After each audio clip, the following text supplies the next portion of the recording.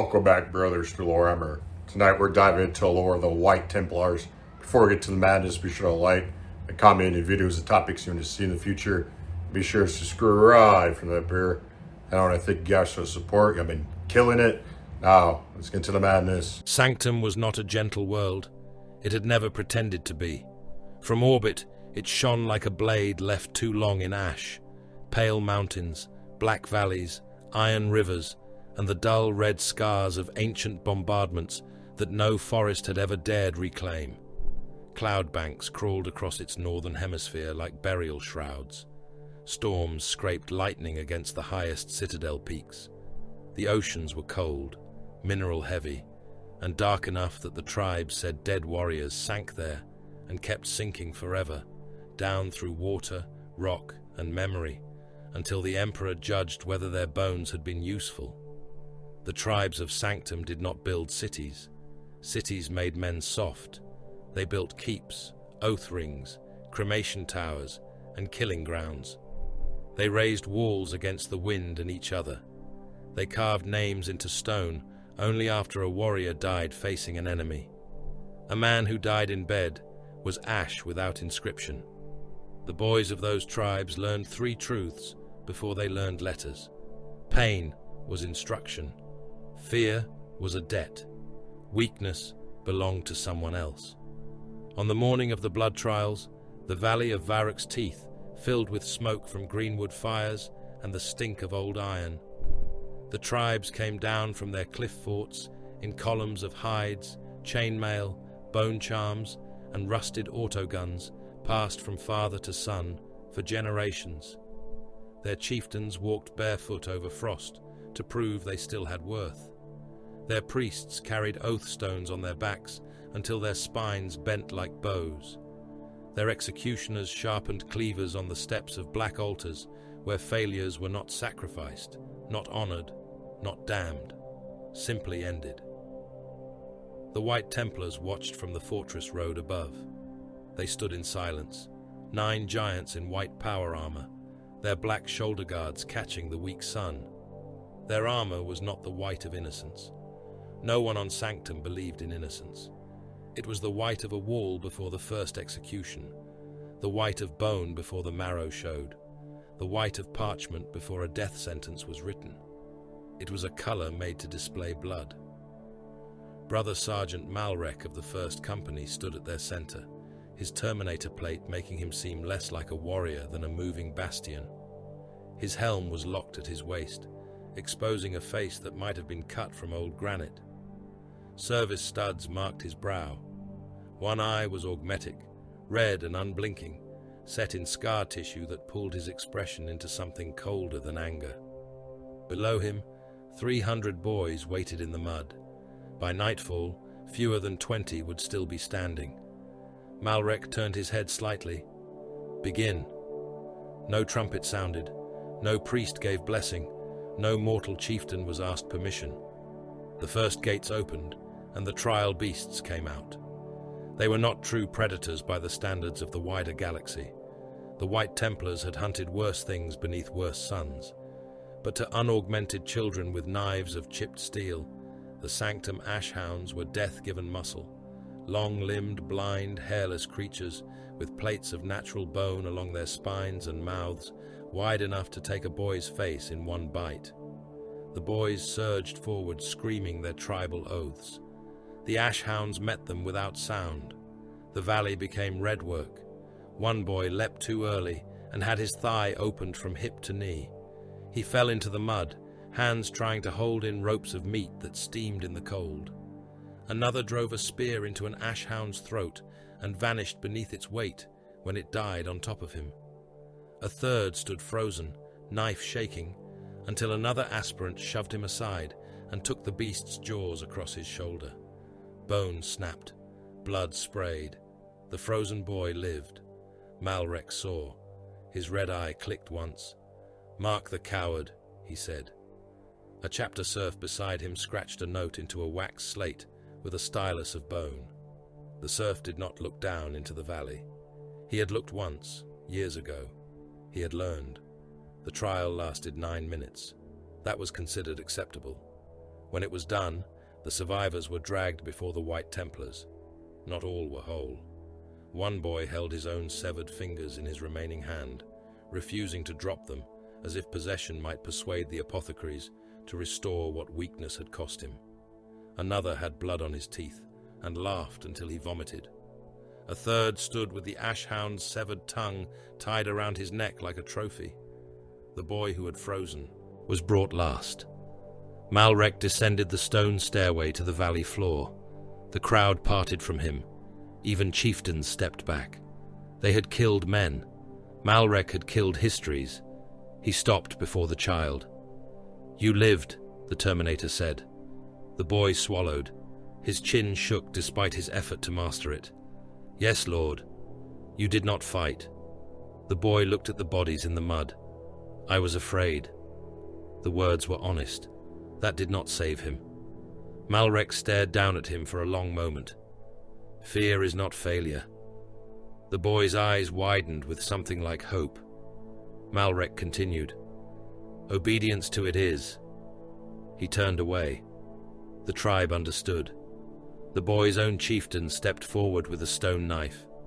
The child did not scream until the blade touched his throat. None of the White Templars watched the end. It was not cruelty to them. It was accounting. The chosen boys were chained together and marched up the fortress road toward Holdfast.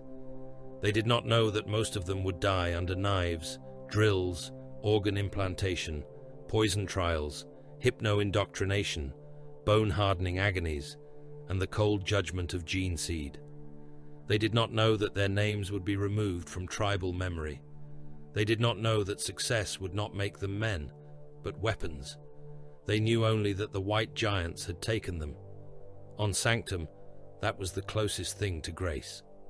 Holdfast rose from the mountain range called the Emperor's Jaw. It did not sit upon the mountains. It had conquered them. Its lowest walls were buried so deep into the granite that some said the fortress had roots.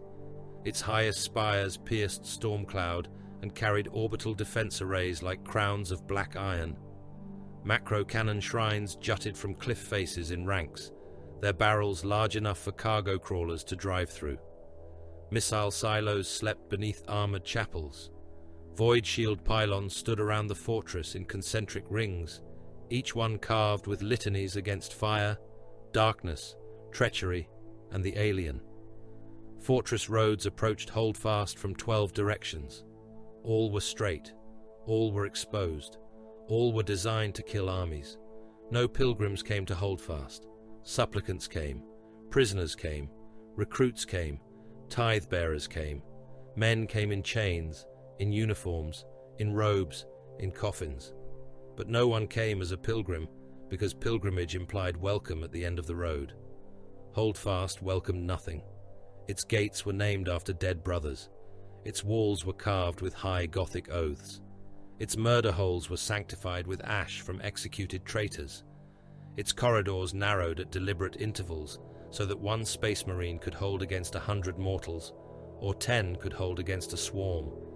Its kill chambers could flood with promethium, rad gas, hard vacuum, freezing mist, or pulverized glass.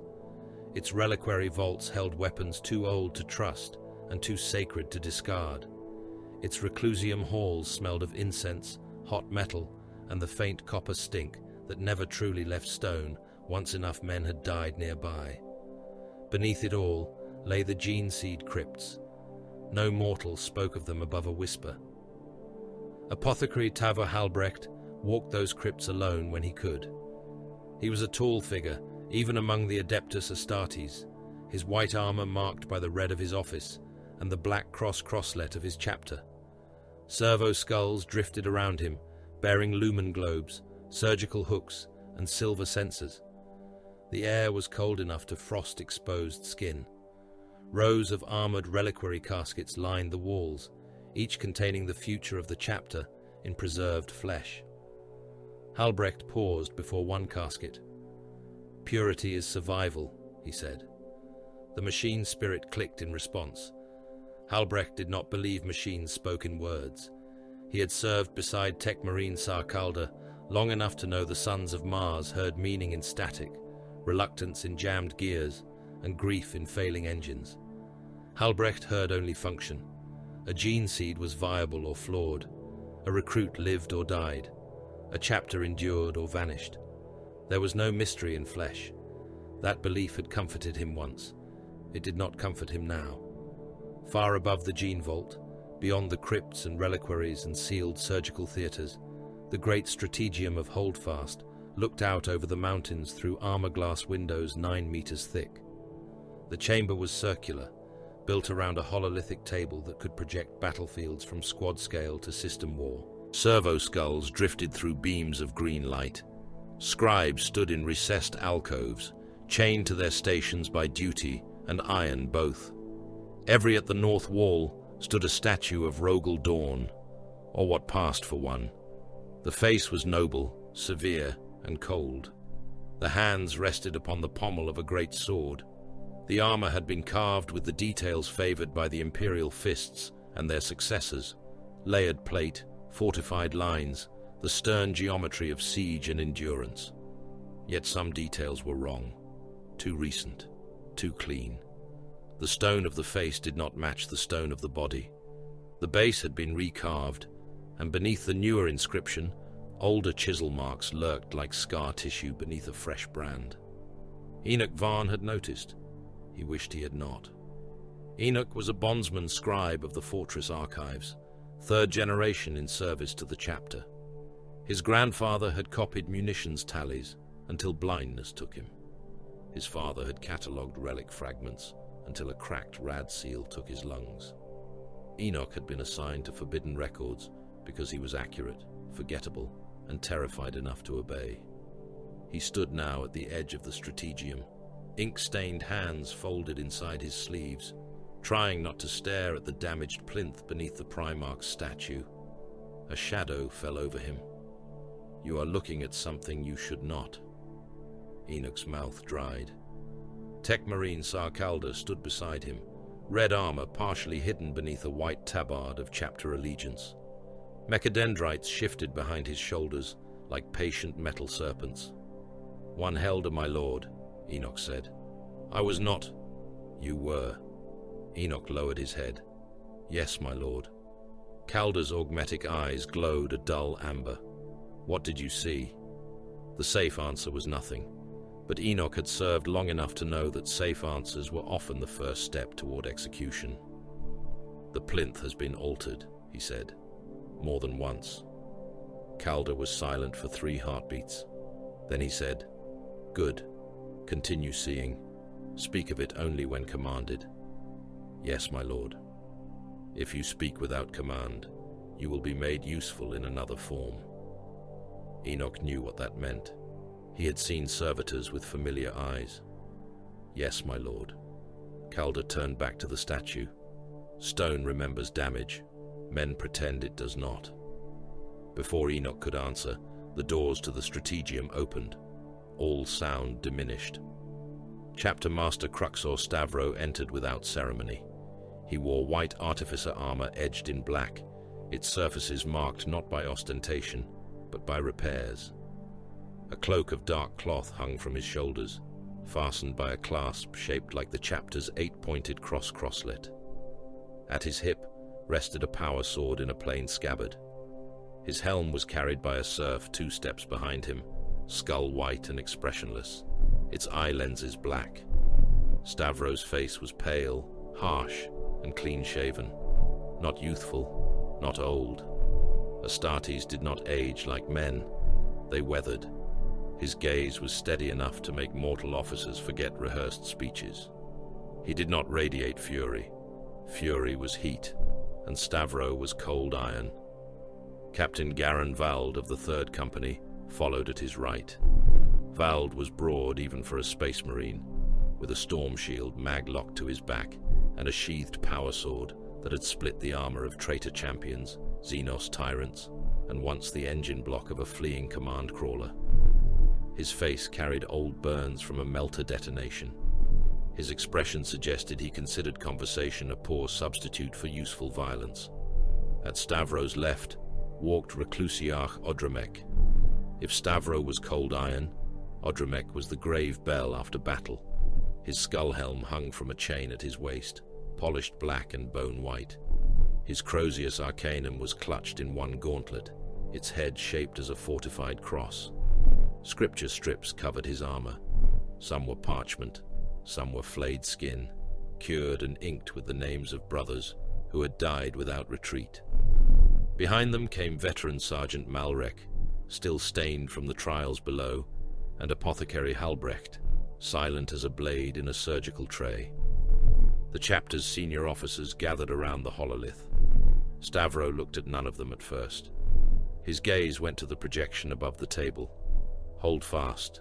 The fortress roads, the outer defense rings, the training grounds, the mortal barracks, the artillery ranges, the PDF cantonments. Report, he said. A mortal colonel stepped forward. Colonel Jareth Ulm was commander of Sanctum's 3rd Planetary Defense Cohort. He was decorated, scarred, and brave by mortal standards. He had led men against hill tribe rebellions, mutant raiders, and orc freebooter landings along the southern wastes. He had killed with his own hands. His voice still tightened in Stavro's presence. Readiness drill completed, Lord. Outer regiments reached their assigned stations in 17 minutes. Artillery crews achieved firing posture in 9. Armored reserves failed, Stavro said. The colonel stopped. The hololith shifted. A column of PDF armor glowed red along the western approach road. Stavro pointed once. Your reserve company crossed the exposed causeway in parade density. Had this been a true assault, one enemy barrage would have gutted your armor and blocked the road with burning hulls. Infantry behind them would have bunched. Panic would have spread. The western approach would have become a slaughter pen.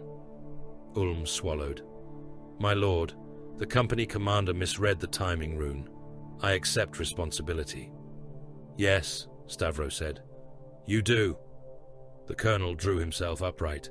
I submit myself for censure. Odramek's voice rolled through the chamber, low and funereal. Censure is for errors that wound pride. This error would have fed the enemy a gate. Stavro drew his bolt pistol. The sound was small. Every mortal in the room stopped breathing. The colonel did not beg. To his credit, he did not step back. Stavro aimed at the man's head, then lowered the pistol. You will not die today, the chapter master said. Death would end your usefulness too quickly. The colonel's face did not change, but sweat brightened his brow. Stavro turned to the assembled officers and serfs. Colonel Jareth Ulm is relieved of command. He will serve in the western killing fields until he understands the geometry of his failure. 10,000 troops will repeat the live fire drill under artillery servitor oversight. No blanks, no mercy pauses, no medical withdrawal except for limb loss, blindness, or death.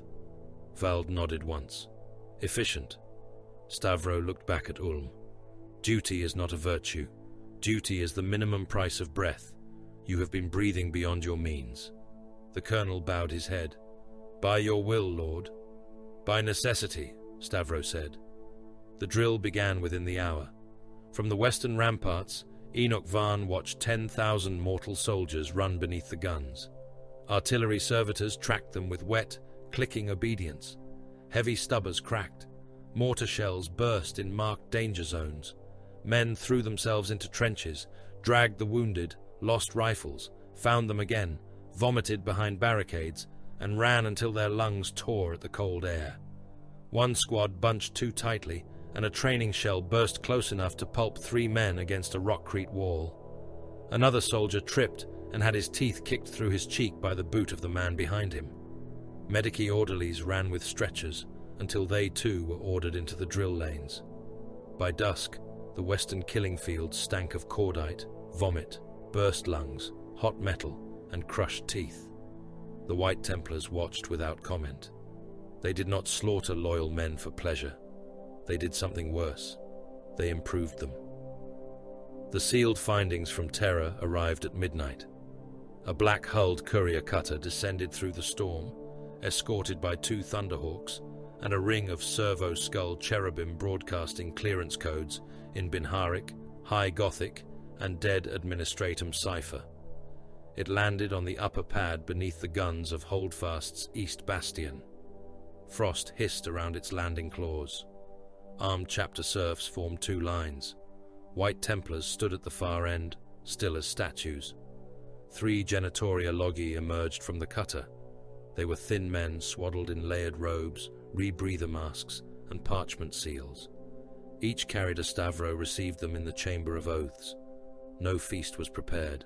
No welcome was spoken. The Genitoria Logis knelt. "We bear sealed tithe analysis from the Senatorum-linked Genitoria vaults," the leader said through his mask. "By authority of Terra and under sigil of—" "Open it," Stavro said. The man hesitated. "Chapter Master, the contents are designated for restricted review and require—" Vald took one step forward. Lo. Genitoria Logis remembered his fear and obeyed it. The hololithic runes rose in the cold air. Gene seed purity markers, comparative inheritance analysis, mutation drift, organ compatibility, historical tithe deviation, imperial fists reference chains, dawn line comparative seals. Then the red discrepancies appeared, one after another. Halbrecht moved closer. His face did not change, but Enoch, standing in a scribe's alcove with permission he did not understand and did not want, saw the apothecary's fingers flex once. "That is impossible," Halbrecht said. The Genitoria Logis bowed his head. "No, Lord, it is merely unwelcome." Odramex's Crozier struck the floor with a sound like a tomb ceiling. "Choose your next words as if they are your last." The man's breathing rasped through his mask. "The chapter's gene seed tithe does not cleanly align with expected imperial fists markers across all tested strata." The chamber became colder. No one spoke. The statues of dead White Templars looked down from the walls. Stone hands gripped stone blades. Above them, the carved image of Dawn watched with a face that suddenly seemed less like ancestry and more like accusation. Stavros stared at the red runes. "Name the alternate source," he said. The Genitoria Logis shook his head. "None is confirmed." "That is not an answer. It is the only answer contained in the findings." Halbrecht stepped toward the projection. "Contamination? No evidence sufficient to declare corruption. Mutation? No evidence sufficient to declare instability. Clerical error?" Calder asked from the shadows. The Genitoria Logis paused too long. Calder's mechadendrites rose. The man said, "There are historical irregularities." Stavro looked at him. "Define irregularities." "Missing tithe chains, altered founding references, contradictory archive locations, several early samples labeled under assumption rather than confirmed descent." "Assumption," Odramec said. The word sounded like blasphemy. The Genitoria Logis lowered his head further. "Yes, Lord." Vald's burned face tightened. "We are sons of Dawn." No one answered him. That silence did more damage than denial. Stavro turned away from the hololith and looked toward the statue at the end of the chamber. For the first time since Enoch had entered service, the chapter master seemed not uncertain, never that, but still in a way that suggested calculation had met a wall it could not immediately breach. At last, Stavro spoke. "The casket remains here. The findings are sealed by chapter command. The Genitoria Logi will be housed beneath guard until I decide whether Terra receives gratitude or correction." The lead Logis lifted his head.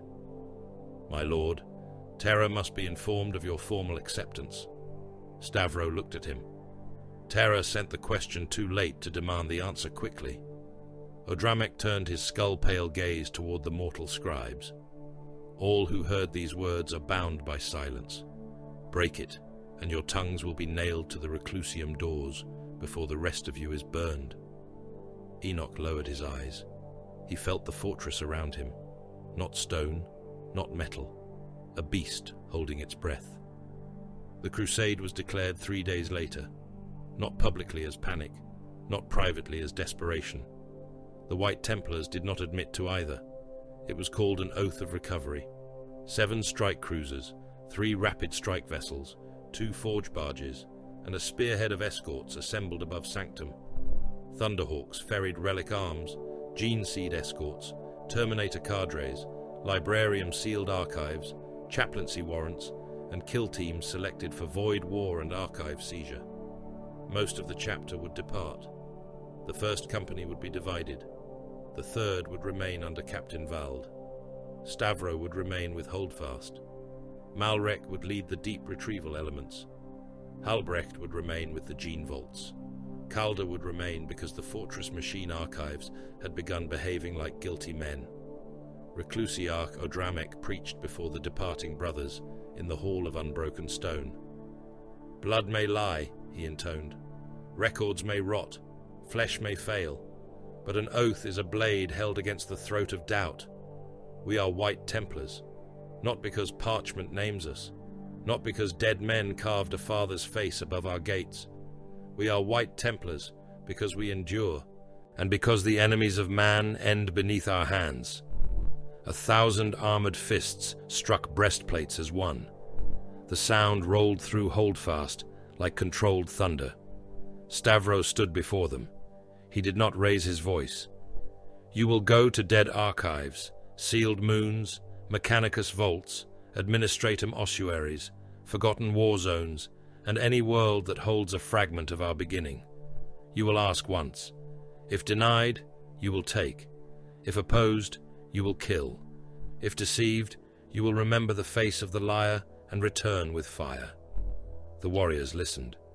"You are not searching for comfort," Stavro said. "You are searching for truth. If truth wounds us, we will bleed standing." Malrek bowed his granite head. "By your command." "By our oath," Stavro replied. The fleet translated at dawn. Sanctum's tribes watched the departing lights from their mountain keeps and did not know what they meant. The PDF watched and felt smaller. The serfs of Holdfast watched with the dread of men who understood numbers. Too many white giants were leaving. Too many halls would echo. Too many guns would have mortal hands on their controls when the next war came. Enoch Varn stood beneath the Statue of Dawn as the last strike cruiser vanished into the warp. He looked at the recarved plinth. For a moment, in the fading vibration of the translation, he thought he saw old letters beneath the new inscription. Not Dawn's name, something else. Then the lumen strips flickered, and the vision was gone. The first omen came 9 nights later. The astropathic choir of Holdfast occupied a tower of black stone and silver shielding on the fortress's highest spine. Its members lived behind warded doors and beneath constant incense. Their dreams belonged to the Imperium. Their pain carried messages across the void. They were honored in the way ammunition was honored, maintained, guarded, expended. At 0317 Fortress time, every astropath in the choir began screaming, not one after another, all at once. The sound tore through vox relays, burst lumen bulbs, and made servitors pause mid-task with sparks coughing from their cranial ports. 2 choir guards shot themselves before the chaplain on duty broke the chamber door open. Inside, the astropaths thrashed against their restraints, eyes bleeding, mouths foaming black, fingers clawing at their own faces as if trying to dig out visions with bone. One had already bitten through his tongue. He should not have been able to speak. He did anyway. Stavro arrived in full armor. Vald came with him. Odramek followed, Crozius in hand. Halbrecht carried a restraint kit and execution injector. Calder brought a servo skull swarm that clicked and recorded and whispered prayers to machine spirits offended by psychic agony. The surviving astropath was strapped to a bronze chair, spine arched, throat working around the ruin in his mouth. Blood sheeted down his chin. His eyes were white, not blind white, empty white. Stavro stood before him. "Report." The astropath made a wet sound. Halbrecht leaned in. "His tongue is severed." "Report," Stavro repeated. The astropath's jaw cracked as he forced the words out. His teeth shattered under pressure. The hunger. Then his eyes burst. Silence followed. Not peace.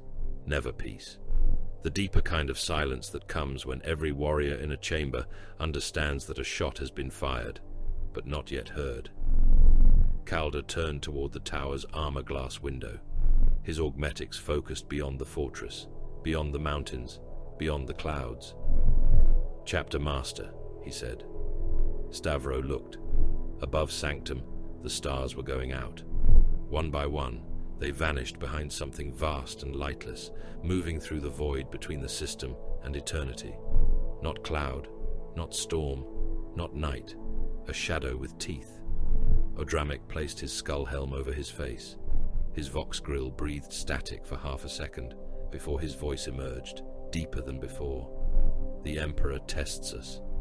Val drew his power sword an inch from its scabbard. Blue light crawled along the exposed blade. Stavro watched the heavens disappear. "No," he said. "The Emperor counts us." No one asked what he meant. Below them, Holdfast began to wake. Void shield pylons hummed. Macro cannon shrines rotated toward the dark. Missile silos unlocked with the grinding cough of ancient mechanisms. Serfs ran through corridors carrying ammunition seals and prayer tags. Dreadnought sarcophagi received awakening rites. Mortal soldiers were kicked from sleep into armor. Chapel bells rang not for worship, but for readiness. In the gene seed crypts, Apothecary Halbrecht's reliquary caskets frosted over as emergency preservation systems engaged. In the Forbidden Archives, Enoch Varn watched a sealed door open by itself for the first time in his life. Inside was only darkness, and from somewhere far beneath Holdfast, older than the fortress records and colder than the mountain's bones, a machine began transmitting a signal no living White Templar had authorized. Above Sanctum, the last visible star disappeared. Chapter Master Cruxor Stavro turned from the window. "Arm the world," he said, "and wake the dead." The gene vaults of Holdfast lay beneath 7 layers of stone, steel, prayer, and sanctioned murder. No mortal entered them without chains. No serf crossed their threshold without a blood sample, a spoken oath, and a blade at his spine. No brother of the White Templars descended without first pausing before the iron lintel and reading the words carved there in High Gothic. "Flesh fails, gene endures, oath commands both." Apothecary Teva Halbrecht had read those words 10,000 times.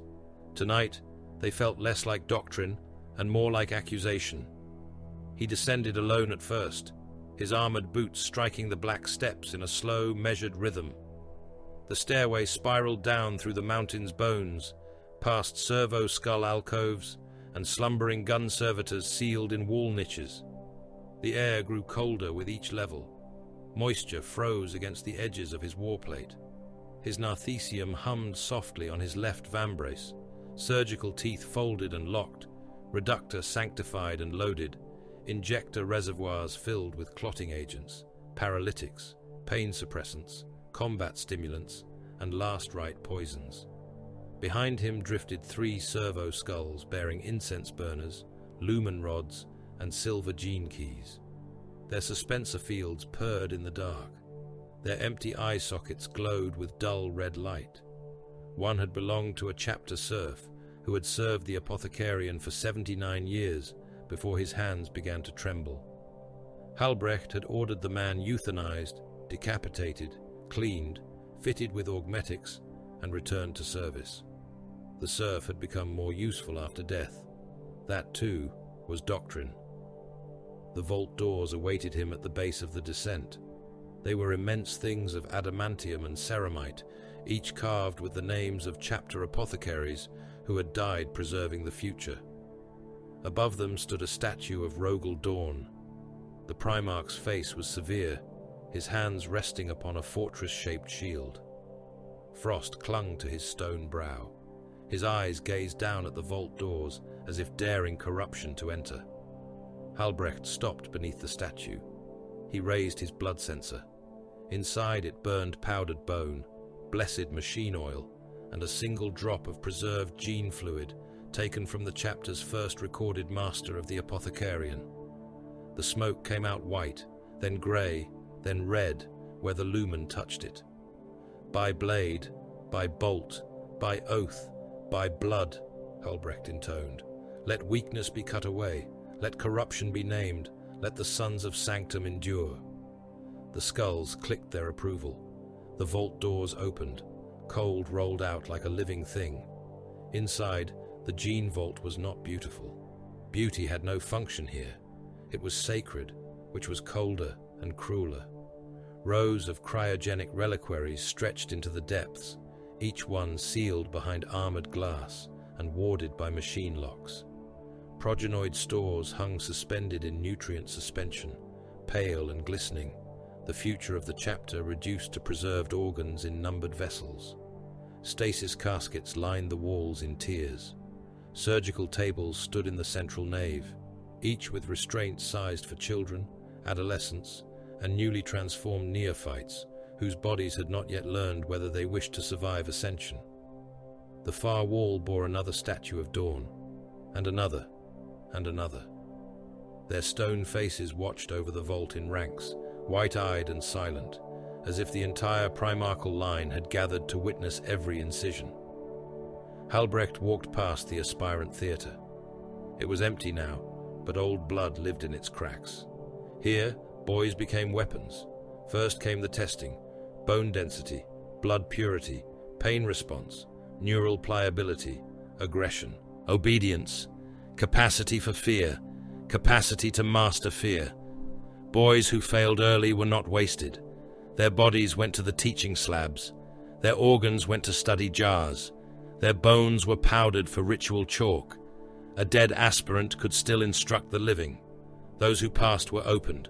Second heart, os modula, biscopea, hymastamen, Laraman's organ, catalepsian node, preomnor, omophagia, multilung, oculobe, Lyman's ear, Susan membrane, melanchromic organ, ulitic kidney, neuroglottis, mucranoid, Betcher's gland, progenoids, black carapace, sacred names for monstrous additions. The chapter's surf surgeons cut boys apart, while chaplains recited litanies above them. Apothecaries broke bones and encouraged them to grow harder. Hormonal floods twisted muscle. Implants remade flesh into something obedient to war. Some aspirants screamed until their throats tore. Some died quietly. Some begged for their mothers, and those were always marked as failures, even if their bodies survived. Successful ones woke nameless. They were given numbers first. Names came later, after the first kill made in chapter service. Halbrecht had never questioned the process. Compassion was inefficient. Softness corrupted. The galaxy did not care how a weapon felt when it was forged, only whether it broke in the hand. Yet tonight, as he passed beneath the statues of Dawn, he felt the vault's cold differently, not as preservation, as concealment. Tekmarine Sarkalda waited at the central cogitator shrine. His red armor stood out like dried blood amid the white frost. Half his face was augmetic, the flesh around the implants pale and tight. Mechadendrites moved over the... "You are late," Calder said. Halbrecht stopped beside him. "I came alone." "That explains the delay." "No, it explains my caution." Calder's mechanical eyes flickered. "Caution is what men call fear when they wish to keep rank." Halbrecht looked toward the cogitator shrine. "Show me." Calder did not answer. He extended a mechadendrite into the hollow rune's rows in the cold. Gene tithe records, ancient samples, current stock, comparative inheritance chains, imperial fists, reference markers, Dawn line expected deviations, successor chapter mutation allowances, sanctum intake survivability, aspirant rejection rates across millennia, progenoid stability by company, by century, by campaign. At first, it looked like doctrine made visible. Then the red lines appeared. One discrepancy, then 3, then 19, then more. Halbrecht stood utterly still. His mind catalogued each violation before emotion could form. Certain markers were too clean, showing less expected degradation than tithe age suggested. Others were absent entirely. A cluster of old samples from the earliest stores failed to align with later declared descent patterns. Repeated purity certifications used identical authorization phrasing across impossible intervals, as if one bureaucratic hand had copied the same lie for centuries. Calder said nothing. The machine did. It emitted a low warning chime, then opened a file sealed beneath pre-founding encryption. Halbrecht read the first line, then read it again. Dawn pattern assumed for stability of record. The words hung in the air between them. For several seconds, the only sound was the slow drip of condensation freezing on the floor. Assumed, Halbrecht said. His voice was flat. Calder's mechadendrites curled. Not confirmed. Halbrecht stepped closer to the rune. This is an internal notation. Yes. Not Xenos intrusion. No. Not scrap code. No. Not enemy fabrication. Calder's augmetic eyes pulsed amber. The encryption is imperial. The archival structure is old administratum. The gene lock matches early chapter authority. The machine spirit resisted showing me, which is how I knew it was true. Halbrecht looked up at the statues of Dawn. They watched him with carved certainty. Who entered it? Calder magnified the seal. The identifier dissolved into partial ciphers, dead authorization sigils, and a string of corrupted High Gothic. Someone with power enough to shape a chapter's memory, the tech marine said, or someone ordered by such a power. Halbrecht's narthecium clicked open without conscious command. Surgical claws flexed once, then locked again. Blood does not lie. Calder turned his half-metal face toward him. Men handling blood do. Halbrecht hated him for the truth of that. The vault doors opened behind them. Chapter Master Cruxor Stavro entered with Captain Garan Vald and Reclusiarch Odramek. No honor guard accompanied them. No mortal scribe, no serf. The matter had already become too dangerous for lesser lungs. Stavro's white armor was unhelmed, his face severe beneath the cold glow. Vald carried his storm shield on his arm, not his back. Odramek held his Crozius in both hands, as if entering a chapel or an execution chamber. Perhaps to him there was no difference. Halbrecht inclined his head. Chapter Master. Stavro's gaze went to the display. He read the line. No rage crossed his face, no denial, no sacred outrage. He stared at the words as a fortress commander might stare at a breach in a wall he had believed unbreakable. Verify, he said. Calder's mechadendrites moved. More runes unfolded. Samples aligned, split, failed, recombined. Old purity declarations appeared beside current tithe data. The contradictions multiplied with merciless patience. Halbrecht spoke before Calder could. The chapter's current stock remains stable. Battle line viability is uncompromised. Aspirant mortality remains within accepted range for our recruitment conditions. No evidence of active corruption. Odramek's voice came low from within his throat, not yet distorted by his skull helm. You speak as if this is a wound in meat. It is a wound in record, Halbrecht said. Meat can be cut clean. Vald stepped toward the display. His burned face tightened. We are sons of dawn. No one answered quickly enough. Vald looked at each of them. Say it. Odramek's grip creaked around his Crozius. We are the Emperor's blades. That is not what I said. Stavro turned his eyes toward the captain. Vald stopped. The chapter master spoke softly. You are a captain of the White Templars. You will master your need for comfort. Vald's jaw hardened. He bowed his head by a fraction. By your command. By your oath. Yes, Lord. Stavro looked back at the line. Dawn pattern assumed for stability of record. He did not ask whether terror could have erred. He did not ask whether enemies had planted the finding. He did not seek refuge in outrage. That was why his cruelty terrified men more than fury ever could. Crux or Stavro did not waste strength resisting facts. He made facts kneel and serve. Every copy is sealed, he said.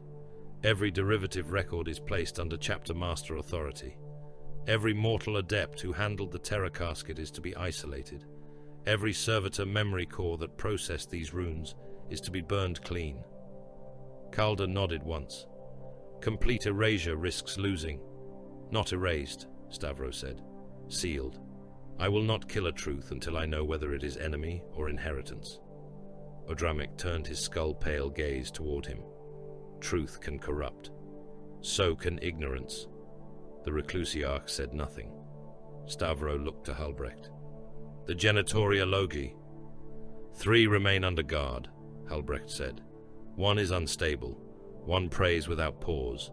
Their leader demands formal receipt be transmitted to Terra. Bring him. The Genitoria Logis was named Arcturus Vale.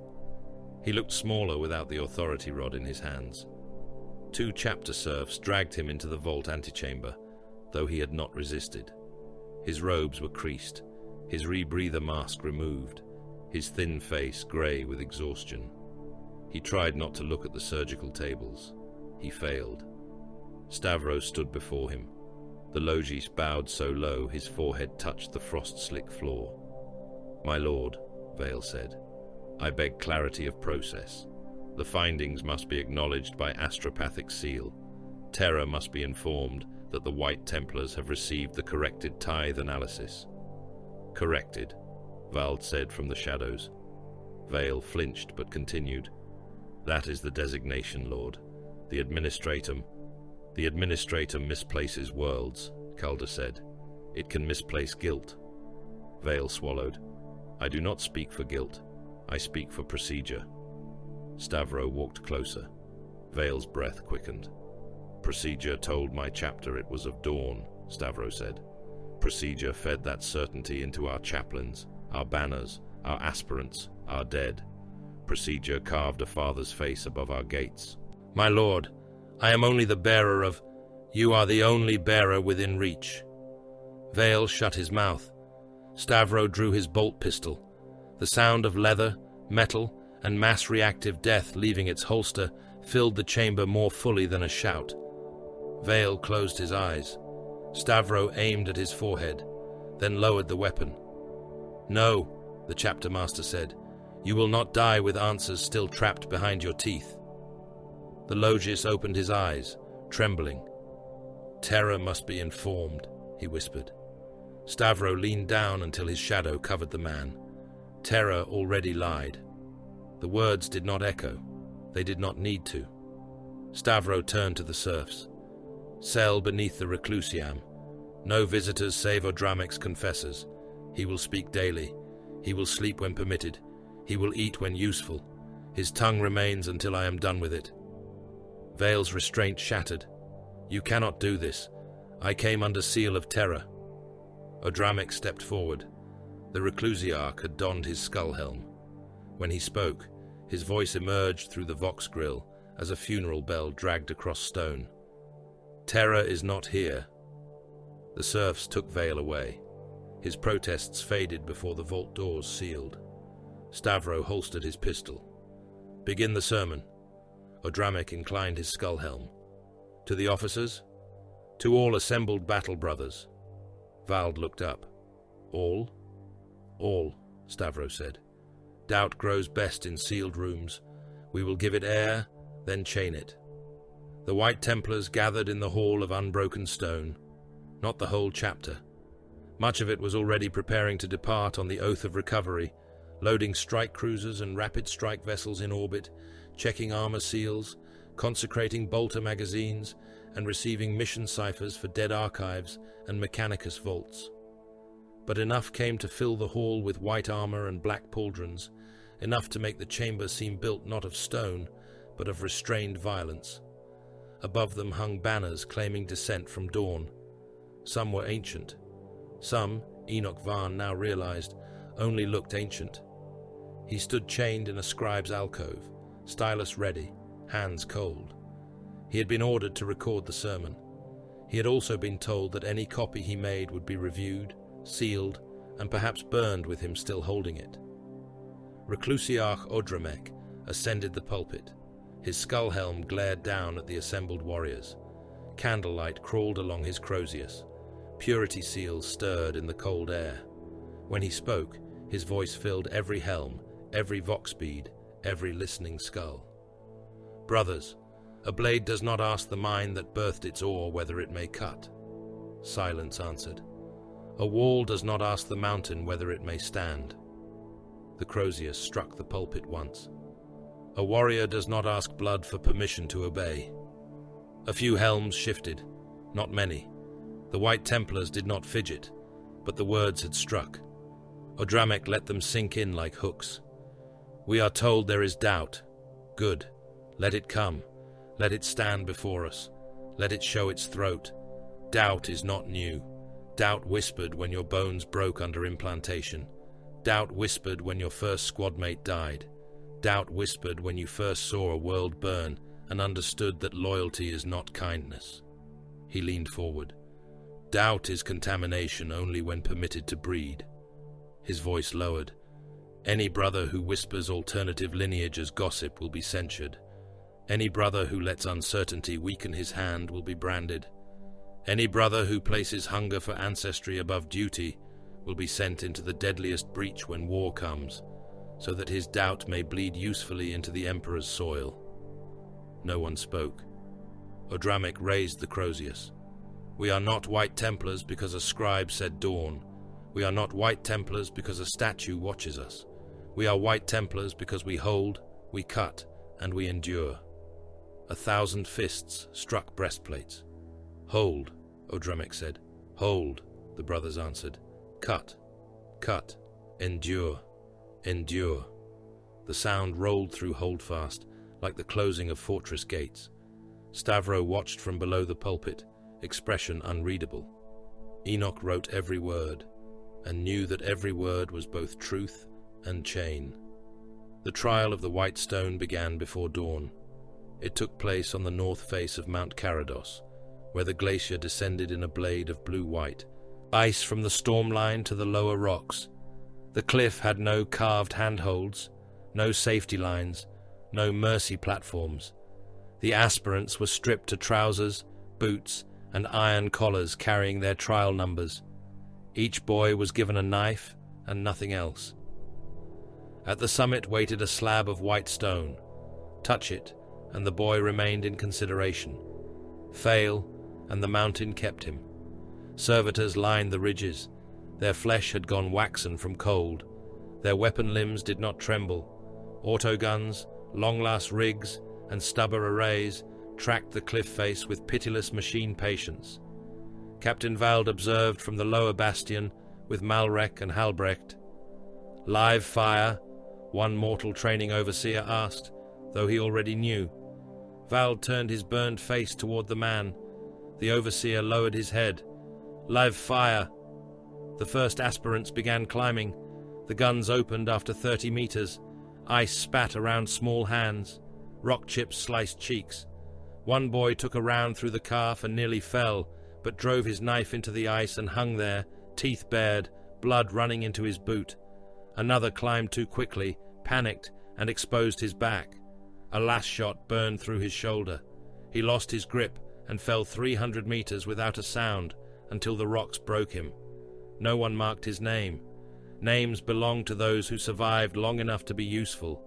The boy with the calf wound kept climbing. His fingers split. Nails tore away. Skin froze to ice and peeled from his hands in red strips each time he reached higher. Twice he paused, forehead pressed to the cliff, breath steaming. Twice the servitors adjusted aim but did not fire. The trial did not punish pain. It punished surrender. 3 meters below the summit, another aspirant slipped. He caught a narrow ridge with one hand. His boots kicked empty air. Blood streaked the ice beneath him. His other arm hung useless, shattered by a stub around that had grazed bone. "Help!" he gasped. No one moved. The boy above him heard. He looked down. "Help me," the hanging aspirant begged. "Brother." "You are not my brother," the climber said. He reached the summit. His fingers were shredded to the bone when he touched the white stone. Accepted. The boy hanging below lasted 29 seconds before his strength failed. He fell backward into the wind, eyes wide, mouth open around a final plea that no one bothered to hear. Rejected, not killed in anger, left to freeze because he had asked.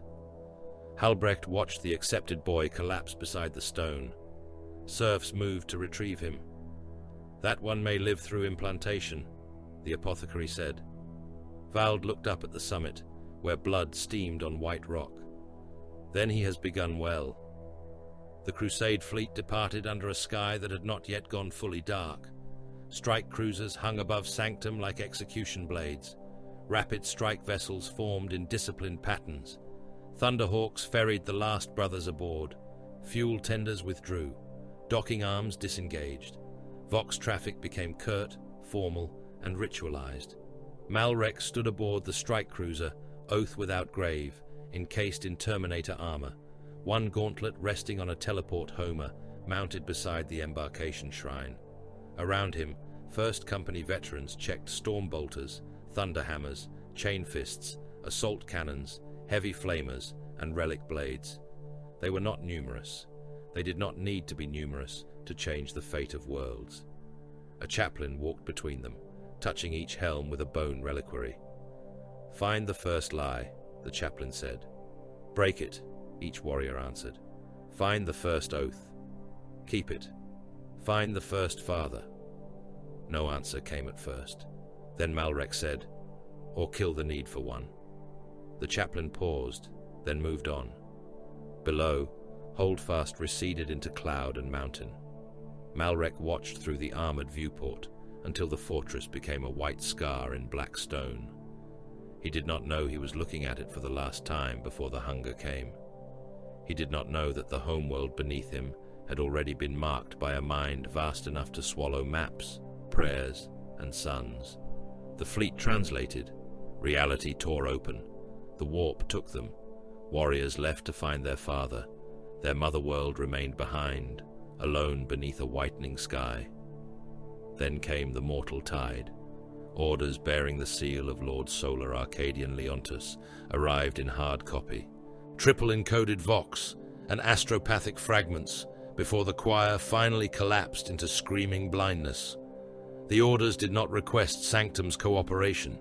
They placed Sanctum into the Formidire defense network as an anchor world, a fixed point around which men, machines, ammunition, and corpses would be arranged until the enemy broke or the point ceased to exist. Supply ships arrived by the dozens, then by the hundreds. Bulk landers came down through storm cloud trailing fire. Cargo haulers unloaded promethium drums, ration bricks, lasgun cells, artillery shells, tank tracks, medici pallets, corpse bags, trenching equipment, flakboard, razor wire, mines, sacred unguents, replacement limbs, penal collars, and parchment enough to record the death of nations. Millions of guardsmen followed, Cadian remnants with hard eyes and empty sleeves, Mordian officers polished even in mud, Armageddon pattern steel legionnaires in rebreathers, penal battalions with shaved heads and explosive obedience locked around their throats, artillery cohorts whose hearing had long ago been sacrificed to the Emperor, tank crews who slept inside their machines because flesh outside armor felt obscene. Munitorum corpse ledger clerks arrived with them, pale men carrying books larger than shields. They counted everything: rifles, boots, rations, prisoners, limbs, teeth, when identification required it. The mortal scale dwarfed the Astartes, but everyone knew the truth. The billions could die. The White Templars had to hold. Holdfast's defenses expanded like a clenched fist, opening to reveal more blades. The outer defense rings were named Iron, Bone, Ash, and Martyr. The Iron Ring housed macro batteries and orbital Auspex shrines, its gun servitors hardwired into targeting thrones overlooking the void. The Bone Ring cut through the lower mountain passes, layered with bunkers, tank traps, minefields, and retractable kill walls. The Ash Ring surrounded the mortal cantonments and artillery shelves, where basilisks and manticores were dug into mountain ledges under camouflage nets and prayer tarps. The martyr ring lay closest to Holdfast itself, a final necklace of void shield projectors, Lascanon nests, missile silos, and chapel bunkers designed to become tombs. Hydra flak platforms tracked empty air. Basilisk crews rehearsed firing by coordinates they could not see. Manticore rockets waited beneath sanctified tarpaulins. Land raiders slept in armored garages, machine spirits muttering through idling engines. Repulsors hovered in restraint fields like chained beasts. Dreadnought sarcophagi lay beneath adamantium icons, surrounded by candles, weapon mounts, and red-robed tech adepts chanting awakening subroutines. In the deepest vault beneath the Reclusiam, ancient venerable Brother Deimos slept. In another chamber, Redemptor Brother Castillon dreamed in pain. They would be woken when the chapter needed the dead to kill again. The first signs came from the outlying villages. Not attacks, not yet. Absences. A herd vanished from the Black Valley of Sorkel. No blood, no tracks, only churned mud and a smell like opened fungus. Hunters in the northern pine wastes reported silent forests where birds had stopped calling and insect hives had torn themselves apart. Fishing clans along the iron rivers found pale shapes moving beneath the water against the current. 3 shrine keepers from the ash plains returned to their village with glassy eyes and smiles too wide for their faces. They spoke of stars with jaws. They were burned within the hour. Then the supply habs began to whisper. Hab Block 17 stood outside the ash ring, a temporary mass of prefabricated barracks, munitorum depots, ration silos, and worker dormitories. 42,000 mortal laborers lived inside its walls. They assembled shell casings, purified water, unloaded landers, and died in machinery at an acceptable rate. A routine inspection found a maintenance shrine beneath the eastern generator stack. Inside were icons of the Emperor. All wrong. The faces had been scratched away. The halos had been replaced with clawed circles. Candles burned with a sweet, rotten smell. Behind the shrine wall, white Templar scouts found tunnels lined with shed skin, chewed bones, and devotional graffiti written in dried saliva. The sky has teeth. The Father below hears. We are already eaten.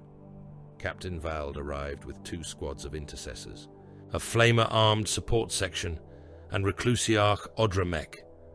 The Hab overseer, a thin man with shaking hands, protested at the cordon. My lord, most inside are loyal workers. We can screen them. We can isolate sectors. I beg you, there are thousands. Vald looked at the sealed Hab block. From within came shouting, confusion, then the first gunshots. Someone screamed a hymn with too many syllables. Odramek lifted his Crozius. Contamination does not negotiate. Vald gave the order. The White Templars sealed every exit. Prometheum teams moved into position. Heavy flamers aimed at ventilation stacks, sewer grates, access tunnels, and Hab doors. Munitorum guardsmen backed away, faces pale behind rebreathers. Some made the sign of the Aquila. Some wept. One tried to run toward the sealed gates, shouting that his brother was inside. A White Templar serf shot him in the back of the head before he crossed the line. The flamers opened. Hab Block 17 burned from foundation to roof. Prometheum flooded corridors. Windows burst outward. Men hammered on armored shutters until their hands blackened. Shapes moved in the flame that were not fully human. Too many limbs, too wide mouths, skulls stretching beneath skin. Bolters fired into the exits when bodies tried to force through. Heavy flamers washed the fallen back inside.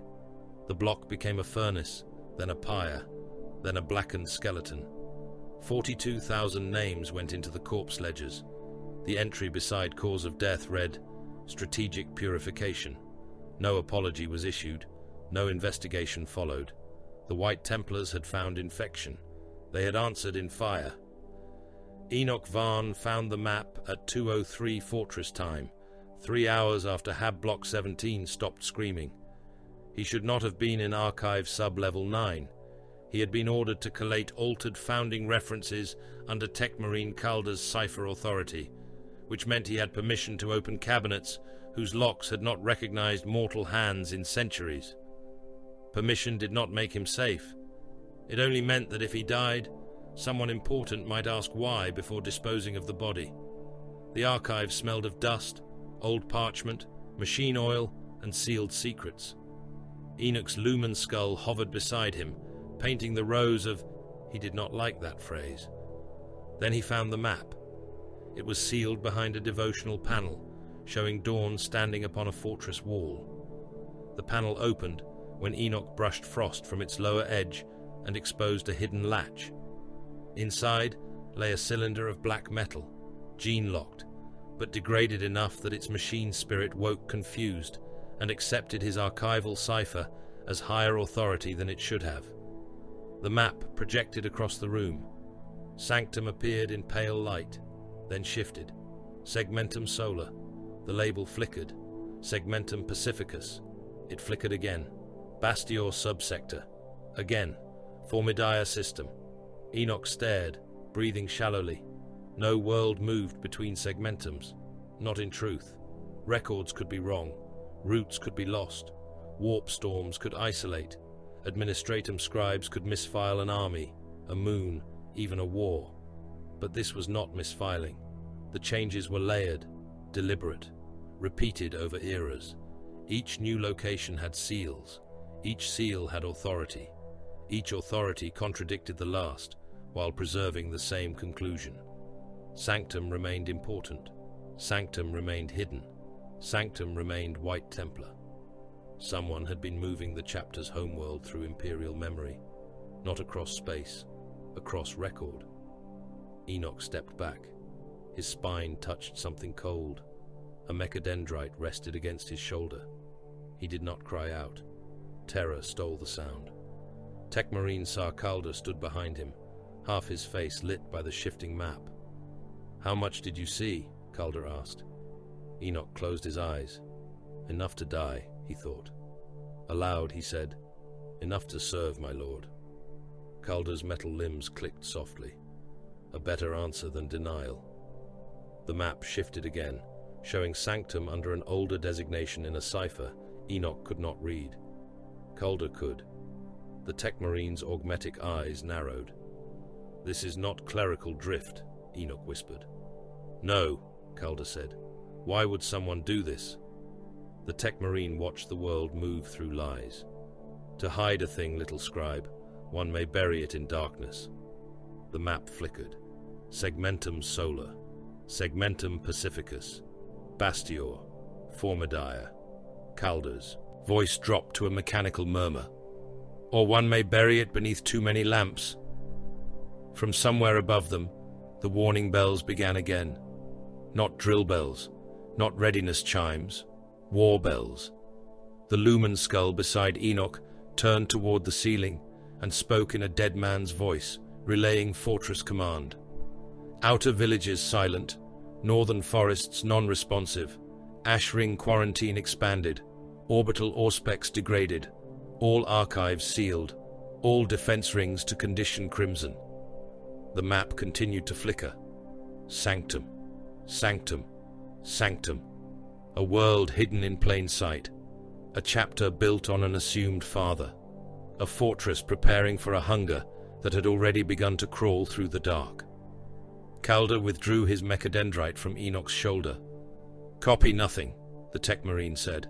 "Remember everything." Enoch looked at the shifting map and wished, with every frail human part of him, that he had been born stupid.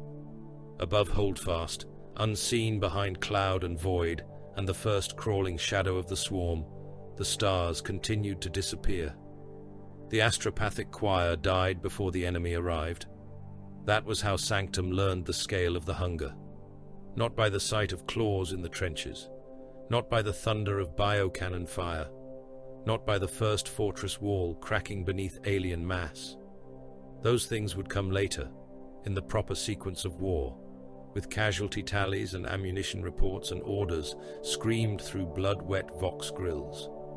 The first wound was silence. It began in the choir spire at 3:17 Fortress time. The surviving astropaths had been chained into their bronze thrones after the first omen, their skulls ringed with psi-conductive iron and their mouths packed with sanctified bite bars to keep them from eating their tongues. Medici serfs had replaced ruptured eyes with augmetic lenses. The chaplaincy had burned the weak. The apothecarian had injected the useful with stimulants potent enough to keep a mortal heart hammering long after mercy should have stopped it. They had been ordered to reach out, to the Crusade fleet, to orbital pickets, to neighboring worlds, to anything. They reached into the void and found the void reaching back. At first, they whispered. Then they choked. Then every astropath in the choir spire arched against his restraints hard enough to snap bone. Blood sprayed from noses, ears, and eye sockets in thin red threads that floated for a moment in the psychic pressure before spattering across the floor. One man's skull split along an old surgical seam. Another's teeth blew outward in a wet burst, clattering across the prayer tiles. A third spoke in 4 voices, none of them his own, each one layered beneath a sound like mandibles clicking through static. The tower's warding runes burst one by one. Vox traffic across Holdfast degraded into shrieks, then into static, then into a rhythm. Click, wet drag, click, click, a throat clearing around too many teeth. Navigators aboard the remaining system craft collapsed in their sanctums. 2 tore the bandages from their third eyes and clawed at the sockets until their fingers came away slick. One void shipmaster, trying to force a course correction through the psychic pressure, received a burst of impossible coordinates and ordered his ship into a collision with an orbital defense minefield. The picket vanished in a white flash over Sanctum's northern hemisphere. Then, even the flash was swallowed by cloud. In the fortress strategium, the hololithic sphere of the system flickered, dissolved, and rebuilt itself with entire sections missing. Vox officers bent over their stations, hammering brass switches, reciting litanies of connection, slapping servitor skulls when they began to babble. Every channel failed in sequence. Crusade elements, no response. Orbital pickets, no response. Nearest relay moon, no response. Formidae command, no response. Munitorum fleet control, no response. Astropathic reserve choir, dead. A servitor at the eastern station began repeating a phrase in a voice too human for its half-lobotomized mouth. Hungry sky, hungry sky, hungry sky. Tech Marine Sarkalda crossed the chamber in 3 strides and drove, and no one looked away. Chapter Master Cruxor Stavro stood at the center of the strategium beneath the broken light of the system display. His white armor caught the green glow in harsh planes. His helm was sealed. His black eye lenses reflected a system being erased one signal at a time. Captain Garen Vald stood to his right, storm shield locked to his forearm, power sword sheathed but active enough that blue light crawled from the scabbard's seam.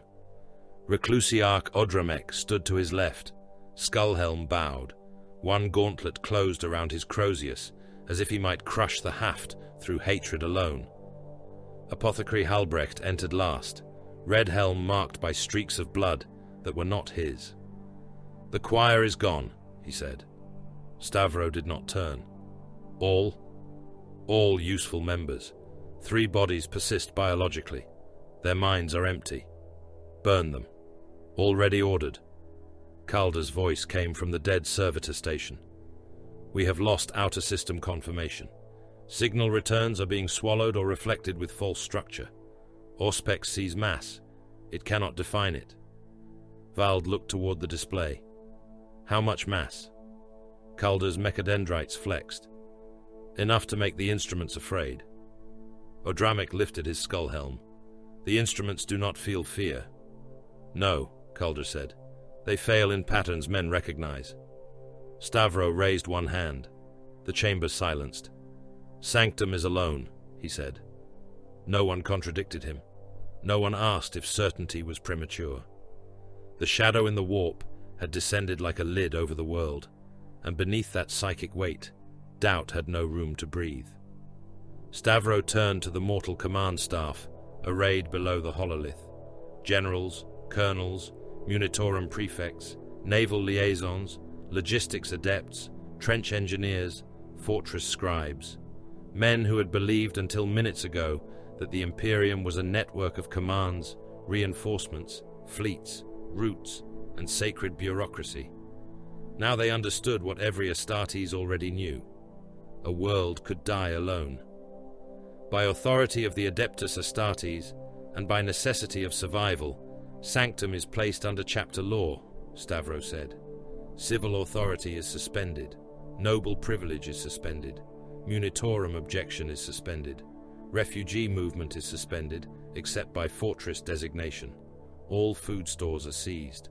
All fuel stores are seized. All orbital reserves are seized.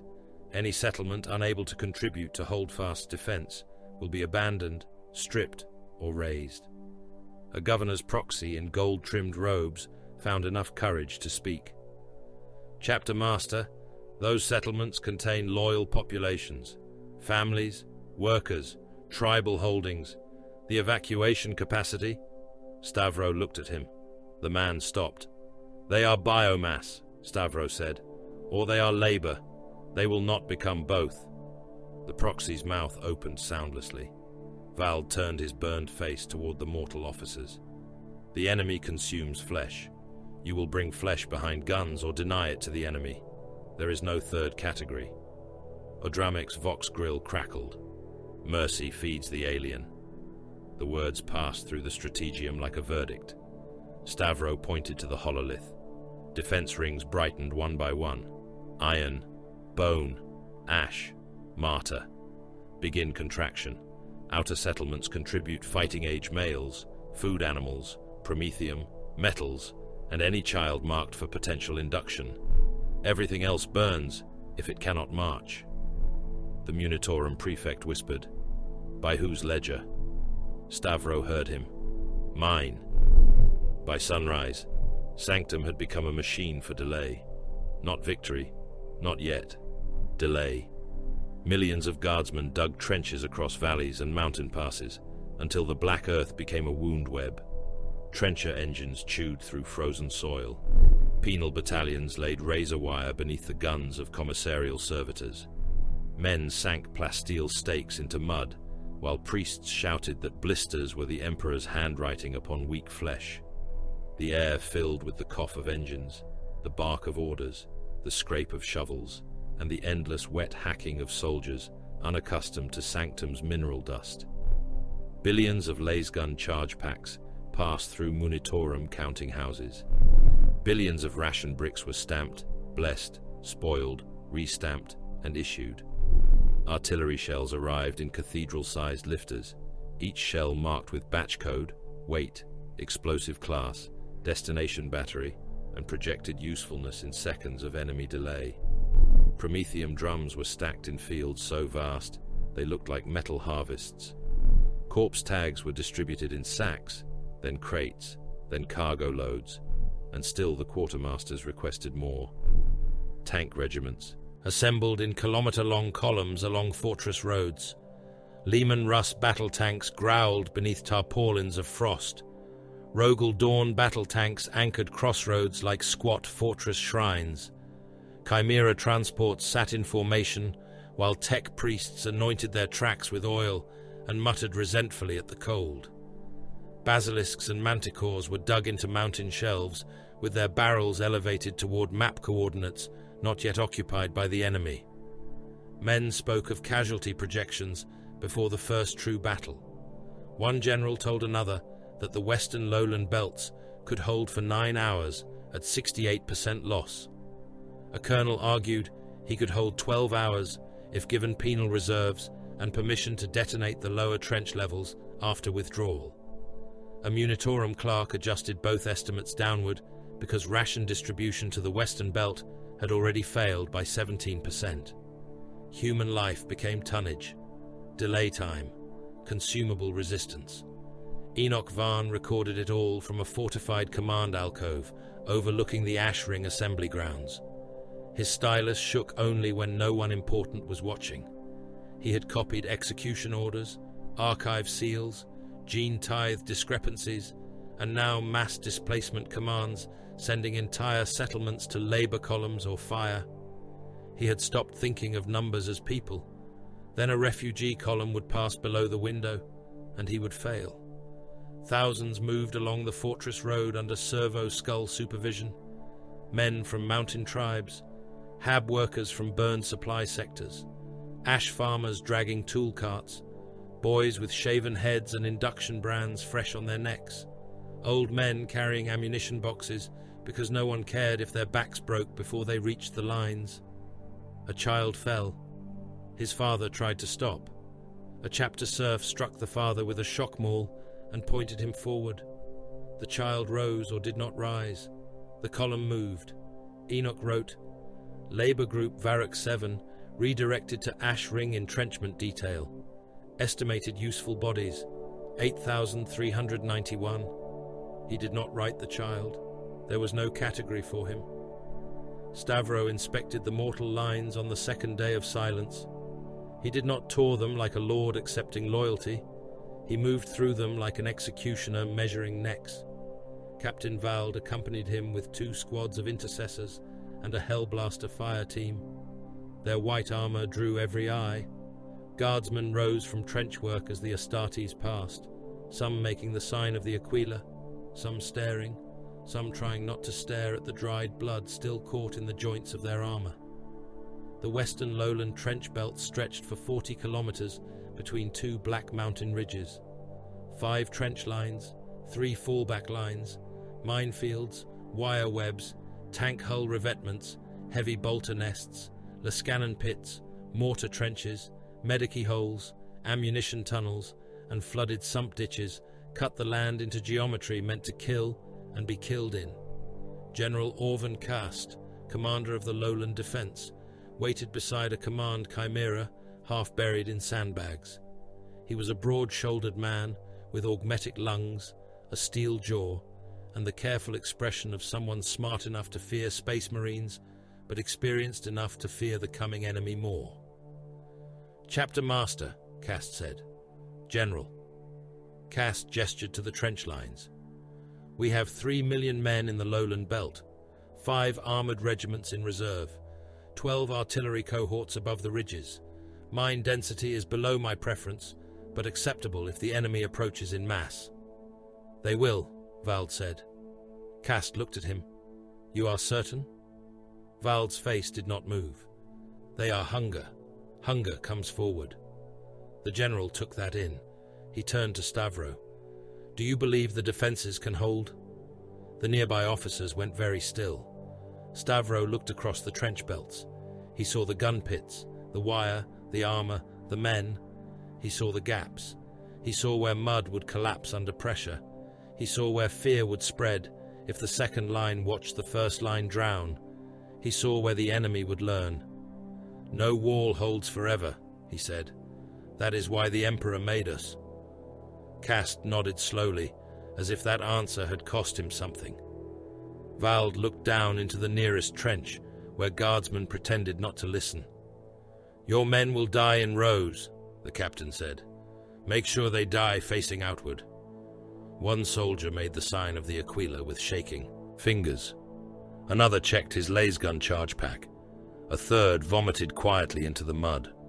Stavro continued walking. The first vanguard attack came without warning, because warning was what the vanguard existed to remove.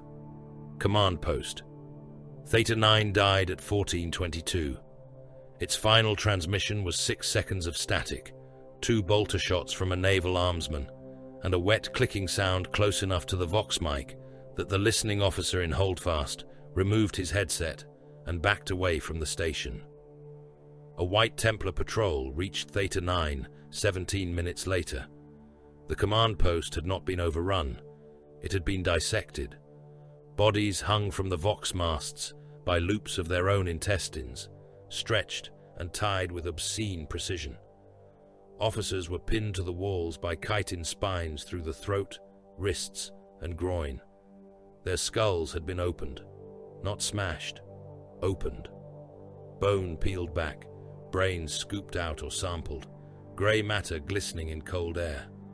Auspex consoles were punctured through key relay points. Fuel lines were severed but not ignited. Ammunition stores were left intact. The enemy had not come to slaughter. It had come to blind. A lictor revealed itself only when Brother Sergeant Omras passed beneath the rafters. It dropped like a blade wearing flesh, talons unfolding, feeder tendrils lashing toward his helm. Omras fired upward, point blank. Bolt rounds detonated in its torso, blasting ropes of pale muscle and black ichor across the ceiling. The thing landed on him anyway. Its talons punched through his pauldron and breastplate. He drove his combat blade into its throat and fired again until its head burst against his visor. He lived. 3 mortal investigators did not. By nightfall, 6 Auspex towers were dead. 2 artillery command crews were found hanging from their own rangefinders, opened from sternum to groin. A fuel depot detonated only after its fire suppression systems had been surgically disabled. A Manticore battery fired 6 rockets into empty forest because its targeting servitors had been rewired with living parasites crawling in their cranial ports. Von Ryan's leaper forms struck the trench approaches. They moved like nightmare cavalry through fog, low and fast, mantis-limbed, chitin-ridged, eyes dark with shared purpose. They killed officers first, Voxmen second, Medici third. Then they vanished, leaving guardsmen firing into mist and each other. The White Templars answered with fire and poison. Suspected zones were flooded with flamers, rad cleansers, phosphor charges, and saturation bolter fire. Entire tree lines vanished in burning sheets. Bunkers with uncertain identification codes were sealed and baked. Servitor teams sprayed chemical defoliant across hillsides until the soil smoked and the dead grass curled like hair in a furnace. Vald watched one purge from the edge of a burned forest. A mortal major approached, face grey. "My lord, we had scouts still in that sector." Vald did not look at him. Then they died after becoming a liability. The major swallowed whatever answer might have killed him. Beyond the flames, something shrieked with a voice that was not human and not fully animal. Vald listened until the sound stopped. "Again," he ordered. The flamers opened a second time. The first major assault came at dawn on the 4th day. The lowland trench belts disappeared beneath bodies. Termagants came first, a crawling tide of chitin, muscle, and living guns. They spilled from the fog in waves so dense the ground seemed to move. Flesh borers spat beetle ammunition that chewed into flak armor, burrowed through cheeks, burst eyes, and ate throats from the inside. Guardsmen screamed and slapped at their own faces, while the things hatched in their wounds. Hormagaunts followed. They crossed minefields by dying. The first ranks vanished in explosions of soil, chitin, limbs, and acid. The second ranks bounded over the torn remains. The third landed on the wire. The fourth climbed over them. Within minutes, the killing ground became a twitching carpet of alien dead and alien living, and the distinction mattered less with every second. "First rank, fire!" Lasguns cracked in disciplined volleys. Red beams stitched the fog. Gaunts fell in burning heaps. More came. "Second rank, fire!" Heavy bolters opened from bunkers. Their mass-reactive shells hammered into the swarm, bursting torsos, blowing heads apart, chopping limbs away in sprays of black ichor. Mortars thumped from rear trenches, dropping shells into the advancing mass. Tyranids vanished into fountains of meat and mud. Living organisms climbed the pulped heaps without pause. General Cast's voice snarled over the vox. "All batteries, danger line Alpha. Fire until corrected or dead." The ridges answered. Basilisk shells screamed overhead and landed among the swarm with earth-breaking force. Manticores painted the horizon in rocket contrails. The lowlands became a field of geysers. Soil, alien bodies, shattered bone, acid mist. Still they came. In trench line 1, Guardsman Merrick Toll fired until his lasgun barrel glowed dull red. He had wrapped cloth around his hands because the heat was burning through his gloves. Beside him, Corporal Junn lost half his face to flesh-borer beetles and spent 3 seconds trying to speak through the hole before falling backward. Toll stepped over him because the trench was too full to fall properly. "Reload!" someone screamed. Toll reached for a charge pack and found only blood-slick mud. A Hormagaunt cleared the parapet. It landed on Trooper Vask and opened him from collarbone to pelvis. Vask's insides came out in a steaming rush. The Gaunt lowered its head to feed, and 3 lasguns burned it apart before it swallowed. Then 6 more came over. The trench dissolved into knives, teeth, bayonets, rifle stocks, boots, screams, and bodies slipping in blood. A white giant landed among them. Brother Arvain of the White Templars struck the trench floor hard enough to crack the duckboards. His autobolt rifle fired in controlled bursts, each shot detonating inside a Tyranid skull or thorax. 2 more intercessors dropped beside him. They did not shout encouragement. They did not call the guardsmen brave. They simply killed. "Down," Arvain said. Toll fell. The intercessors fired over him. The trench wall became a storm of bolt detonations. Gaunts burst apart mid-leap. Alien limbs spun through the air. Acid splashed across Arvain's breastplate and smoked against the white ceramite. He ignored it. Behind him, Hellblasters reached the firing step. Their plasma incinerators charged with rising shrieks of caged sunfire. "Mark Synapse," said their sergeant. A Tyranid warrior pushed through the swarm, taller than a man by half, bone swords raised, its skull crest slick with rain and gore. It clicked a command no human ear could translate. 3 plasma shots hit it. The warrior's torso became blue-white light, then vapor, then a rain of burning fragments that cooked the gaunts around it. For 12 seconds, the nearby swarm faltered. 12 seconds was enough for the artillery to adjust. "Impact," said someone on the Vox. The world became noise. Toll pressed his face into the trench floor as shells landed beyond the parapet. The blast wave drove mud into his mouth and someone else's blood up his nose. When he lifted his head, the White Templars were already climbing out of the trench, advancing into the smoke with the calm of men walking through a chapel. A guardsman near Toll laughed in disbelief. Then a spore mine drifted over the trench and burst. The laughing man ceased to have a head. Apothecary Halbrecht moved through the western belt while the battle still lived. His armor was streaked with mud, soot, and alien fluids. His Narthetium arm was open. Servo skulls followed him through smoke, carrying extraction tools, stasis files, and purity scanners. Around him, men died loudly. He ignored most of them. A mortal officer lay against a broken ammunition crate, both legs gone beneath the knee, one hand clamped over a belly wound that would not close. "My lord," the officer gasped as Halbrecht passed. "Please, I have command codes. I can still—" Halbrecht stepped over him. The officer caught his ankle plate. Halbrecht looked down. The man's face was white with shock. "Please!" A Gaunt shrieked nearby. Bolters answered. Halbrecht removed the man's hand from his armor with careful strength, breaking 2 fingers in the process. "You are not my charge," he said. He continued on. Brother Dalmor lay 30 meters ahead, propped against a barricade of sandbags and alien dead. A Tyranid warrior's death spitter had ruptured his torso. His chest plate was cracked open. One arm was gone. His helm was split, showing the lower half of a face locked in death grin rigor. Halbrecht knelt beside him. "Brother Dalmor," he said, "your service continues." He drove the reductor into the dead Marine's throat. The drill whined. Bone parted.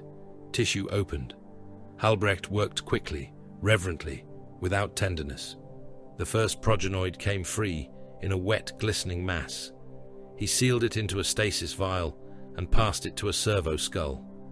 Then he cut deeper, opening the ruined chest cavity, pushing aside clotted blood and shredded black carapace until he reached the second gland. Rounds cracked overhead. A guardsman fell beside him with a hole through his cheek, twitching. Halbrecht did not look away from his work. The second progenoid came free. He sealed it. Only then did he assess the battlefield use of the corpse. Dalmore's body was still locked upright against the barricade, armored mass braced by sandbags. Halbrecht adjusted the dead brother's remaining arm, wedged his bolter across the corpse's lap, and left him there as cover.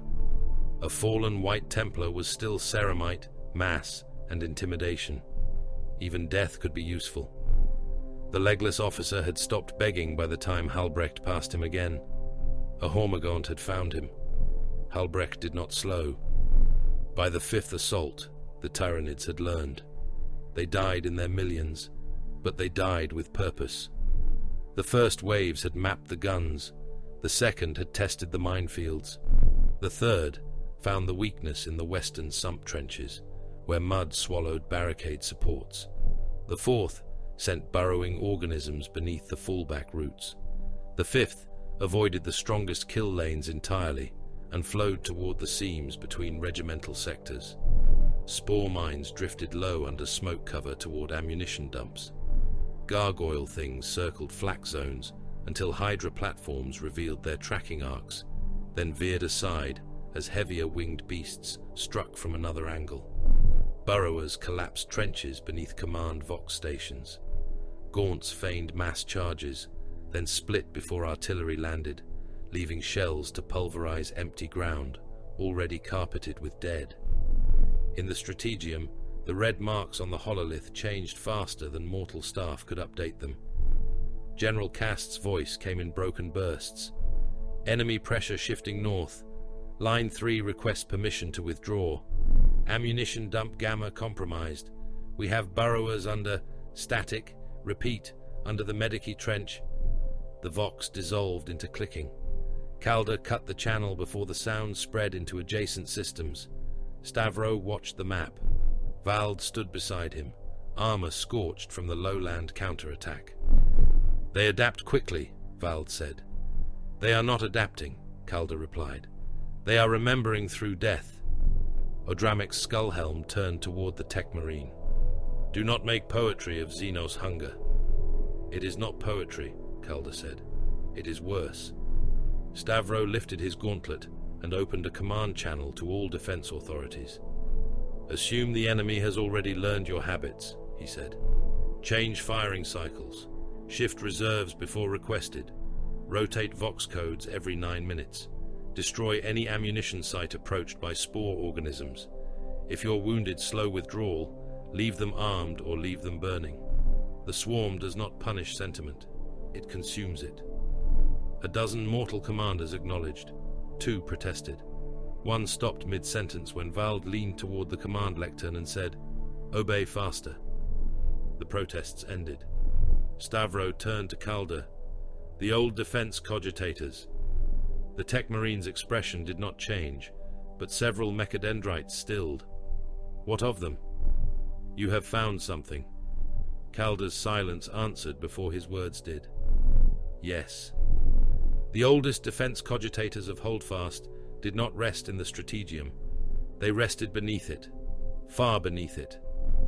Calder led Stavro, Halbrecht, and Enoch Varn down through maintenance arteries no mortal had cleaned in centuries. The corridors narrowed, then widened into chambers lined with pipes thick as fortress pillars. Machine prayers crawled across brass plates in Binharic script. Red lumen globes pulsed like diseased hearts. Somewhere in the depths, ancient generators thudded with a rhythm too slow to belong to anything alive and too steady to be trusted as dead. Enoch followed because Calder had ordered him to. He wished that mattered less. At the bottom of a spiral stair, lined with skull-faced access locks, they reached a sealed command shrine. Its door bore the White Templars' crosslet, but beneath the paint, older grooves showed through. Enoch saw where another symbol had been cut away, not defaced in battle, removed with care. Calder inserted a mechadendrite into the lock. It rejected him. He tried a Mechanicus override. Rejected. He tried a chapter command cipher. Rejected. He tried an Imperial Fist's successor authentication string. The shrine's machine spirit screamed. Every lumen went red. A defensive gun servitor unfolded from the ceiling and aimed at Calder's skull. Stavro raised one hand. Stop. Calder withdrew the cipher. The screaming ceased. Slowly, with visible reluctance, the tech marine took a needle from one mechadendrite and drove it through the soft seal at Stavro's wrist joint. The chapter master allowed it. A bead of transhuman blood rose, dark and thick. Calder touched it to the lock. The door opened. No Imperial Fist's hymn played. No Dornic authentication rune appeared. Instead, a line of pre-founding cipher scrolled across the threshold, too fast for Enoch to read. Calder read it. Halbrecht saw enough to go very still. "What did it say?" Stavro asked. Calder's voice was quiet. Command strain recognized. Vald was not there to insist they were sons of Dawn. No one else did. Inside, the shrine awakened. Defense protocols unfolded across dust-thick screens. Kill corridors, sealed blast routes, buried promethium arteries, ancient macro-melter charges built into mountain foundations, emergency gene vault evacuation channels, subterranean fallback paths, dreadnought crypt overrides. Some systems were newer than the chapter's recorded modifications. Others were older than the records claimed the fortress itself to be. At the center of the chamber stood a dead cogitator throne. Not empty. Dead. Its occupant had become part of it long ago. Ribs fused with cable, skull sealed in a brass crown, hands replaced with Enoch read it before he could stop himself. Let the sons believe what keeps them loyal. Halbrecht turned toward him. Enoch lowered his eyes. Too late. Stavro stared at the carved words. The fortress trembled faintly as artillery fired in the distance. Above them, men were dying by the kilometer. Tyranids were learning the taste of Sanctum's defenses.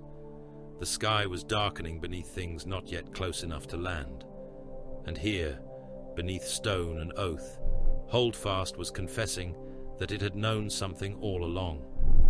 Calder's mechadendrites hovered over the command throne.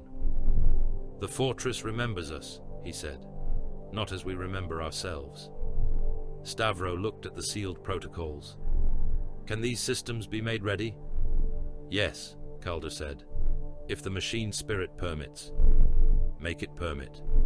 "That is not how—" Stavro turned his black eye lenses toward him. Calder inclined his head. "I will persuade it harshly." A vox bead crackled in Stavro's helm. The signal was weak, distorted by distance, psychic pressure, and fear. "Chapter Master," came General Cast's voice. "Skywatch reports mass emergence. Repeat, mass emergence above cloud layer. Emperor preserve us. They are—" Static, clicking, then a scream. Stavro looked up, as if he could see through the mountain. "Return to command," he said. The sky broke at dusk, not all at once. That would have been merciful. First, the clouds bruised purple and black. Then lightning crawled upward instead of down, pulled toward shapes beyond the atmosphere. The few visible stars vanished behind bodies vast enough to eclipse constellations. They moved with obscene grace, like whales in a sea of night, their silhouettes ribbed, horned, and crowned with spines. Bioships descended through the void in living shoals. Sanctum's orbital guns fired. Macro cannon shells rose like angry moons.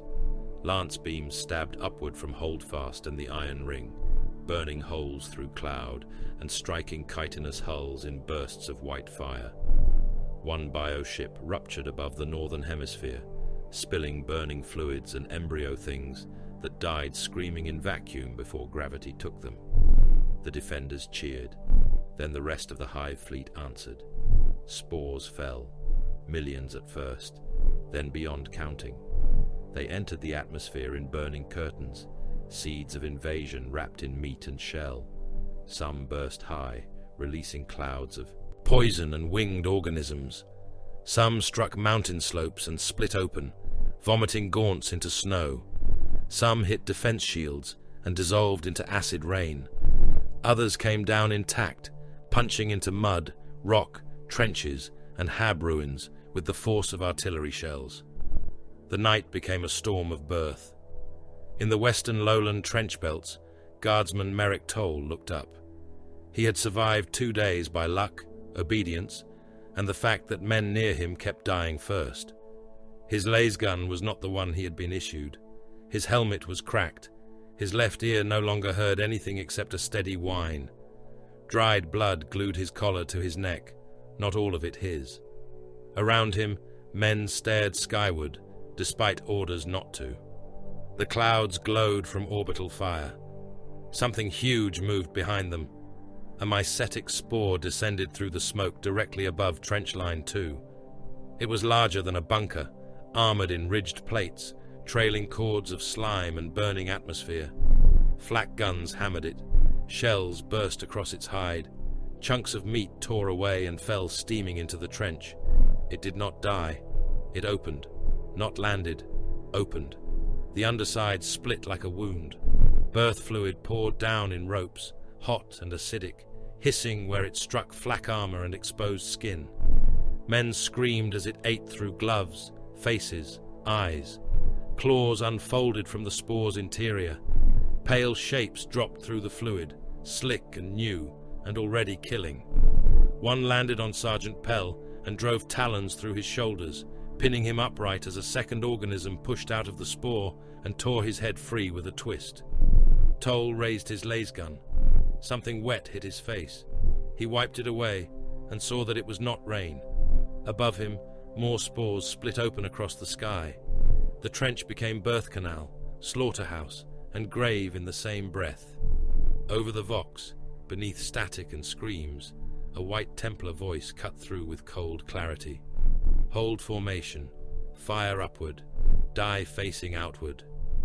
Toll laughed once, because terror had finally broken something in him. Then he obeyed. Sanctum began to die from the roots upward. It was not conquered in the manner of men. Men took flags, cities, ports, roads, fortresses, throats. Men needed maps and oaths and supply lines. Men burned what they could not keep and called the ash victory. The Tyranids did not conquer. They fed. The first planetary wave had come down in a rain of armored wombs. Mycetic spores punched into the mountains, split along pulsing seams, and vomited organisms into the snow, mud, and shattered trenches. Others did not birth warriors at all. They rooted. Spore chimneys rose from impact craters before the bodies of the first defenders were cold. They grew with obscene speed, towers of meat vein and chitinous ribbing, exhaling clouds of glittering toxin into the wind. Digestion pools formed in bomb craters and irrigation basins, their surfaces thick and oily, bubbling with enzymes that turned flesh, flak armor, wood, leather, and bone into broth. The pools did not stink like rot. They smelled sweet. They smelled warm. Men who breathed too deeply near them began to salivate before their lungs failed. Capillary towers pushed up through farmland, trenchworks, and corpse fields, their ribbed lengths rising like the fingers of some buried god clawing its way into the world. Tendrils sank into the soil. Roots pierced graves, bunkers, and ammunition stores. Dead guardsmen dissolved. Dead Tyranids dissolved. Livestock, ash hounds, fallen tribesmen, wounded men abandoned in retreat. Everything organic became part of a single equation written in hunger. Forests that had endured centuries of Sanctum's black winters rotted in hours. Leaves sagged into sludge. Bark split and leaked pale sap. Predatory vines never seen in the world's natural order curled around tree trunks, squeezed and drank. Rivers thickened as alien enzymes entered the watercourse. Fish surfaced belly up, then softened, then came apart. The iron rivers that had given Sanctum its old tribal borders became slow red-brown arteries flowing toward digestion basins. Beneath the mountains, something moved. At first it was heard as distant thunder, then as grinding, then as a rhythm, not tectonic, not mechanical, teeth against stone. In Holdfast's highest towers, The Auspex shrines tried to measure the planetary infection and failed in escalating prayers of alarm. In the lower halls, serfs whispered that the world was being eaten while they still stood on it. The chaplains punished whispers when they had time. They had little time. Above the mountains, the sky was no longer sky. It was war. Holdfast's outer guns awakened in full. Macro cannons mounted in shrine bastions along the Emperor's jaw fired into the heavens with recoil that shook snow from peaks 30 kilometers away. Their shells rose through poison cloud and spore storm, trailing fire, striking descending bioships with impacts bright enough to paint the mountains white. Defense lasers burned columns through the cloud banks, stabbing at silhouettes of living ships whose chitinous hulls flexed and bled in vacuum. Missile silos opened from chapel roofs and cliff faces, vomiting sanctified warheads into the dark. Hydra batteries tracked gargoyle swarms with brutal precision.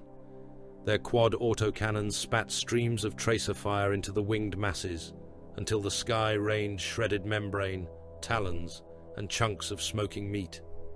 The gargoyles died in shrieking spirals, some falling still alive into the trenches, where they bit and clawed until boots, rifle stocks, and bayonets finished them. It was apocalyptic. It was magnificent. It was insufficient. For every swarm burned from the air, another landed beyond the mountains. For every bioship split open, 3 more descended behind it, using its ruptured corpse as cover. Orbital debris fell like molten rain.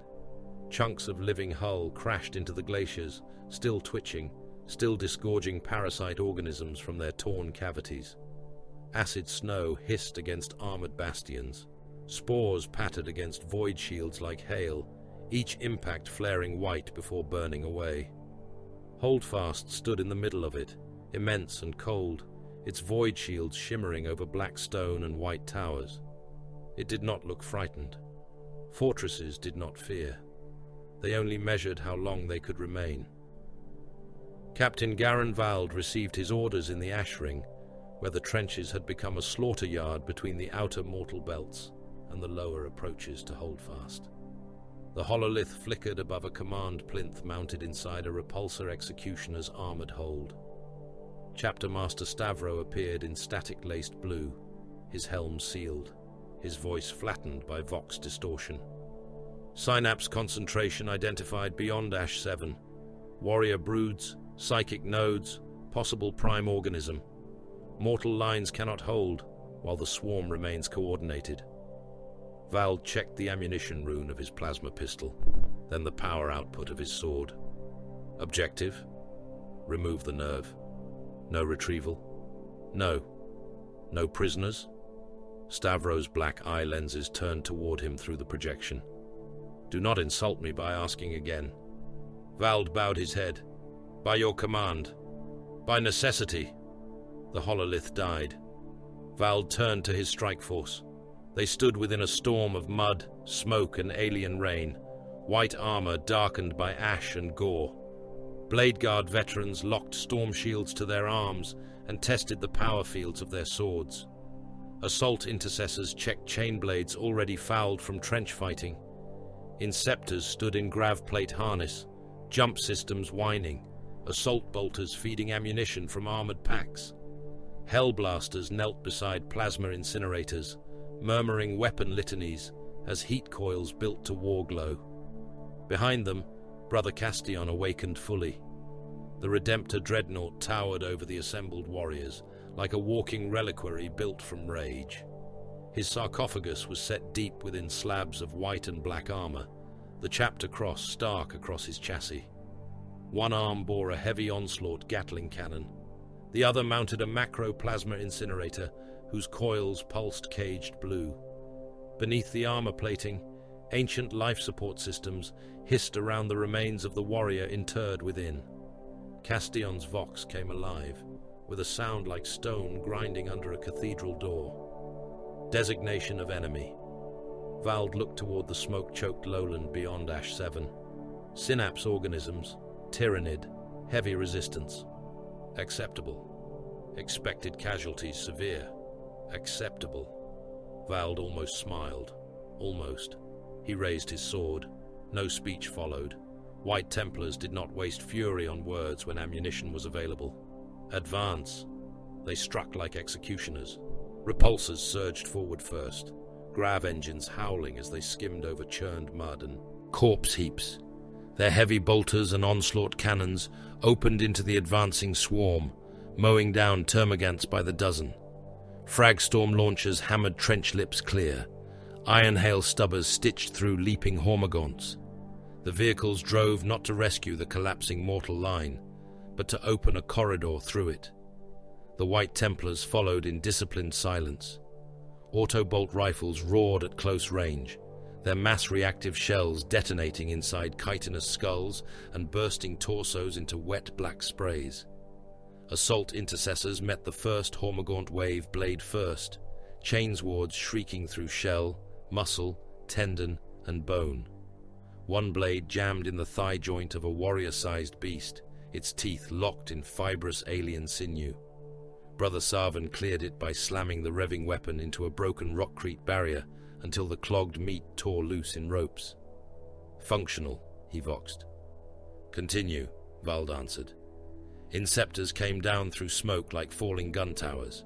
Their assault bolters spun and fired as they descended, shredding gaunts packed so tightly that dead bodies remained standing for half a second before the next impact knocked them apart.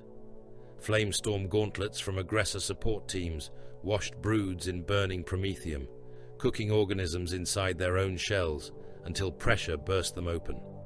The air filled with the stink of scorched chitin, boiled ichor, and the chemical sweetness of Tyranid fluids turning to vapor. The swarm recoiled. Then the synapse forced it forward. A Tyranid warrior brood emerged through the smoke, tall and crested, bone swords raised, death spitters flexing like living organs in their lower hands. Their eyes moved with shared purpose. Gaunts around them ceased their frantic rush and spread into disciplined lanes, using corpse piles as cover, avoiding open fire corridors, driving toward the repulsor's flanks. Vald saw the shift. There, he said. Hellblasters fired. Plasma incinerators screamed. Blue-white bolts crossed the battlefield and struck the warrior brood in a line. The first warrior lost its upper torso in a flare of star-hot discharge. The second stumbled with half its face burned away before a follow-up shot took its legs out from under it. The third survived long enough to shriek, and that shriek drove 200 gaunts into a sudden forward surge. Castillon answered. His macro-plasma incinerator fired once. The warrior disappeared. So did everything within 10 meters of it. The synapse pressure buckled. The lesser organisms faltered just long enough for the repulsors to drive forward. Then the Carnifex hit. It came through the smoke like a moving bunker of claw and horn, a brute mass of armored plates and muscle, its carapace scarred by Hydra fire and still advancing. It struck the lead repulsor broadside. Grav stabilizers screamed. Armor buckled inward. The vehicle lurched sideways, smashed into a broken trench wall, and rolled half onto its flank. Inside, the crew became red paste. The impact compressed men, harnesses, bone, control panels, and ammunition racks into a pulped interior slick that burst from ruptured hatches in wet sheets. One gunner's arm, still armored at the wrist, slapped against the mud 20 meters away. The Carnifex roared and climbed onto the vehicle, crushing the hull with its hooves. Vald charged. The beast turned toward him. Castillon reached it first. The Redemptor dreadnought slammed into the Carnifex with enough force to crack the roadbed beneath them. The Tyranid's claws raked down his sarcophagus housing, tearing white armor into sparks and ceramite flakes. Castillon drove his plasma incinerator forward, not aiming at the beast's body, but ramming the weapon's barrel straight into its open throat. "Burn!" Castillon voxed. He fired. The Carnifex's head swelled with blue light. For an instant, its eyes shone like furnace glass. Then its skull burst outward in a storm of bone, boiling brain matter, and black fluid. The headless body thrashed against Castillon, claws spasming, then collapsed across the wrecked repulsor. Castillon tore the incinerator free. The weapon barrel smoked, slick with cooked tissue. Enemy removed, the dreadnought said. Vald stepped past him. Continue. At the Martyr Ring command balcony, Cruxor Stavro watched the western approach dissolve. The retreat began in Ash 9. It should have been a controlled withdrawal. The surviving elements of the 112th Lowland Rifles were ordered to fall back through firing corridor Cadmus, while White Templar heavy weapons covered their movement. The corridor had been cut between two bunker lines, designed to channel enemy pursuit into intersecting fields of fire. Used properly, it could kill thousands. Fear used it improperly. The first platoons came running too fast, then without formation, then without officers, then without weapons. Behind them, Hormagaunts poured through the smoke, leaping over the wounded, bounding from one fleeing man to another. Termagants spat living ammunition into the backs of the retreat. A warrior brood drove the swarm onward, synaptic control tightening the pursuit into a spear. The firing corridor filled with guardsmen. White Templars waited at both flanks, heavy bolters, plasma guns, and autobolt rifles trained into the killing lane. A mortal Vox officer looked up at Stavro. "My lord, friendlies in corridor. I see them. Fire is blocked." "No," Stavro said. "The target is mixed." The Vox officer stared. Stavro opened the command channel. "Corridor Cadmus, hold your fire solution. Engage." The first heavy bolter opened, then the second, then all of them. Mass reactive shells tore into the corridor. The fleeing guardsmen died first because they were closer. Men folded, burst, spun apart. Bodies became shields only long enough to be shredded and blown backward into the Tyranids behind them. Plasma fire burned through human ranks and detonated among the warrior brood. Autobolt rifles hammered disciplined lines through screaming flesh, mortal and alien together. The corridor became a slurry. Thousands died in seconds, but the swarm broke.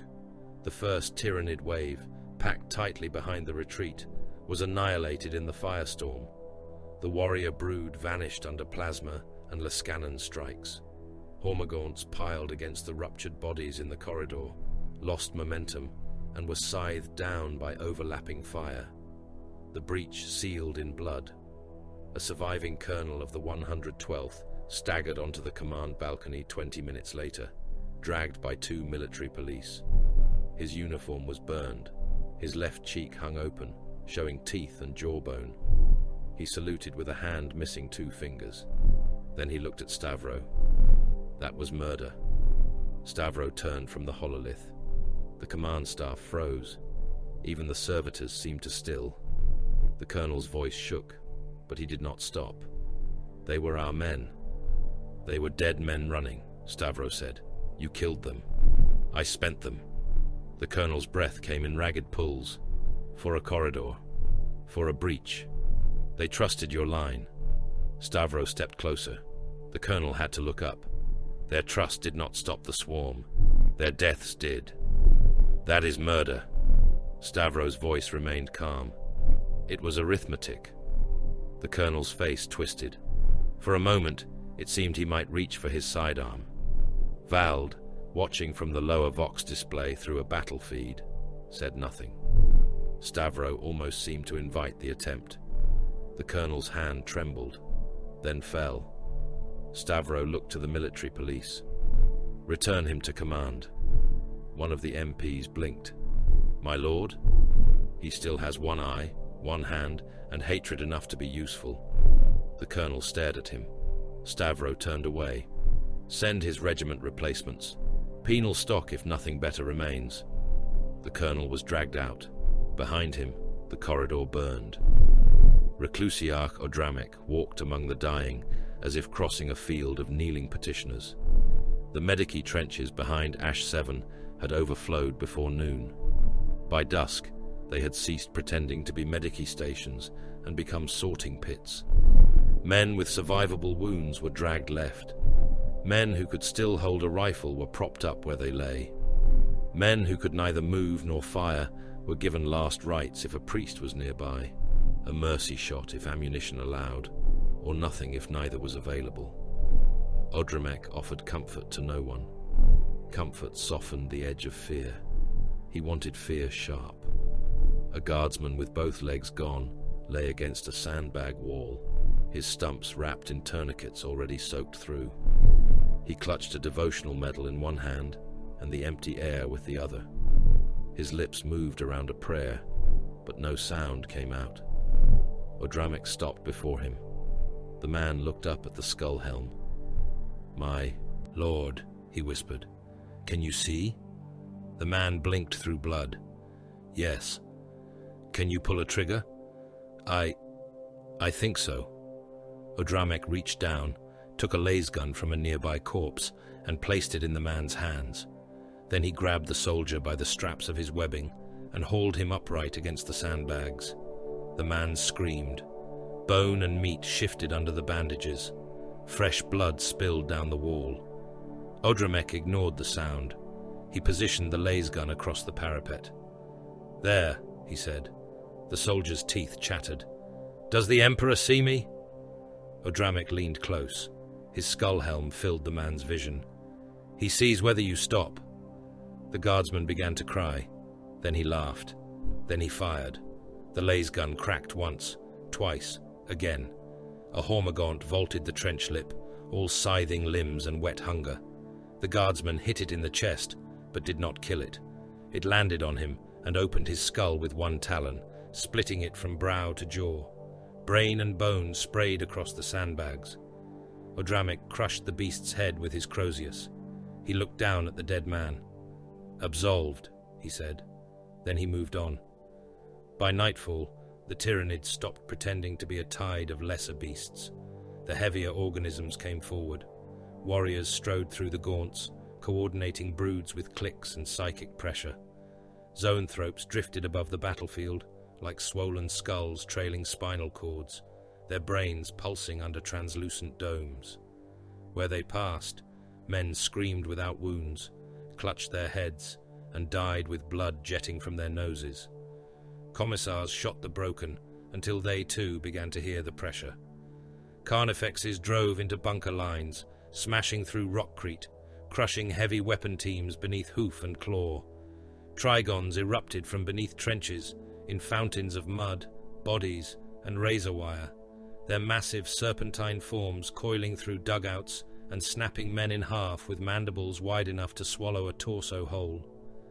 Exocrine-like artillery beasts settled on distant ridgelines and began to fire living plasma, rupturing fortifications in bursts of corrosive light. The swarm became layered, gaunts to drown guns, warriors to give purpose, burrowers to break bunkers, psychic nodes to crush mines, artillery organisms to rupture walls. This was not a raid, not even an invasion. Sanctum was being processed. General Cast understood first among the mortal command. His voice came over the command channel, ragged with smoke and exhaustion. "They are not trying to break our lines. They are testing how to dismantle the planet."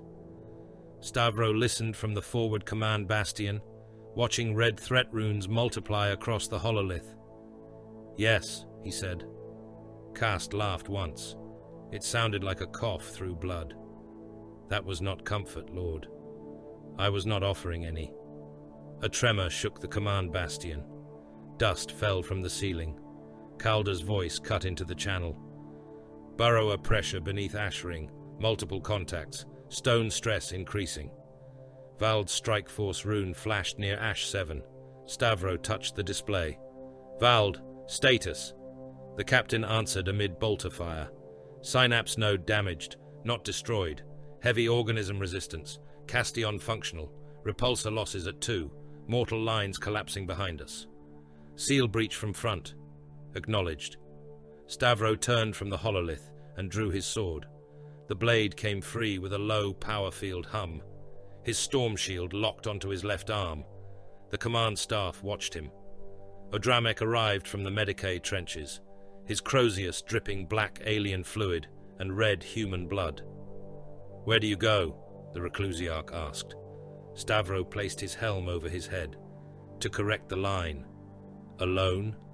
Stavro looked at the warriors assembling behind him. Blade Guard, Intercessors, Eradicators, and a squad of wounded Marines who had refused extraction. "No," he said, "with those not yet dead." Stavro did not fight like a hero. Heroes wasted motion. He fought like a sentence being carried out. The breach at Ash 8 had widened into a wound half a kilometer across. Mortal defenders had fallen back behind collapsed trench walls and wrecked chimeras. Tyranids poured through the gap, driven by a prime organism taller than a warrior, its carapace marked by pale ridges, its bone swords wet with men opened from throat to groin. Stavro entered the breach at a run, not a charge of rage, a measured advance through artillery smoke.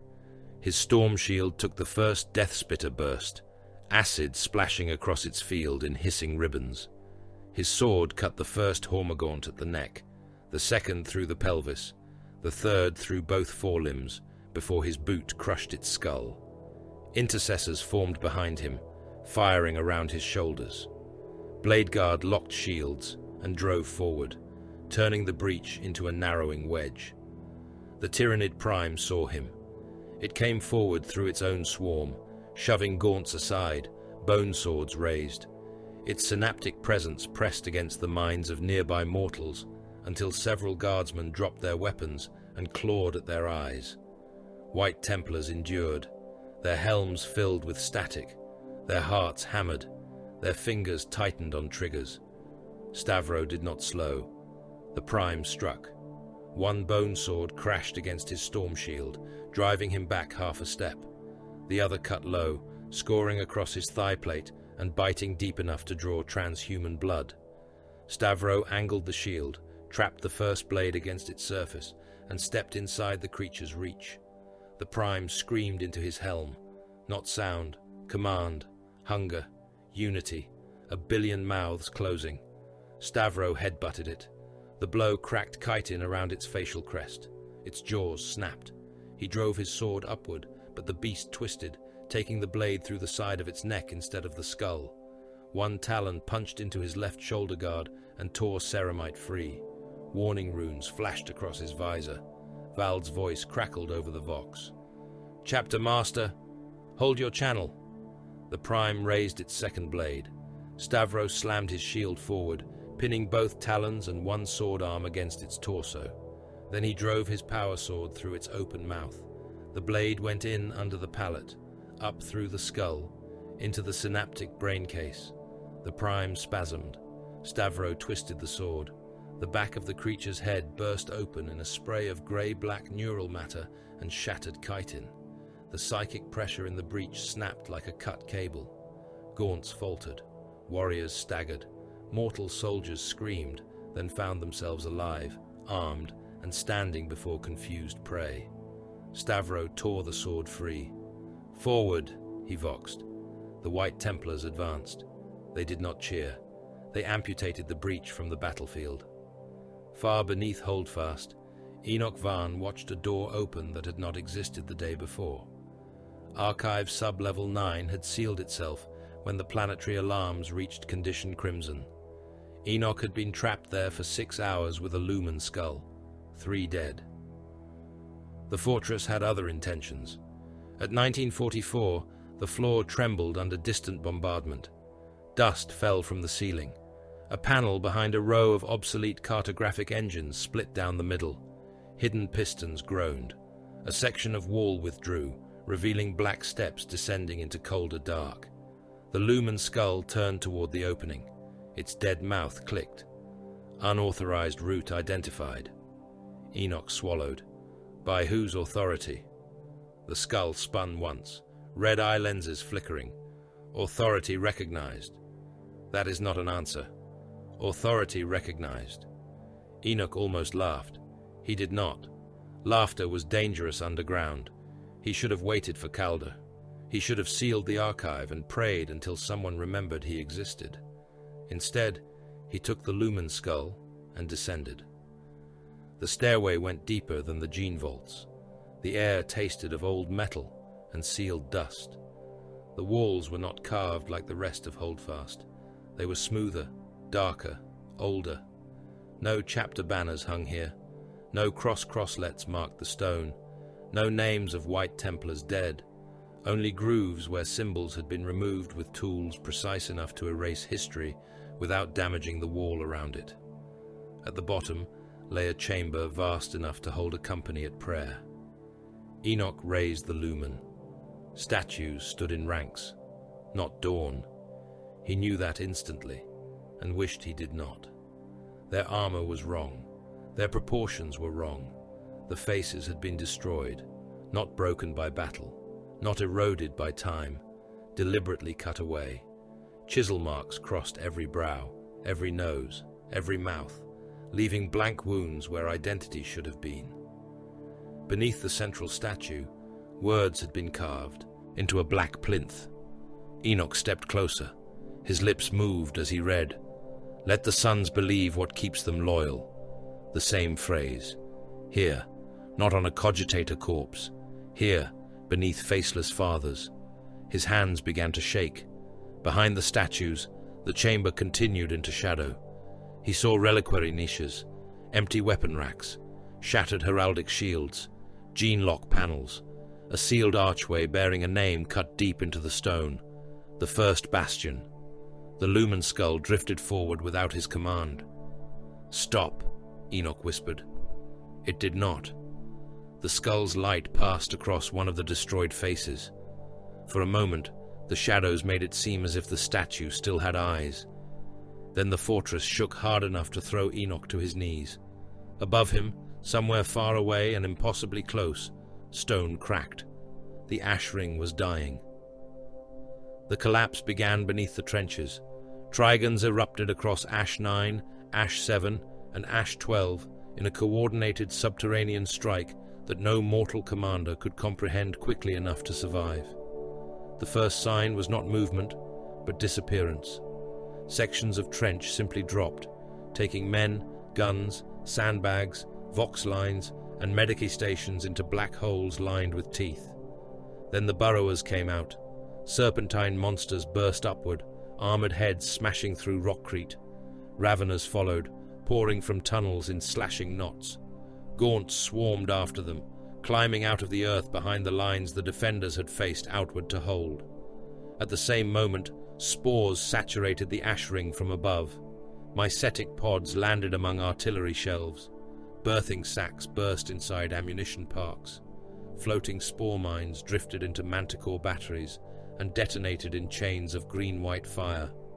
Hydra platforms turned from the sky to engage ground targets and were overwhelmed by gargoyle swarms in the gap. Then the synapse beasts struck. Warriors and zoanthropes pushed the swarm into corridors the Tyranids had already mapped with the lives of lesser broods. Exocrine bioplasma smashed bunker roofs. Carnifexes battered through tank revetments.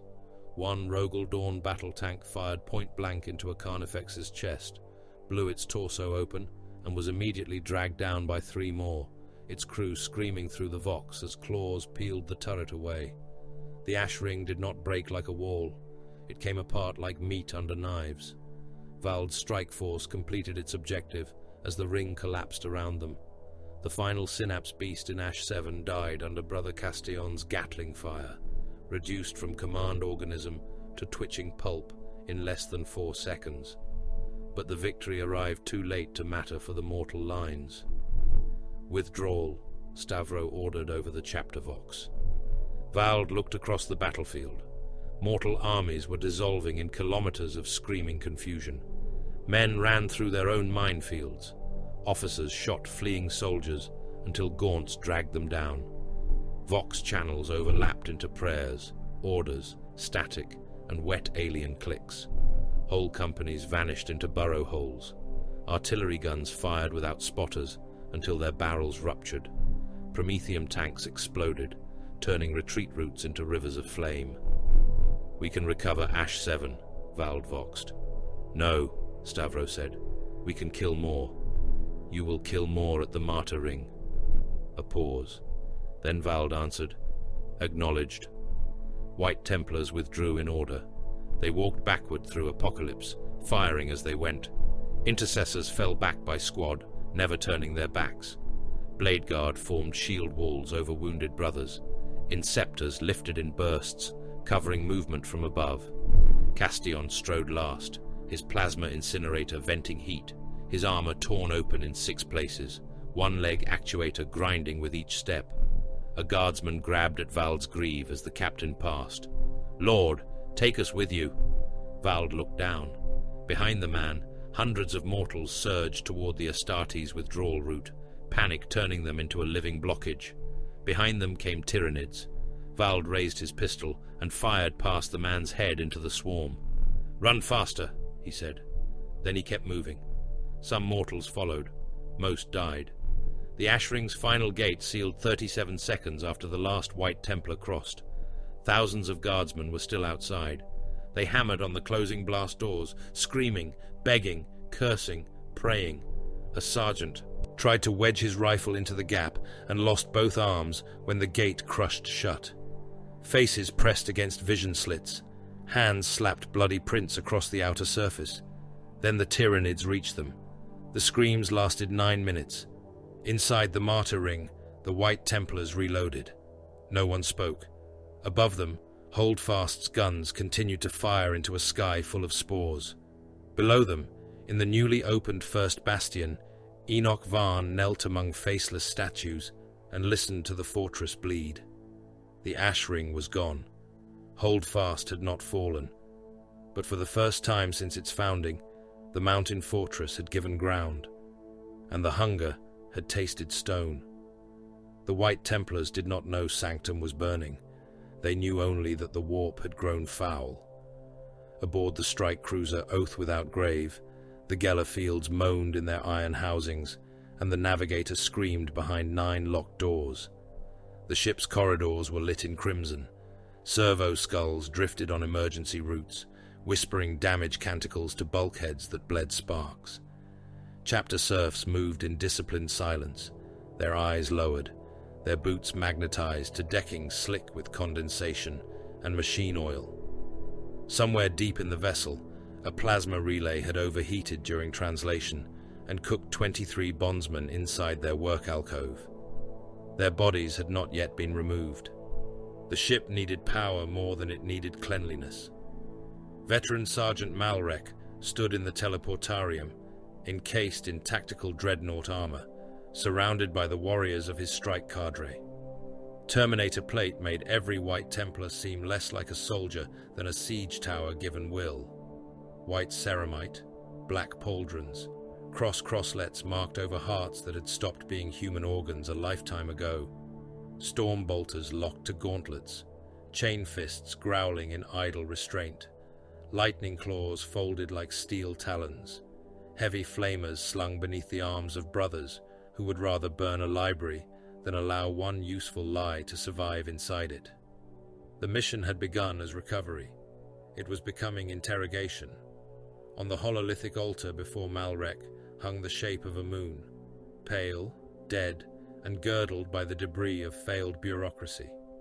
Its designation was Scribe Moon Vallis Secundus, once an Administratum Archive satellite in service to 3 subsector authorities, 2 of which no longer existed, and 1 of which denied ever holding jurisdiction over the body. It had not answered imperial query codes in 600 years. Its tithe ledgers remained marked as pending review.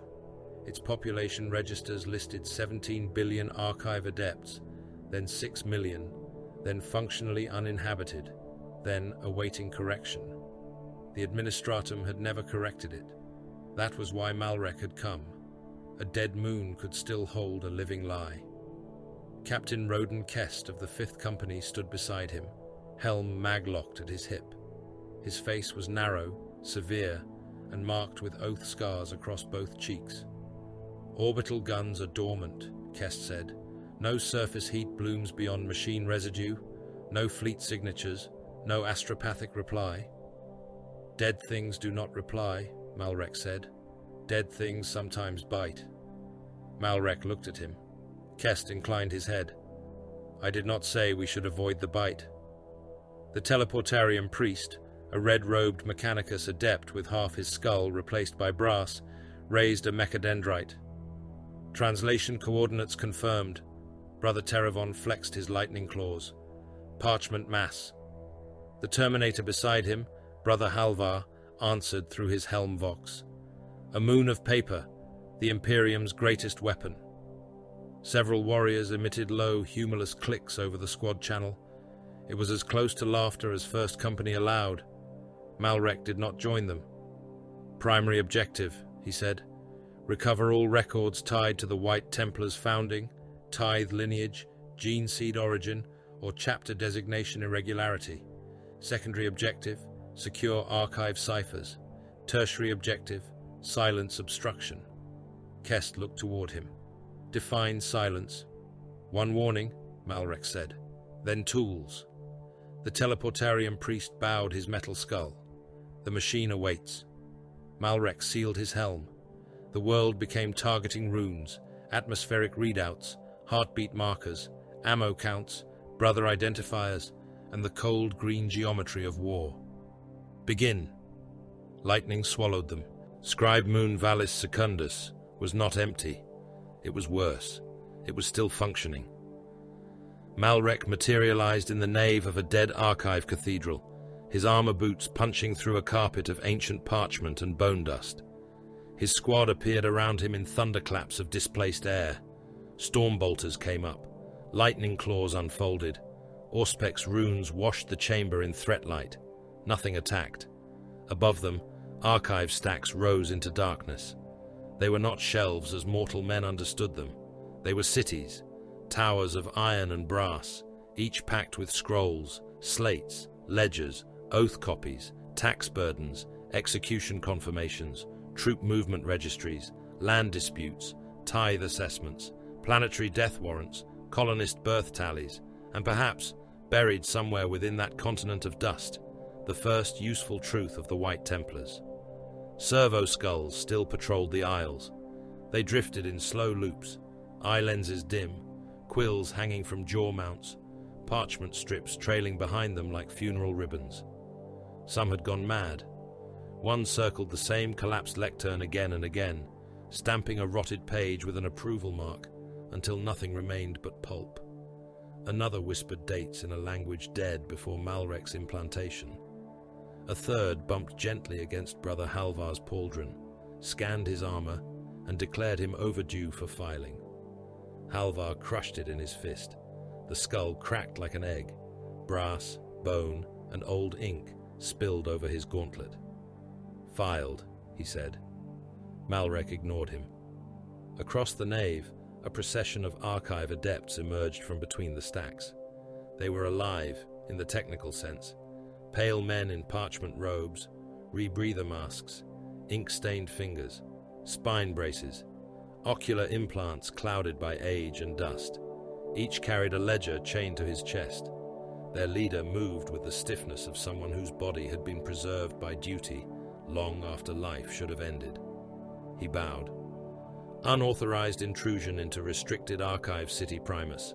Declare seal, authority, purpose, and filing designation. Malrek advanced. The adepts flinched as the Terminators approached, but did not retreat. Their courage was not bravery. It was programming reinforced by centuries of procedural decay. I am Veteran Sergeant Malrek of the White Templars, Adeptus Astartes, First Company. By emergency authority, this archive will surrender all records concerning the White Templars chapter, its gene seed tithe, founding classification, and lineage certification. The lead adept blinked slowly. Request denied pending proper seal. Kest stepped beside Malrek. He did not request. The adept raised one trembling finger. All inquiries must be accompanied by triune confirmation of segmentum archive jurisdiction, notarized command chain, proof of relevant founding grade clearance, and... Malrek lifted his storm bolter and fired once. The round struck the floor beside the adept and detonated, blasting a crater through tile, parchment, and 300 years of dust. The shock wave threw two lesser adepts to the ground. One did not rise. A shard of brass shelving had gone through his throat. He twitched, blood bubbling beneath his rebreather mask. The lead adept stared at the crater. One warning, Malrek said. The Adept's jaw worked. "Procedure. Tools," Malrek said. Brother Halvar and Brother Terravon moved. They did not kill the Adepts. Killing was faster than necessary and less useful. Halvar tore the iron doors from the nearest Kest, drew a combat blade, and sliced through the chain of the lead Adept's ledger. The man gasped, as if flayed. "No," he whispered. "That is bonded record." Kest threw the ledger into a puddle of coolant. The Adept made a broken sound. Malrek stepped close enough that the man saw only the black lenses of his helm. "Ciphers." "Cannot," the Adept breathed. "Forbidden." Malrek looked to Halvar. The Terminator chained the first Adept to his own. Paper dust stirred in the weapon's wind. The man screamed before it touched him. The lead Adept began reciting access codes. Not loyalty, not treachery. Procedure breaking under pressure. Malrek listened and recorded every syllable. In the 41st millennium, loyalty did not protect a man from necessity. It merely made his suffering official. The first vault opened after 17 minutes.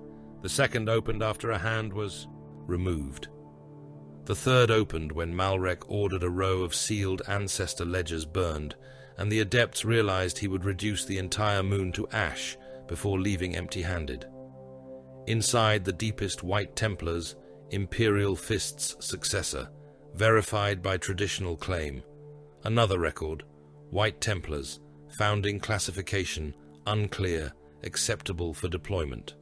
Another, White Templars, gene seed comparison incomplete, refer to Terran holdings.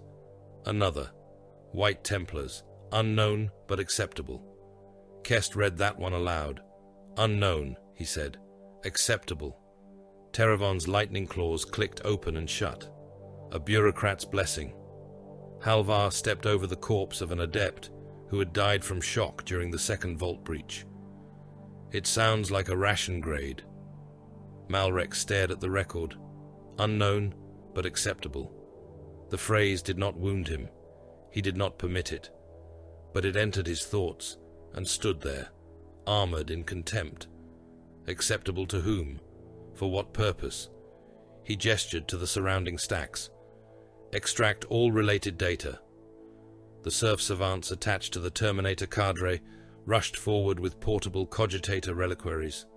They were male bondsmen, taken from the ship's archive cast, their heads fitted with memory jacks, their eyes replaced by focusing lenses. Each knew that failure would see him recycled into a servo skull before the next translation. They worked quickly. A servo skull drifted from the darkness above. Its eye lens flashed. "Correction pending," it whispered. Malrek turned.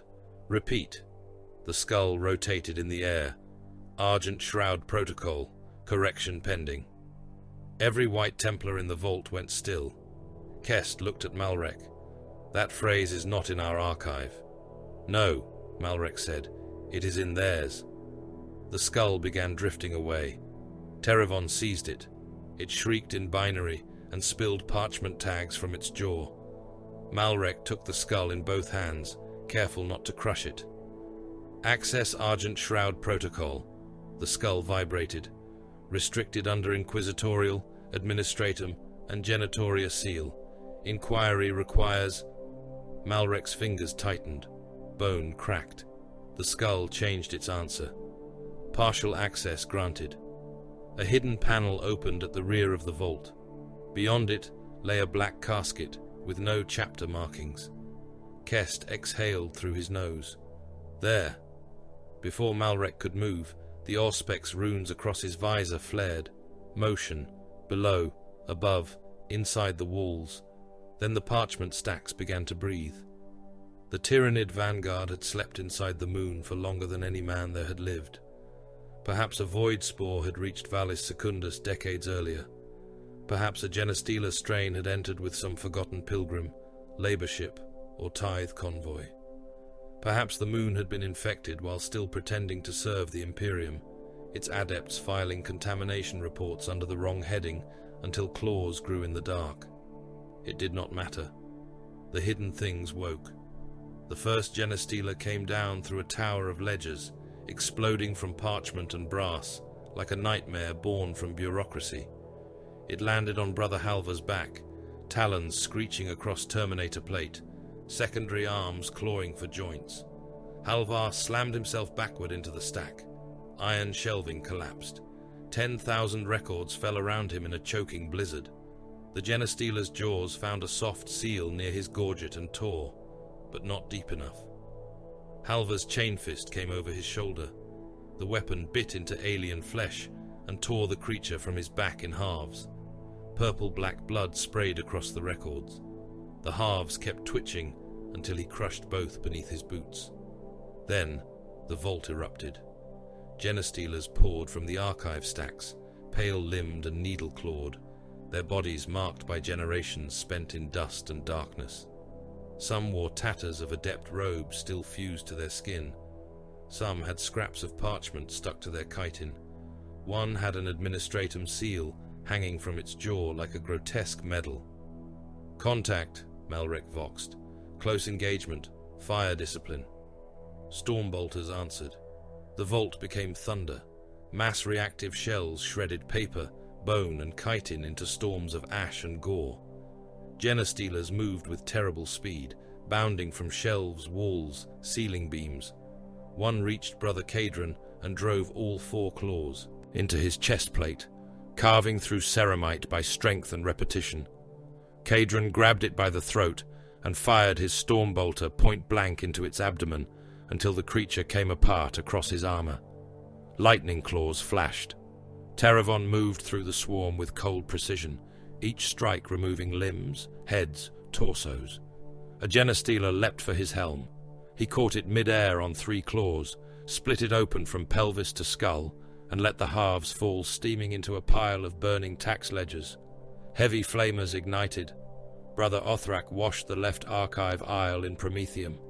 Centuries of Imperial record became a hurricane of fire. Parchment stacks burned from within, flames racing through dry corridors, consuming census rolls, battle reports, tithe failures, planetary condemnations, birth records, death records, lies, and perhaps truths no one would ever ask for again. Adepts screamed as the fire reached them. Some were still chained to their own stacks. Kest looked at Malrek. Malrek said nothing. The fire spread. If the Adepts had wanted mercy, they should have chosen a gentler galaxy. A Genestealer patriarch was not present. No broodlord revealed itself. This was no cult uprising in full flower. It was a trap line, a dormant infection, an ambush laid by instinct and old hunger. But even a small Tyranid vanguard could kill a squad of lesser warriors. The White Templars were not lesser warriors. They advanced through the archive fire. Stormbolters shredded every movement. Power fists smashed vault machinery and alien skulls with equal contempt. Chain fists carved open. Malrek reached the black casket while his brothers killed around him. It was locked with 3 seals: Administratum, Inquisitorial, Genitoria. Beneath all 3 was a 4th mark, deliberately scraped almost away. A white field, a black cross, the old form of the White Templars badge. Malrek placed his gauntlet against the casket. For a heartbeat, nothing happened. Then the casket opened. Inside lay a greater than its cracked surface displayed a single heading: Argent Shroud Protocol. Text followed in fragments, half corrupted, half censored. Heraldic stabilization approved. Dawn pattern affiliation advised for morale continuity and political acceptance. Actual gene lineage sealed pending review. No dissemination to chapter command until authorized by Terran oversight. Primary concern: loyalty retention. Malrek read the words while fire ate the archive around him. Dawn pattern affiliation advised. Not inherited. Advised. The actual gene line remained hidden behind authority seals no living adept on the moon could unlock. The White Templars had not merely been misfiled, they had been managed. The blade lay beneath the slate. It was black, not painted black, not darkened by age. Black like void glass and old iron, a longsword sized for an Astartes hand, its crossguard plain, its grip wrapped in material that might once have been leather or something less easily named. No chapter marking adorned it, no imperial fist symbol, no purity seals, no maker's stamp. Malrek reached for it. The moment his gauntlet touched the hilt, every lumen in the vault died. For 1 second, there was only firelight.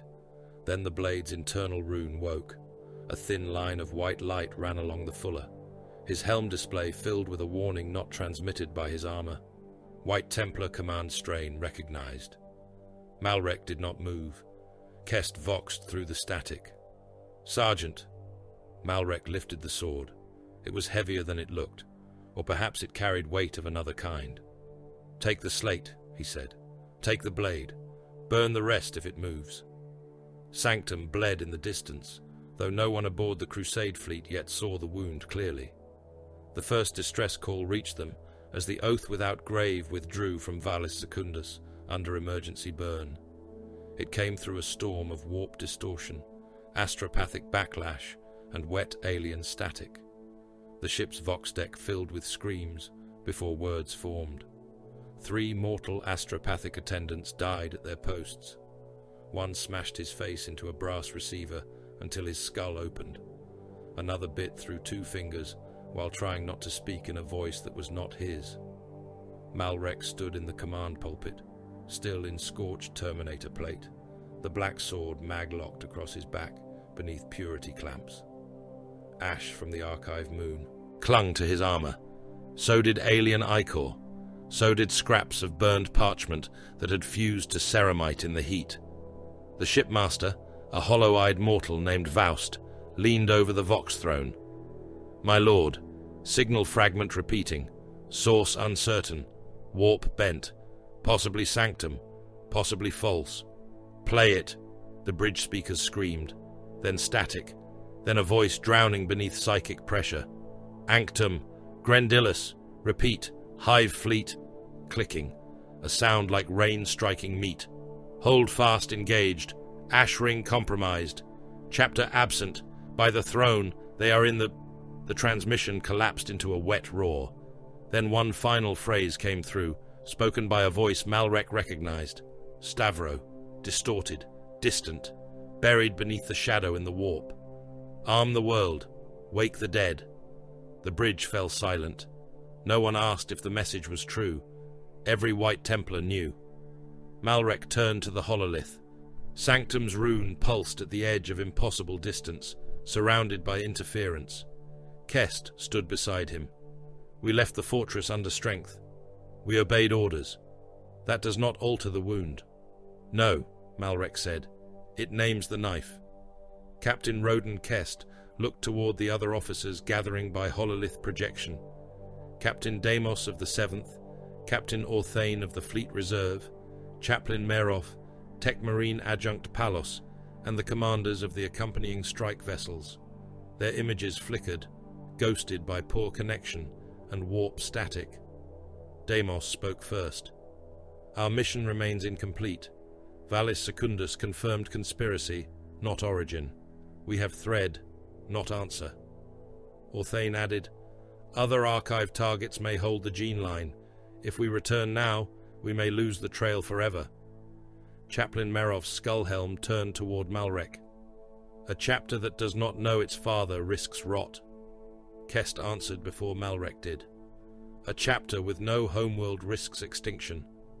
Damos's hollow image crackled. "Sanctum is a fortress world. Holdfast was built for siege." "Against armies," Kest said, "not consumption." Orthane's jaw tightened. "If we return through the shadow, we risk arriving scattered, or late, or inside the enemy fleet." "Then we arrive killing," said Brother Terravon from behind Malrek. The command channel carried silence for several seconds. Malrek looked at the hololithic rune of Sanctum.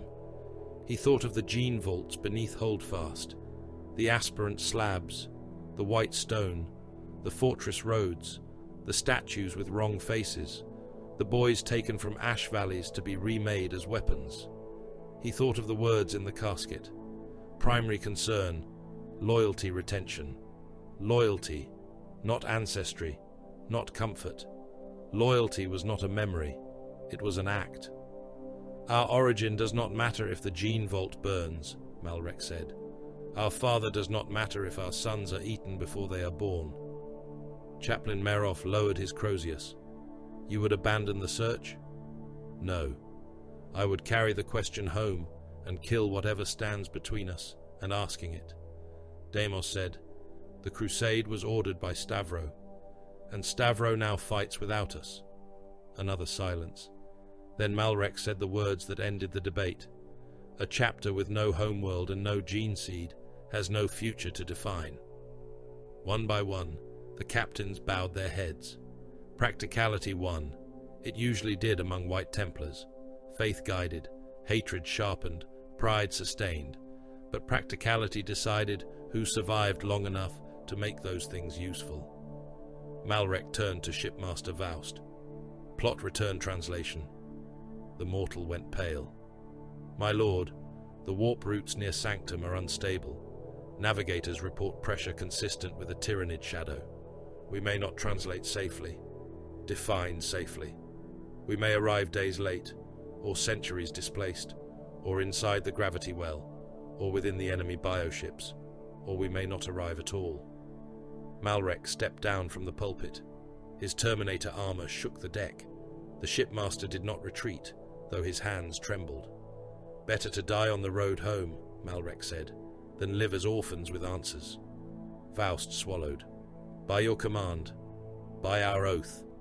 Across the fleet, engines began to burn. Strike cruisers turned from dead moons, sealed vaults, and unanswered archives. Rapid strike vessels recalled boarding teams. Forge barges cut salvage. Lines. Serfs dragged wounded Terminators from repair slabs before the rites were complete. Ammunition was counted, found insufficient, and loaded anyway. The dead were left uncremated, where time denied ceremony. The oath without grave prepared to enter the warp. In his arming chamber, Malrek stood alone before the black sword. It rested on a mag-locked altar, wrapped in temporary purity seals that had already begun to blacken at the edges. The Argent Shroud Protocol. Malrek removed one gauntlet. His bare hand was pale, scarred, and thick with old surgical reinforcement. He touched the sword's hilt again. The chamber lumen died. His armor display flickered, though he was not wearing his helm. A voice came from the altar. Not spoken aloud. Not psychic, he thought. Older, mechanical, gene-locked, buried in the bones of forgotten command. White Templar command strain recognized. The blade's white line brightened. For an instant, symbols moved across the black metal. Not imperial fists. Not anything Malrek knew. He leaned closer. The symbols vanished. A warning appeared across the return to hold fast. Then another. First bastion awaits. Malrek stared at the words until the ship-wide translation alarms began to howl. Proof. Bait. A lie with a blade's shape. It did not matter yet. He sealed his gauntlet back over his hand, took the sword, and locked it across his back. Outside the chamber, the warp opened. The Crusade fleet turned home through madness. Behind them, Vallis Secundus burned in archive fire, its parchment cities collapsing into ash, its adepts chained to the records they had died protecting, its hidden Genestila broods reduced to blackened bone. Ahead, Sanctum screamed beneath the swarm, and between the two, in the howling dark, the sons of an assumed father carried their question back to war. The Imperium did not evacuate Sanctum, it processed it. Refugees came down from the high roads in columns so long that their ends were lost behind smoke, sleet, and falling ash. They carried children, rifles, food sacks, icons, rusted clan blades, half-burned ledgers, bones of ancestors wrapped in hide, and all the useless little relics men clung to when the world beneath them had already been sentenced.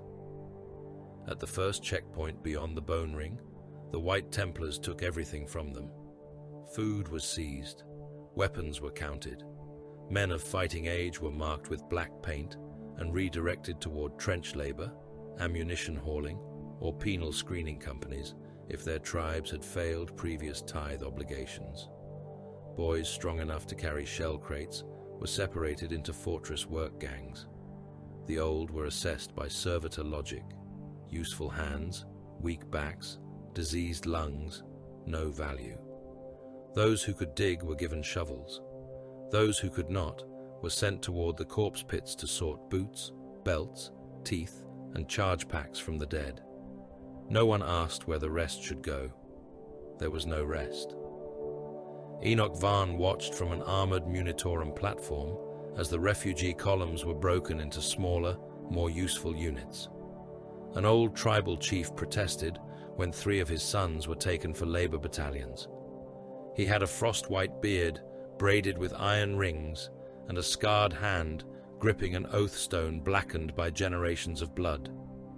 A chapter serf struck him across the face with a shock maul. The chief fell to one knee. He tried to rise. The serf struck him again. This time the old man stayed down, blood spilling from his split lips onto the oath stone. A white Templar intercessor stood behind the checkpoint, unmoving, autobolt rifle held across his chest. He did not intervene. His helm lenses observed the crowd with the cold patience of a gun turret. Enoch wrote on his slate, "Refugee intake, Varrock Eastern clans, processed into labor distribution, resistance minimal." He looked at the old chief still kneeling in the mud. He added nothing. Below the platform, corpse haulers worked in teams of 20. They used hooked poles, shovel blades, winch chains, and tracked loaders to move bodies from the western casualty roads into furnace trenches. Men went in wearing the uniforms they had died in. Guardsmen, trench workers, ash farmers, PDF troopers, penal soldiers, serfs, medici aides. Some still had identification tags. Some had no heads. Some had no bodies below the ribs. The haulers stripped ammunition first, boots second, water canisters third, anything blessed or burnable last. The furnaces never stopped. Promethium nozzles roared over the pits, turning ranks of dead men into blackened shapes that curled, split, and collapsed into red interior glow. Fat ran in burning channels. Bones cracked. Teeth popped in the heat like tiny rounds of ammunition.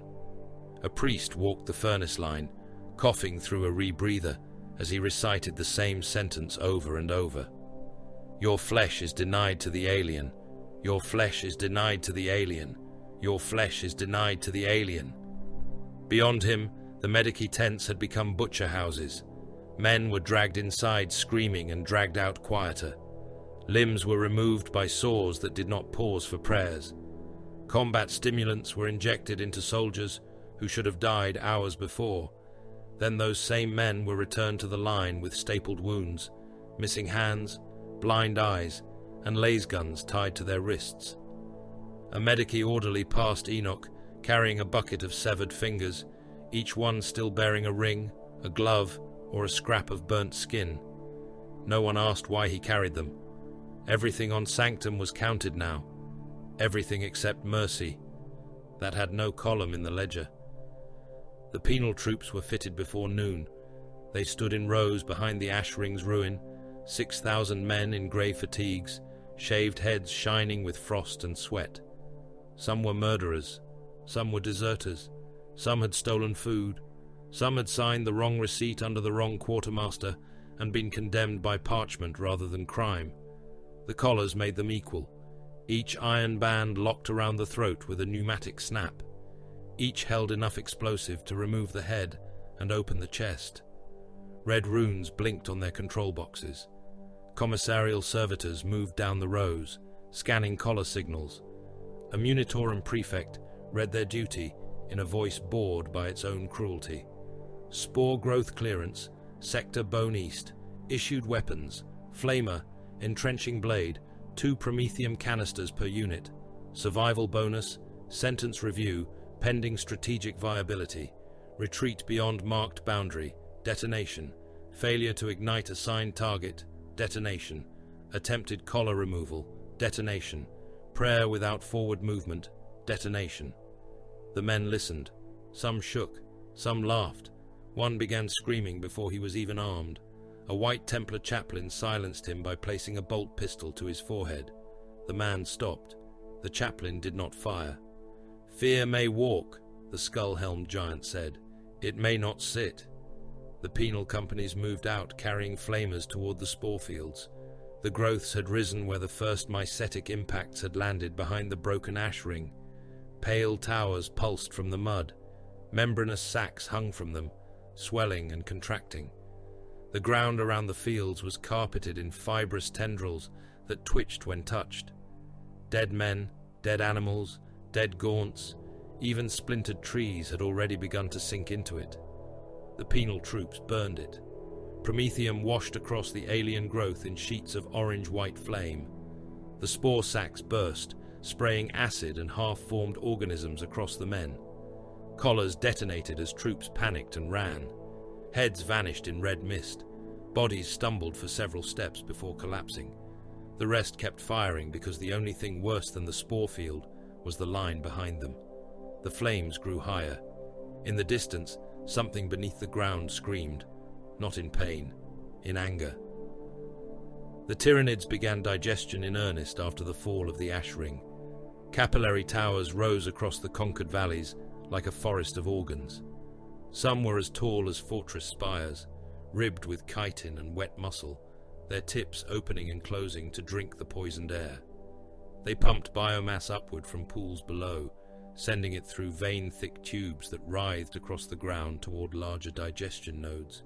The pools spread faster than fire. A dead guardsman slid into one, face first. His flak armor softened, his skin whitened, sloughed, and pulled away in sheets. Bone emerged, then bent, then dissolved. His laser gun sank beside him, its wood stock bubbling, its metal barrel remaining a moment longer before alien enzymes began to pit and chew through the steel. Dead Tyranids dissolved beside him. The swarm wasted nothing. That enraged the White Templars more than the killing. Killing was honest. War was exchange. Blood for ground, ammunition for delay, flesh for time. But the aliens stole even the dead from Imperial accounting. A warrior slain in battle belonged to the Emperor's ledger. A guardsman's body could be burned with rites. A chapter serf's skull could become a servo device. A fallen aspirant's bones could be ground into ritual chalk. A dead White Templar could yield gene seed, armor, weapons, names, memory. The Tyranids made all of it food. Apothecary Halbrecht stood at the edge of a digestion basin with 3 intercessors and a squad of flamer serfs. Beneath the basin's surface, the remains of men and beasts turned slowly in the acid currents. A White Templar pauldron, torn from an unknown brother, bobbed against a ridge of chitinous root. Halbrecht stared at it. His narthecium flexed. "Recover it," he said. A serf looked toward the pool, then toward the apothecary. His face was hidden behind a rebreather, but terror made his posture honest. "My lord, the enzymes—" "Recover it." The serf stepped forward with a hooked pole. He reached for the pauldron. The surface of the pool trembled. Something half dissolved beneath it moved. The serf screamed as a tendril snapped around his wrist and pulled him in. The pool accepted him with a wet, greedy sound. His rebreather clogged. His legs kicked. His skin blistered. The intercessors fired into the basin until the tendril came apart in chunks. Halbrecht watched the serf vanish. Then he turned to another. "Recover it." This one did not hesitate. He lived long enough to hook the pauldron and drag it free. Halbrecht took the armor fragment in both hands. Acid smoked against his gauntlets. He wiped away alien fluid and saw 3 letters carved into the inner plate. D.A.L., Brother Dalmor. Already harvested. Already dead. Still useful. Halbrecht looked toward the basin. "Thieves," he said. Then he ordered the pool burned until the valley air became poison. Stavros' scorched earth order went out in hard signal, vox, runner, and artillery code. Every settlement beyond the bone ring was to be denied. If it could march, it would march. If it could work, it would work. If it could fight, it would fight. If it could not reach the evacuation corridors before the enemy, it would burn. The first settlement was Karen's Ford. It had been a bridge town across one of the Iron Rivers, home to 12,000 ash farmers, mill workers, shrine tenders, and militia families. Its people had delayed leaving because their headman believed the White Templars would defend all loyal soil. He was wrong. The town had 3 hours to evacuate. The swarm reached the far riverbank in 2. A White Templar Thunderhawk passed overhead and painted the bridge with target light. Basilisk batteries on the ridge fired first, smashing the central square, the bridge supports, and the river mills. Then, Prometheum rockets came down. The town ignited from 4 directions. People ran toward the bridge as it collapsed. Some fell into the river. The water was already thick with alien enzymes. Men who touched it came out screaming, their skins sloughing from their bones. The Tyranids reached the fire line minutes later. They found ash, stone, boiled river, and bodies burned too thoroughly to be worth much. Strategic success. The second settlement was virus-burned. The third was collapsed into a ravine by demolition charges placed under its foundation rock. The fourth was shelled, while survivors were still visible on the road. A mortal general asked Stavro if he wished to review the casualty estimates. "No," the chapter master said. "I ordered them. Some may have been loyal. All of them may have been loyal." The general stared. Stavro turned his black lenses toward the smoke rising beyond the bone ring. Loyalty does not make meat sacred to the alien. Across Sanctum, Imperial fire consumed Imperial flesh before the Tyranids could take it. That was how the White Templars saved worlds, by making them less edible. Lord Solar Arcadian Leontus arrived as a voice, a seal, and a war map. The man himself was not on the field. He did not need to be. His command presence entered Holdfast through a stabilized holochannel carried by naval relay, shielded cogitator, and what remained of the astropathic emergency lattice. His image flickered above the strategium table in gold and blue, distorted by static but unmistakable in authority. Around the hololith, mortal generals straightened. Munitorum prefects bowed.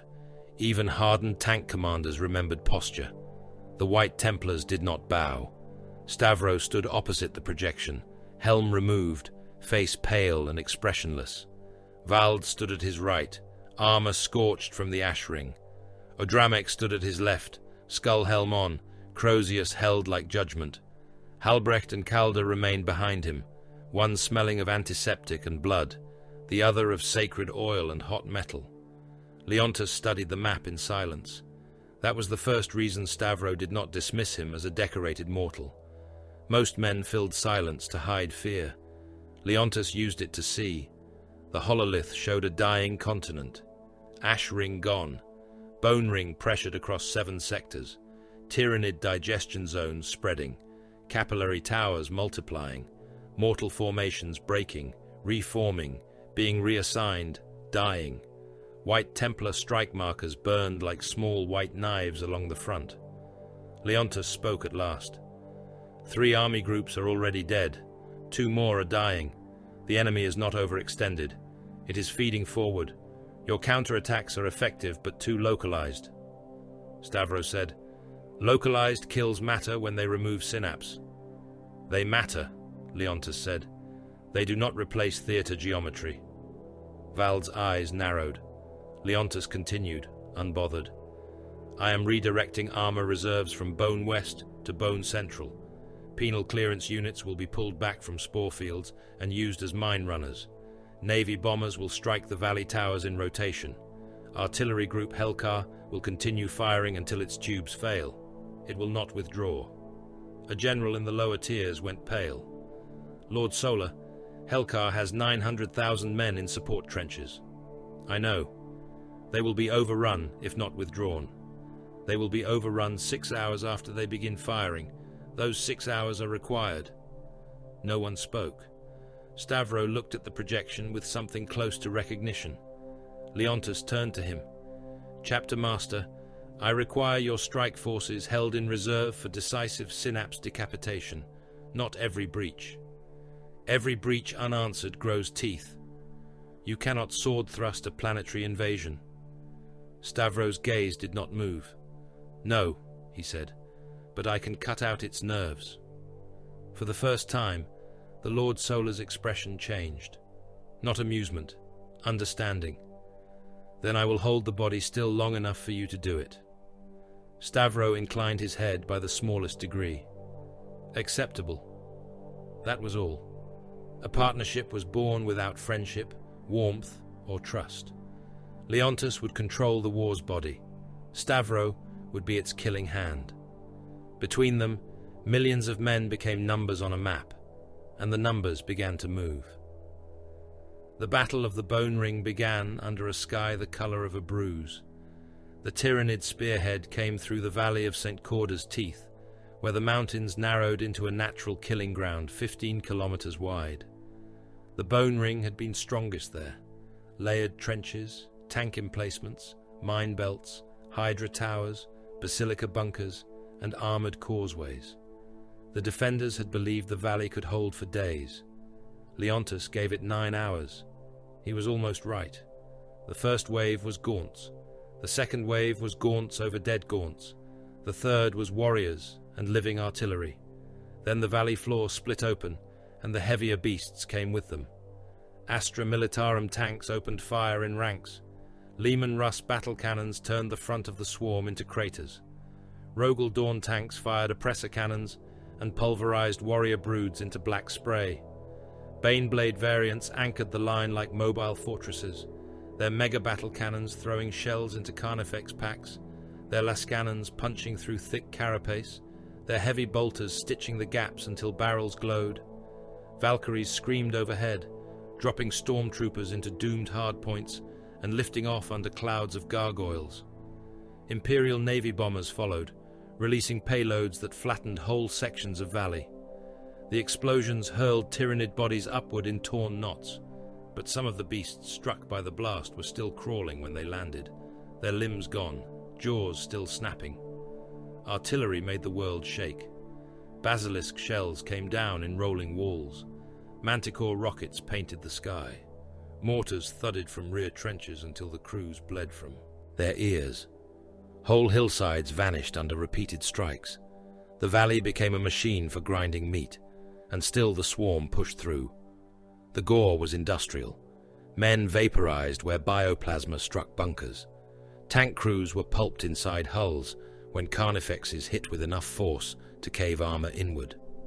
One Rogel Dawn tank continued firing after its crew compartment had become a red chamber of shattered ribs and ruptured organs. The dead driver's weight locked against the control levers until a tech priest climbed onto the hull and manually killed the engine. A Baneblade named Saint's Rebuke drove forward through a carpet of gaunts, crushing bodies beneath tracks slick with alien fluids. Its main cannon fired point-blank into an exocrine beast, blowing open its artillery sack and showering the nearby trenches with burning bioplasma and chunks of twitching organ. The crew cheered over the Vox for 4 seconds before a Trigon erupted beneath its left track and lifted the super-heavy tank half off the ground. White Templar strike forces hit the Synapse flank. Jump packs roared. Assault Marines descended into Trench Bone 16, which had ceased reporting 5 minutes earlier. The trench was full of gaunts, dead guardsmen, wounded men, infected men, and men who might still have been saved if someone with mercy had arrived. The White Templars had arrived instead. Brother Sergeant Cadus landed on a Hormagaunt and crushed it into the duckboards. His chainsword came alive. His squad fired bolt pistols in a disciplined arc, then charged. They did not sort friend from infection. Everything moving died. A guardsman with one arm raised his hand, shouting something lost beneath the noise. A gaunt parasite crawled under the skin of his neck, visible as a pulsing bulge.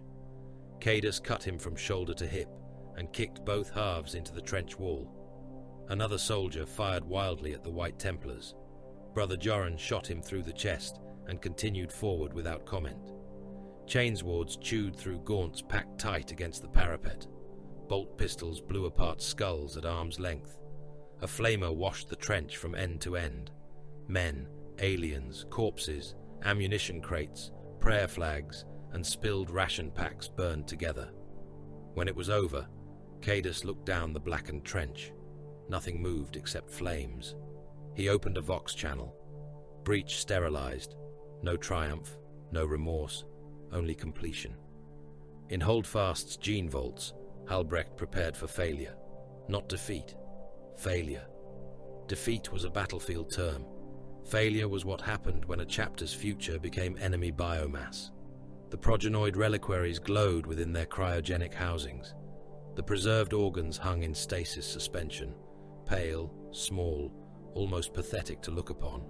Each one carried the potential for another warrior, another brother, another blade in white armor, another answer to the galaxy's hunger, or another lie. Halbrecht stood before the central preservation shrine with Odremek and Calder. The Reclusiarch's skull helm was stained with trench soot. If Holdfast falls, the vault must burn. Halbrecht did not turn. That decision is mine. That decision is Purity's. Calder's mechadendrites clicked from the shadows. Convenient. Purity always seems to agree with whoever is holding the torch. Odremek turned. You would let the Xenos take the seed? I would prevent ignorance from finishing what the enemy begins, Calder said. This vault contains more than organs. It contains comparison chains, deviation maps, forbidden seals, and the machine memory of our beginning. Our beginning may be poison. Our ignorance has already poisoned us. The Crozius in Odramek's hand crackled with restrained power.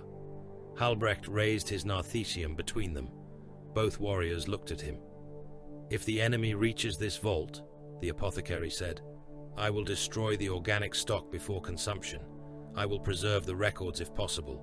If not possible, I will preserve nothing. Odremek inclined his skull helm. Good. Calder's eyes glowed. Necessary, not good. Halbrecht looked at the rows of future warriors suspended in cold light. He imagined them dissolving in Tyranid pools. He imagined the last proof of the chapter's nature boiling into food. For the first time since his ascension, he wanted to pray and did not know which father would hear him. So he did what White Templars did when faith became uncertain. He prepared a kill switch. The shadow deepened during the 7th hour of the Bone Ring battle. The zoanthropes came forward in clusters, drifting above the swarm like obscene icons. Behind them moved larger command beasts with swollen cranial crests and twitching psychic veins, their presence bending the air around them. They did not speak. They did not need to. Their minds pressed down. Mortal soldiers began to hear hunger beneath their own thoughts, not as words, as invitation. Lay down the rifle, step into the pool, open the gate, be useful, be eaten. In Trench Bone 20, 30 guardsmen stood up in unison and walked toward a digestion basin, while their commissar screamed at them to halt. He shot 6 before the rest reached the pool. They entered without resistance. Their bodies hissed and came apart. One continued praying until his lungs dissolved. In Artillery Pit Helkar 9, a loader placed his own head inside a shell hoist and triggered the mechanism. In a Medici bunker, wounded men began chanting along with static until a White Templar chaplain entered and executed every voice that failed to stop. In a tank reserve depot, an entire crew opened their hatches during Sporefall and stared upward until gargoyles descended on them. Even Space Marines heard it. Not command, not temptation, pressure, the promise of unity without doubt, hunger without identity, flesh without history, no false father, no hidden record, no need to know, only the swarm, only purpose. Vald heard it while cutting through a warrior brood at Bone Central. For one heartbeat, his sword felt unnecessary. His name felt heavy. His anger felt small. Then, Reclusiarch Odramek's voice slammed across the chapter vox like a hammer against a coffin lid. You are not meat. The words came with litany cant, hypno-doctrinal cadence, and kill command authority. You are not hunger, you are not many, you are the blade, you are the wall, you are the oath, hold, cut, endure. Across the field, chaplains repeated it. White Templars answered in clipped voices. Hold. A brother with a cracked helm fired his bolt rifle into his own leg to break the psychic rhythm and kept shooting from one knee. Cut. A hellblaster overheated his plasma incinerator rather than stop firing at a zoanthrope cluster. The weapon took both his arms when it vented. The blast killed 3 psychic beasts. Endure. Val drove his power sword through a Tyranid warrior's chest and tore upward until the skull split. The pressure lessened. Not gone. Never gone. But resisted. The White Templars were not immune to horror. They were trained to make horror wait its turn. The bone ring broke from beneath. Leontus had predicted the upper breach. Stavro had predicted the synapse push. Neither had enough bodies left to stop the ground from opening. The Trigon network erupted across the center of the defensive line at 2106. It began with tremors under the tank ranks. Lehman Russ crews reported track instability. A Baneblade commander swore that the earth was breathing. Seconds later, the valley floor collapsed in 6 places at once. Tanks fell nose first into darkness. Trenches folded inward. Bunkers dropped whole, their firing slits vanishing below ground as men inside screamed into vox channels that ended in static and chewing sounds.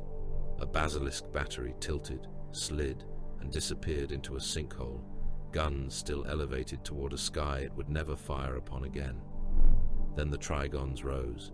Massive serpentine bodies burst from the tunnels, armored plates slick with underground filth, jaws opening wide enough to swallow men whole. Raveners poured around them in whipping, blade-limbed packs. Gaunts followed in thousands, then tens of thousands, using the tunnels as arteries into the heart of the bone ring. The defensive line became 3-dimensional death. Men fired upward, forward, downward, sideways, into smoke, into friends, into walls that moved. Tanks tried to reverse and rammed into each other. Penal collars detonated in chains as units crossed forbidden markers while fleeing holes that had not existed a moment before. Vox traffic became a layered mass of screams, coordinates, prayers, and the wet static of the shadow. Saint's Rebuke, the Baneblade, was still alive, half swallowed by the earth, its left track hanging. Over a tunnel mouth and its rear hull tilted high, it fired every gun. The main cannon boomed into a Trigon's chest, blowing a crater through the beast large enough to see fire through. Lascanon stabbed downward into the tunnel. Heavy bolters hammered gaunts climbing over the hull. Sponson flamers washed the earth in burning promethium. The tank's commander stood in the open cupola, one arm missing, face covered in blood, screaming orders into a vox that transmitted only static. Tyranids poured over the Baneblade like ants over meat. They climbed the barrel. They clawed at the hatches. They jammed themselves into track assemblies. They died by the hundreds and kept coming. A Carnifex lowered its head and rammed the exposed flank. Inside the tank, the crew compartment became a red storm of men thrown against steel. The gunner's skull split on his sighting block. The loader vanished beneath a shell rack. The driver, already dead, remained strapped to his throne with both hands locked to the controls. The Baneblade fired again, point blank. The shell detonated inside the Carnifex's mouth and blew the front half of its skull across the hull in a wash of brain, chitin, and acid. The Tyranids kept climbing. Above the valley, Stavro watched the bone ring's central rune turn black. Leontus's hollow image flickered beside him, distorted by interference. Bone Central is lost, the Lord Solar said. Yes. Withdraw to Martyr. Already ordered. We have lost 2 army groups. You bought 7 hours. Leontus looked at the burning map. I required 6. Stavro placed his helm over his head. Then spend the 7th well. The chapter master drew his sword.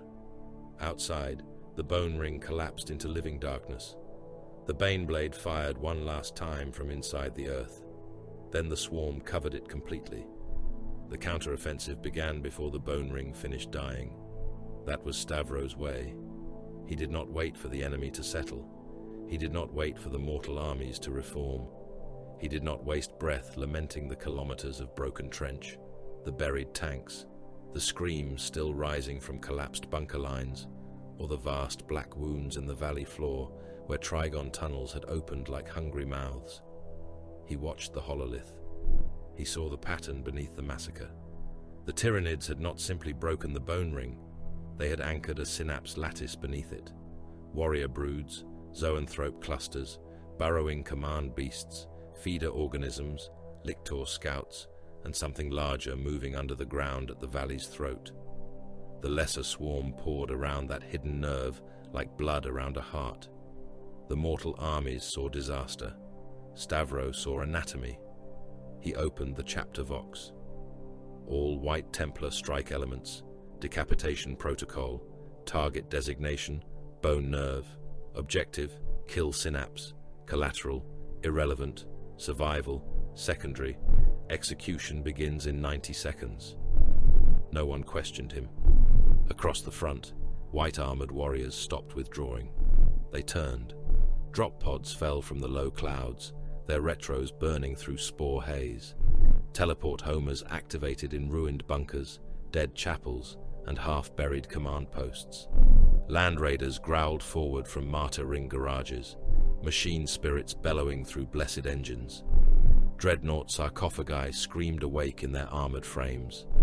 Thunderhawk gunships crossed the mountains under curtains of anti-air spores, their hulls sparking, their pilots flying by instruments that lied and instinct that did not.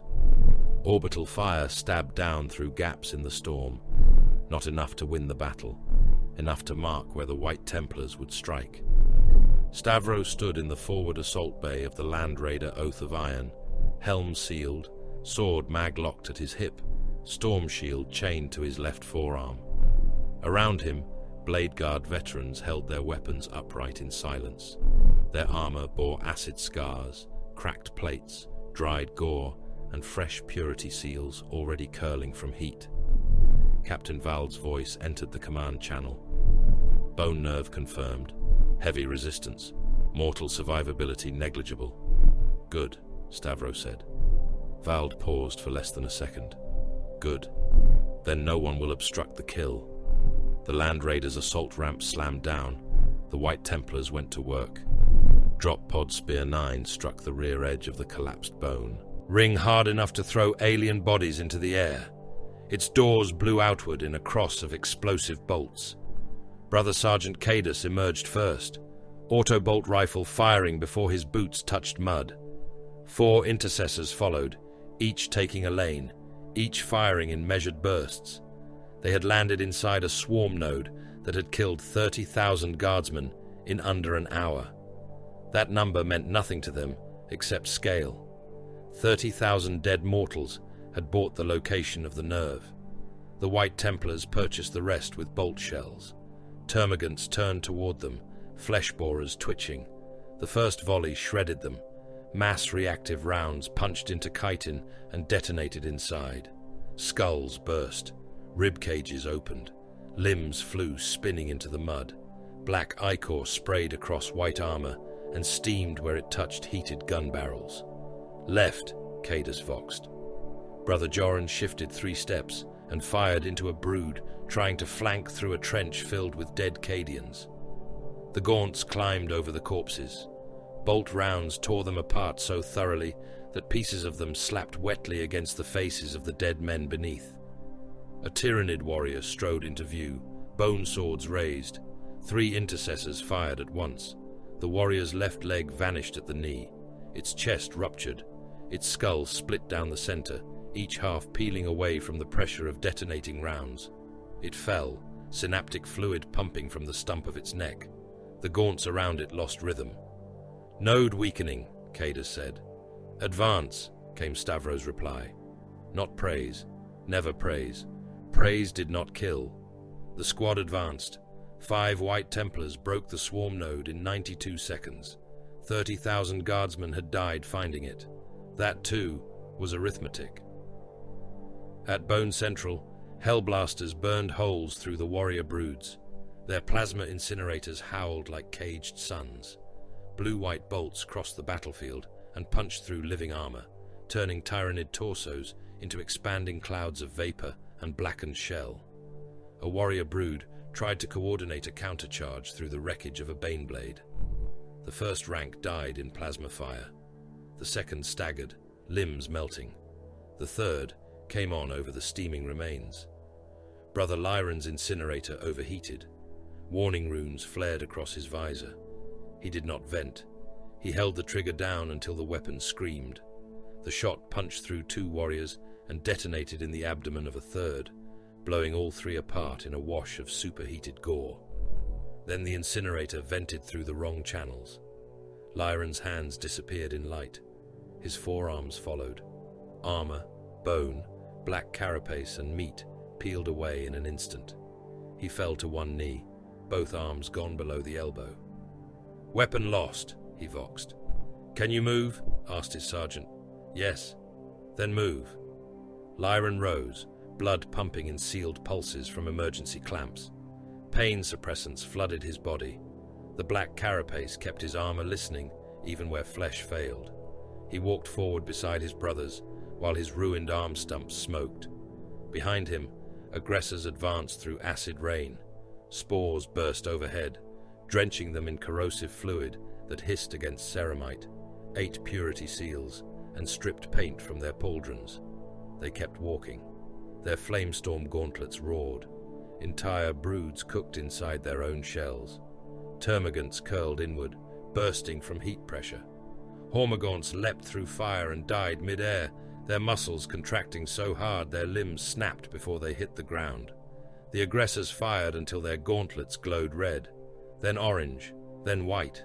When one brother's right gauntlet jammed on molten chitin and bone fragments, he struck it against a rockcrete dragon's tooth, cleared the feed with brute force, and resumed firing without a word. Above them, inceptors slammed down into the rear of the swarm, assault bolters carving circular killing grounds. Below them, terminators held the largest Trigon tunnel mouth. Brother Halder and 4 First Company survivors stood shoulder to shoulder beneath the broken lip of the earth. Gaunts came up from the darkness so densely that the tunnel seemed to vomit them. Storm bolters fired until their barrels glowed. Heavy flamers washed the tunnel throat. Chain fists tore apart the larger creatures trying to force through. Bodies piled to the ceiling. Dead gaunts wedged against living ones. The living clawed through the dead, eating, pushing, killing, climbing. The Terminators did not fall back. A Ravener burst through the heap and drove a talon through Brother Halder's thigh joint. Halder looked down, then brought his power fist down on the beast's skull. It exploded beneath his fist like a rotten fruit. He pulled the talon free from his leg and locked his knee joint manually. "Functional," he voxed. The tunnel screamed. The Terminators fired again. They were not invincible. They were worse. They were efficient. Brother Castillon became a shrine of motion in the middle of the killing field. The Redemptor dreadnought advanced through the Tyranid tide, with his sarcophagus cracked, left knee actuator grinding, and half his front plate scorched black from bioplasma. Acid rain ran down his armor in smoking threads. Gaunts swarmed his legs. He crushed them underfoot without slowing. His vox, damaged in the ash ring, transmitted in bursts of static and old litany. "Wall endures." His plasma incinerator fired. A Carnifex brood came at him through the wreckage of 3 Lehman Russ tanks. There were 4 of them, each one horned, plated, and wet with the blood of tank crews. One dragged a man's torso impaled on its tusk. Another had a heavy bolter still firing uselessly from beneath one hoof, where the dying gunner's hand remained locked around the trigger. Castillon targeted the first. "Stone remembers." The plasma shot struck the Carnifex in the chest and boiled it from within. Its armor split outward. Internal fluids flashed to steam. Its head burst backward, dragging its spine out in a rope of cooked meat. The second reached him. It rammed him shoulder first, driving the dreadnought back 3 meters through mud and bones. Castion's fist came down on its skull. Once, twice. The third blow cracked the carapace. The fourth drove the skull into the beast's chest cavity. It kept twitching, so Castion stepped on its neck and fired his Gatling cannon into its body until there was no body left worth naming. The third Carnifex clawed open his side plating. Inside, beneath the armored shell, sacred machinery sparked around the sarcophagus that held what remained of the old warrior. Castion's ancient voice became a burst of pain static. Then he grabbed the beast by the horn and dragged its head down into the muzzle of his plasma incinerator. Faith is pressure. He fired. The Carnifex's head vanished. The fourth tried to go around him. Castion's fist caught it by the throat, closed, and crushed. A Tyranid warrior leapt onto his back, bone sword driving through damaged armor. Castion reached up, seized it by the torso, and pulled it down over his shoulder. Its limbs thrashed. Its jaws snapped against his sarcophagus casing. Don't forget to like, comment, and subscribe. Support really helps. The dreadnought's fist closed around its chest. Slowly, impossibly, he crushed it. The warrior's torso folded inward. Chitin split. Its organs burst between armor plates. Synaptic fluid ran down Castion's fist like black oil. By the wall, he hurled the corpse into a brood of gaunts and walked forward. Mortal soldiers saw him and began chanting his name. Castion, Castion, Castion. The dreadnought did not acknowledge them. Symbols did not need to listen. Stavro led from the breach. He fought without ornament. His sword cut joints, throats, nerve clusters, and tendons. He did not hack. He removed function. A Hormagaunt lost both scything limbs before its head. A warrior's knee vanished, then its throat, then the synapse node beneath its skull. A Ravener lunged from beneath a broken chimera. Stavro's shield pinned its head to the hull, while his sword opened its spine. A younger brother, Brother Ven, stumbled when acid ate through his ankle joint. A lictor form dropped toward him from a shattered vox mast. Stavro's shield rose. The claws meant for Ven struck the storm shield instead, sparking against the field. Stavro twisted, trapped the talons, and drove his sword into the lictor's chest. It shrieked through feeder tendrils, spraying saliva and blood across his helm. He tore the blade free sideways, opening the creature from sternum to hip. Ven pushed himself upright. "My lord, leg function compromised. Can you fire?" "Yes." "Then advance until you cannot. Mark yourself for extraction when your ammunition is gone." "Yes, lord." Stavro had already turned away. His cruelty inspired because it was not selective. He spent himself by the same law. A death spitter round struck his right pauldron and burst, acid washing over his upper arm. Warning runes flared. He ignored them. A bone sword scored across his breastplate, deep enough to expose black underlayers beneath the white ceramite. He stepped inside the strike and cut the wielder's lower arms away. Another creature slammed into him from the side, driving a talon through his thigh plate into transhuman muscle. Stavro looked down at the wound, then kicked the creature's knee backward and beheaded it as it fell. "Bone nerve distance," he voxed. Calder's voice answered through static. 200 meters. Signal uncertain. Vox contamination increasing. Then stop trusting Vox. Acknowledged. Stavro raised his sword overhead. The blade's power field flared once. Every White Templar in sight saw it. Oath signal. Advance by sight. Old doctrine. Pre-Vox. Pre-comfort. The White Templars moved. Guardsman Merrick Toll saw the angels up close and knew, with sudden clarity, that the priests had lied. They were not beautiful. They were corpses that refused to fall. He lay in the remains of a communication trench, one leg pinned beneath a sheet of rockcrete, laser gun empty, mouth full of mud and blood.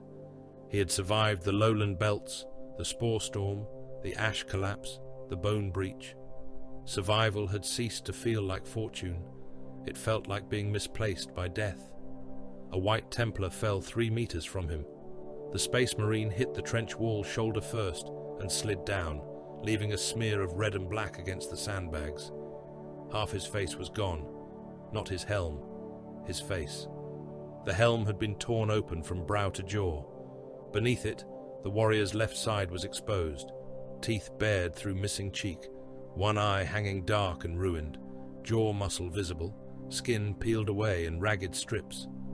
His right eye still moved behind cracked lens glass. A Hormagaunt leapt toward him. The Marine's bolt pistol came up. One shot.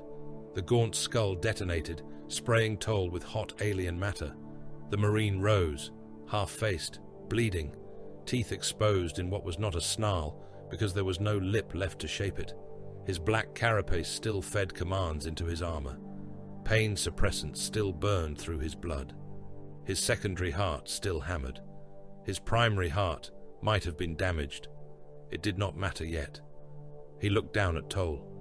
For one mad heartbeat, the guardsman thought the angel might save him. Instead, the White Templar reached past him, took the charge pack from the dead soldier beside him, slammed it into his own emergency sidearm feed, and stepped over him. Toll laughed. It came out as a cough. "The Emperor's angels," he whispered. The half-faced Marine fired again and again, walking into the smoke. Toll watched the exposed teeth vanish into the fog and thought of funeral skulls painted white. Then he closed his eyes and hoped no one counted him useful. The Tyranids changed the battle while the battle still raged. The hive mind had learned the strongest kill zones. It stopped feeding gaunts into them. The living tide split, avoiding the obvious arcs of Terminator fire and aggressor flame. Burrowers surged beneath the Astartes instead, opening sudden sinkholes beneath squads that had seemed unbreakable a moment before. Ravener packs erupted behind Hellblaster positions. Lictor organisms crawled through smoke and falling ash, targeting sergeants, Vox operators, banner bearers, anyone whose death would create a moment of disorder. Brother Sergeant Cadus died without seeing the thing that killed him. A lictor came through a curtain of acid rain, chameleonic hide flickering between mud grey and bone white. Its feeder tendrils touched his helm. His visor filled with false terrain for half a second. That was all it needed. Talons punched beneath his gorget and opened his throat to the spine. Cadus drowned in his own blood before his brothers turned. Brother Joran killed the lictor with a crack grenade shoved into its ribcage, but the squad's coordination broke for 13 seconds. 13 seconds cost 2 brothers. Elsewhere, spores corroded ammunition feeds. Heavy bolters jammed. Bolt magazines swelled with alien residue. Plasma coils vented early.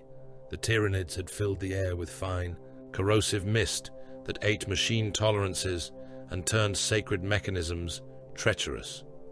Then, the false orders began. Fall back to Martyr Gate 3. The command came in Stavros' voice. 3 squads received it. 1 obeyed for 4 steps before Captain Vald noticed the signal was not accompanied by the correct oath rune. False command, Vald voxed. Cut trust. Revert to oath signals.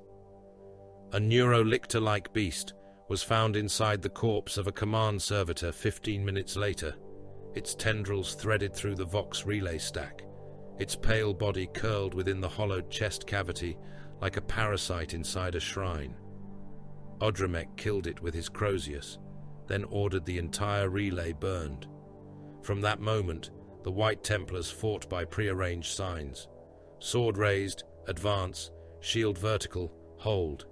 Bolter lifted twice, shift left, open hand, purge, fist to helm, ignore Vox. They became older than their own technology, harder to deceive, less human, more dangerous.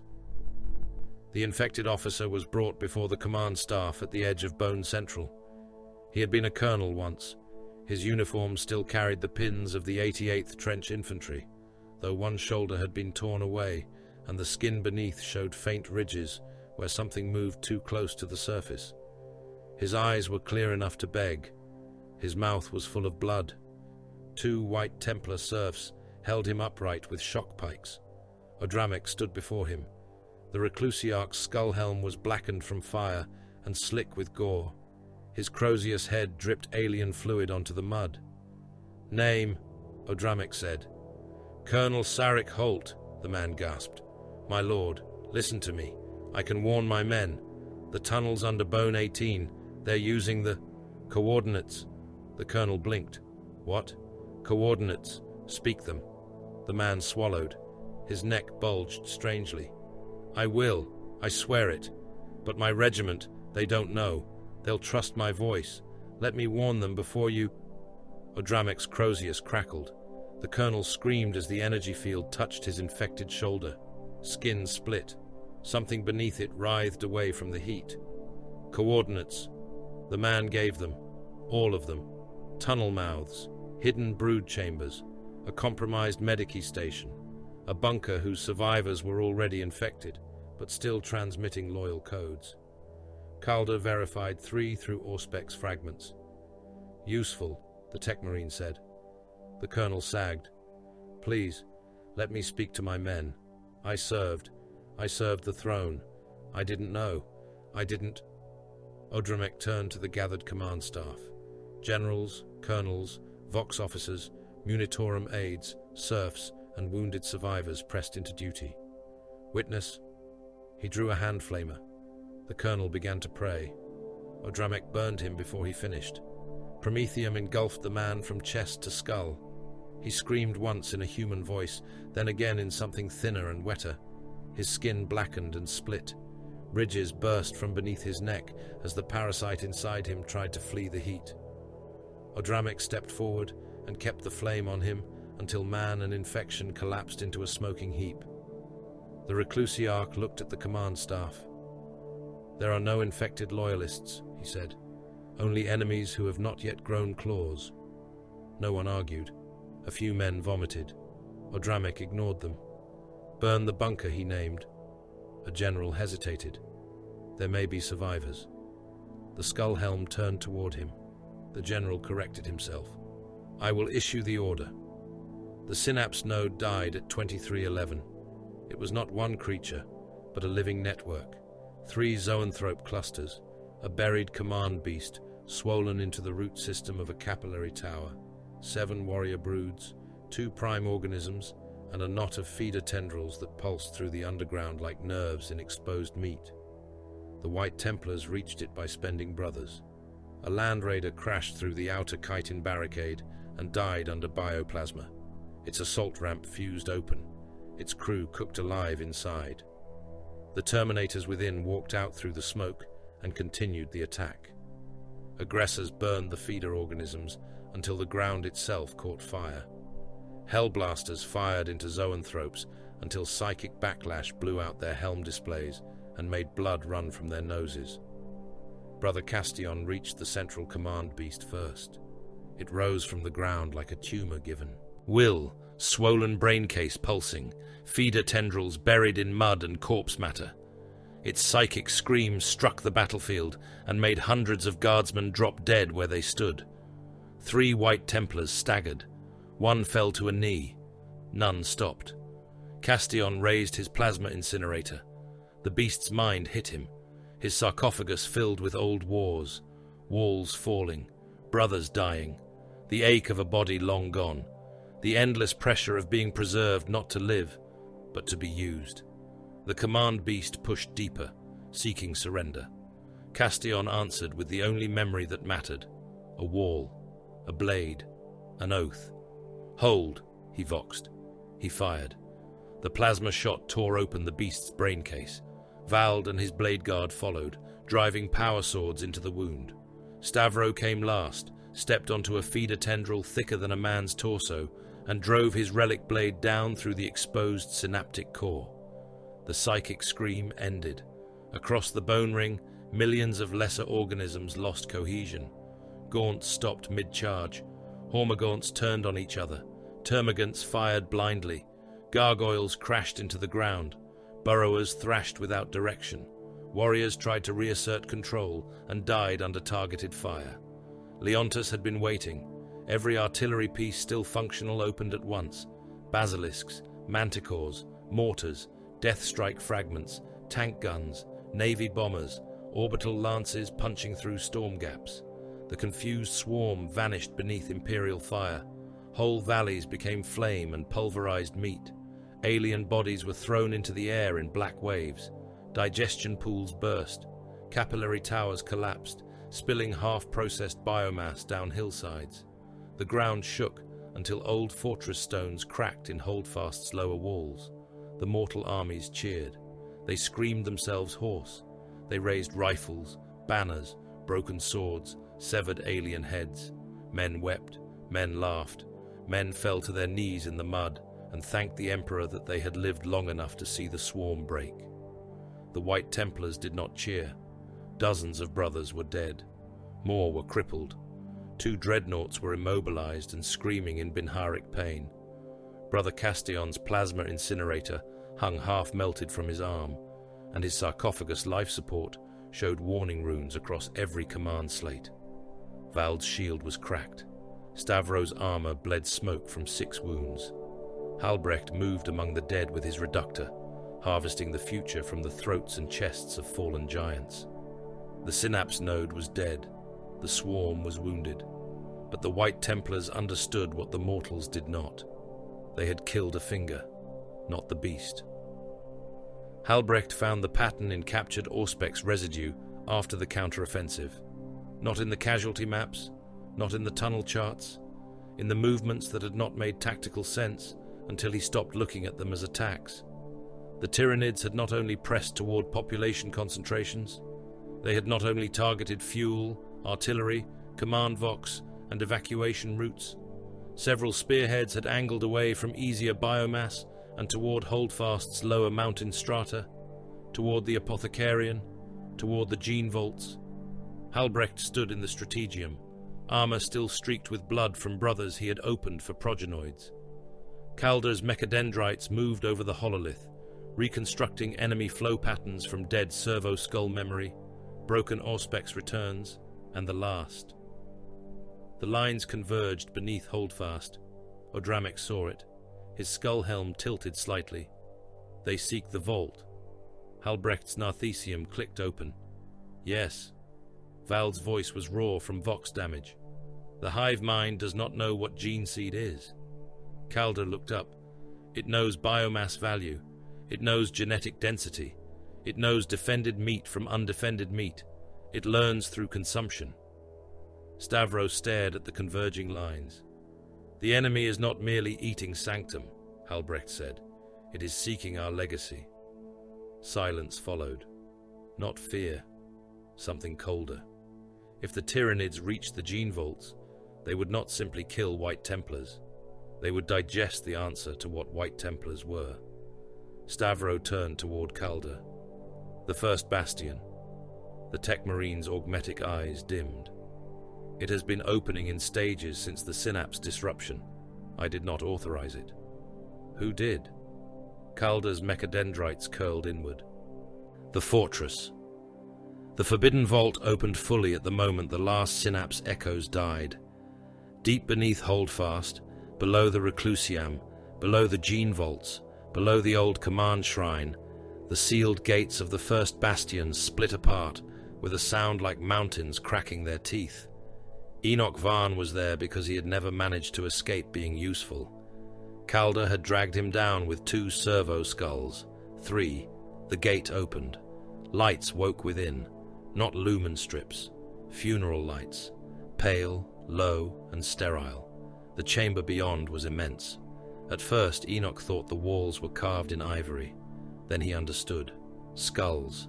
Thousands of them. Tens of thousands. Human skulls. Adolescent skulls. Aspirant skulls. Each cleaned, polished, drilled, and marked with tiny etched codes along the brow. They lined the walls from floor to vaulted ceiling. They filled alcoves. They formed columns. They rested in stacked reliquaries behind glass. Some were whole. Some showed surgical cuts. Some bore deformation in the jaw, brow, spine, or temple. Some had black metal tags wired through the eye sockets. Enoch stepped forward on numb legs. His lumen skull drifted beside him, reading the codes aloud in a dead whisper. Deviation code, os modular irregularity. Deviation code, Biscopea rejection. Deviation code, melanchromic instability. Deviation code, progenoid failure. Deviation code, unidentified lineage conflict. Calder stood very still. Even the Tech Marines' mechadendrites stopped moving. Halbrecht entered behind them.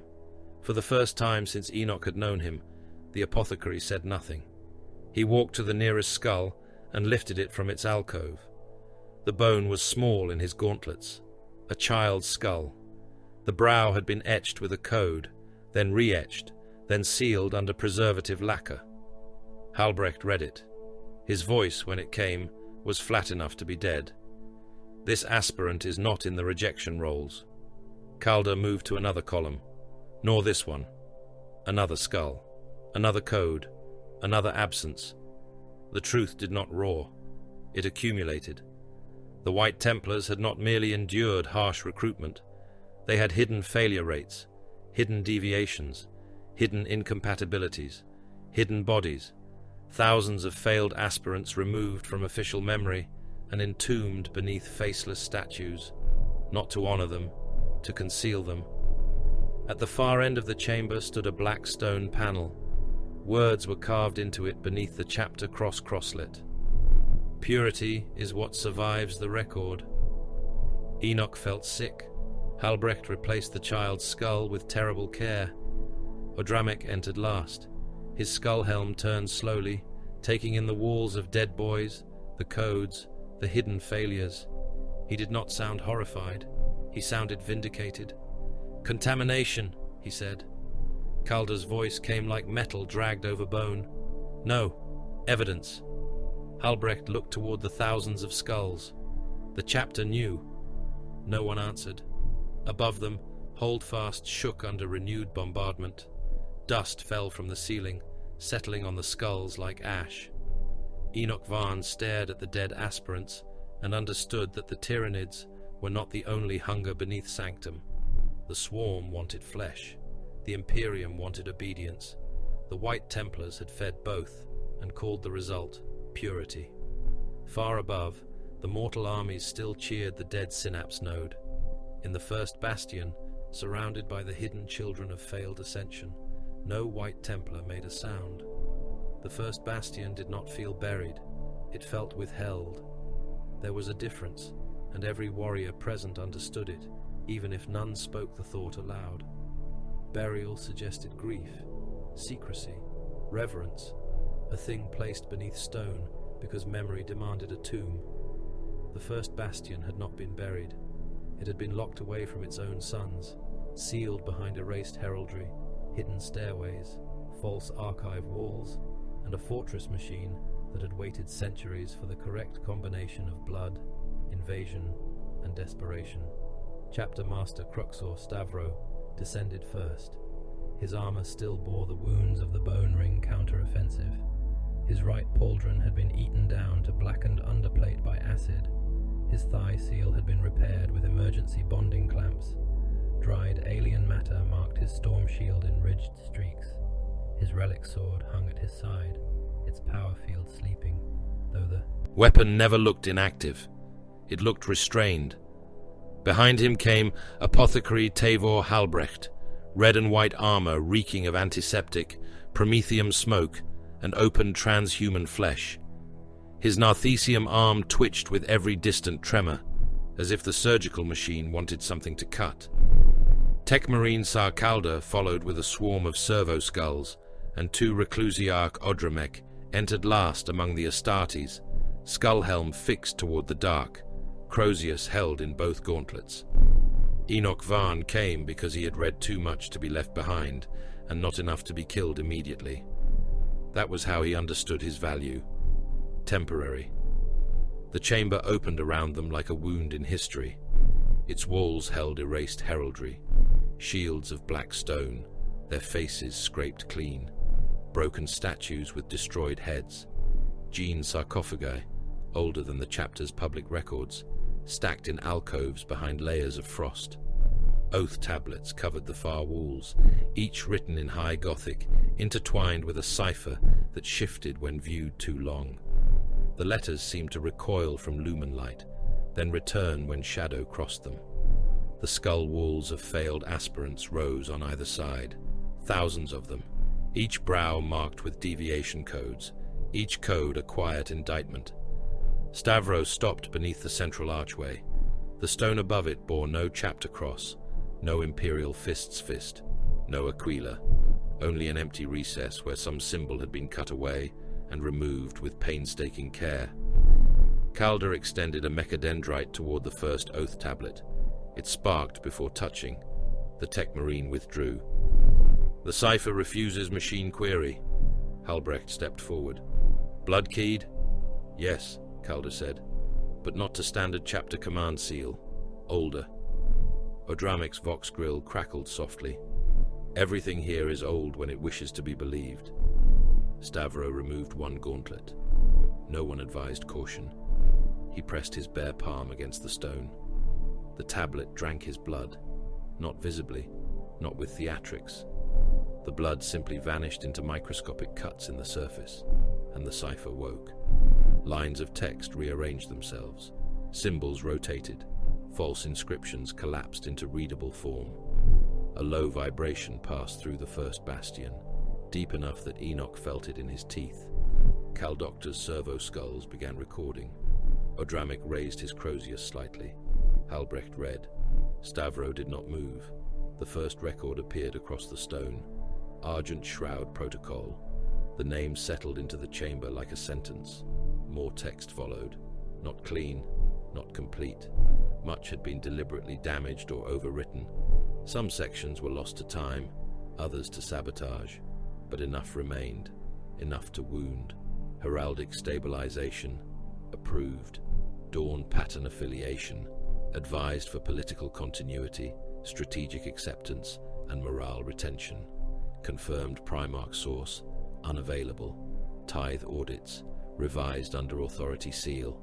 Failed aspirant rates, removed from external submission. Organ compatibility, non-Dawn variants detected in early implant generations. Public lineage, to remain Imperial fists associated until review. Review deferred, review deferred, review deferred. The same phrase repeated across centuries. Deferred, a lie made durable by postponement. Vald was not present to insist they were sons of Dawn. No one was. The absence felt merciful, or cowardly. Halbrecht stepped closer to the tablet. No confirmed alternate. "No," Calder said. Odramic's skull helm turned toward him. "You sound disappointed." "I sound accurate." Halbrecht touched the etched line about organ compatibility. Certain organs showed non-Dawn patterns. Which organs? The tablet shifted. Aspirant survival tables, osmodular rejection rates, Biscopea overreaction, catalepsian node failures, progenoid instability among early cohorts, melanchromic deviation, gene seed compatibility variants hidden under environmental severity claims. Sanctum's harsh recruitment conditions had been used as cover.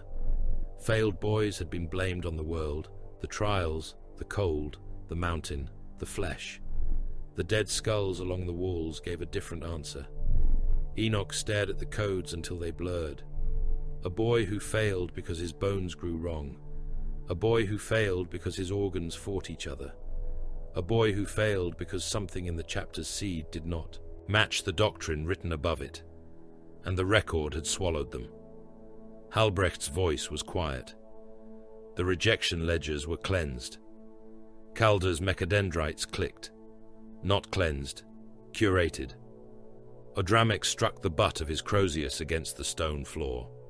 The sound cracked through the chamber. Enough. No one spoke. The reclusiarch turned slowly, taking in the skulls, the tablets, the broken statues, the erased shields, the proof that the White Templars' identity had been built not on certainty, but on obedience to an answer no one had verified. "This chamber burns," he said. Calder looked at him. "No," Odramec ignored him and faced Stavro. "My lord, truth that weakens loyalty is heresy in its larval form. We are at war. The chapter bleeds. The swarm presses the walls. Doubt is not a wound we can allow to remain open." Stavro watched the tablet. Odramec stepped closer. The scribe dies. The serfs are rendered down. The data is destroyed. The brothers are told nothing until victory. After victory, they are told only what strengthens duty. Enoch felt his legs weaken. He did not plead. Pleading would only prove he understood too much. Calder's voice came sharp with machine distortion. "You would murder history to preserve a sermon. I would murder poison before it reaches the blood." "The poison is already in us," Calder said. His mechadendrites rose behind him like anger-given metal. "The fortress has been trying to reveal this for centuries. Contradictory maps, corrupted archive links, sealed ciphers, rejected machine queries, hidden bloodlocks. The machine spirit remembers sin." Odramec turned his skull helm toward the tech marine. "Machines do not confess." "No," Calder said. "They malfunction around what men refuse to confess." The first bastion hummed under their feet, a deep, resentful pulse. Calder looked up at the erased heraldry.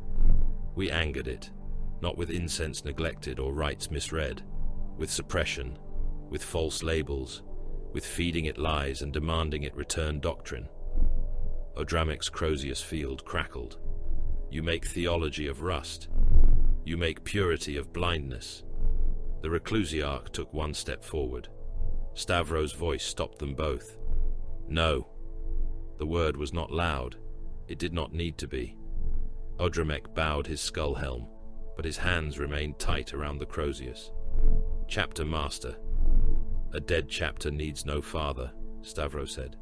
"A living one may endure the truth." Silence followed. Even the distant guns seemed to pause between heartbeats. Stavro looked to Halbrecht. "The organic stock is prepared for evacuation?" "Yes." To Calder, "The data?" "Recoverable if the first bastion continues cooperating." "Make it continue." Calder inclined his head. "Harsh persuasion?" "Reverent if possible, harsh if not." Stavro turned to Enoch. The mortal scribe stopped breathing. "You will read what my warriors cannot.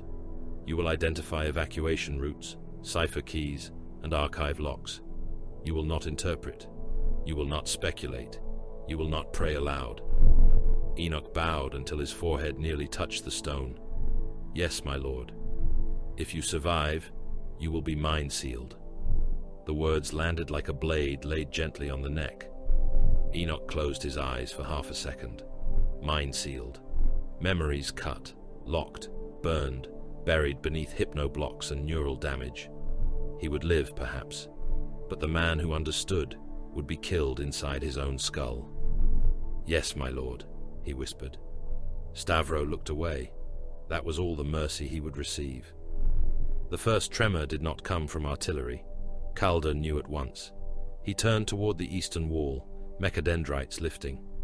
Movement below. Halbrecht's Narthesium opened. Burrowers? Smaller, many. Odramec raised his Crozius. "Here?" The floor split before Calder answered. Stone cracked across the chamber in a jagged line between two rows of skull alcoves. The fracture widened with a grinding shriek. Skulls tumbled from the wall, bouncing across the floor, jawbones breaking, old codes scattering into dust. A ravener burst through. It came up in a spray of rock, black soil, and old bones, its serpentine body twisting, talons unfolded, jaws open. The first bastion became battlefield. Intercessors fired into the rupture. Bolt rounds detonated inside.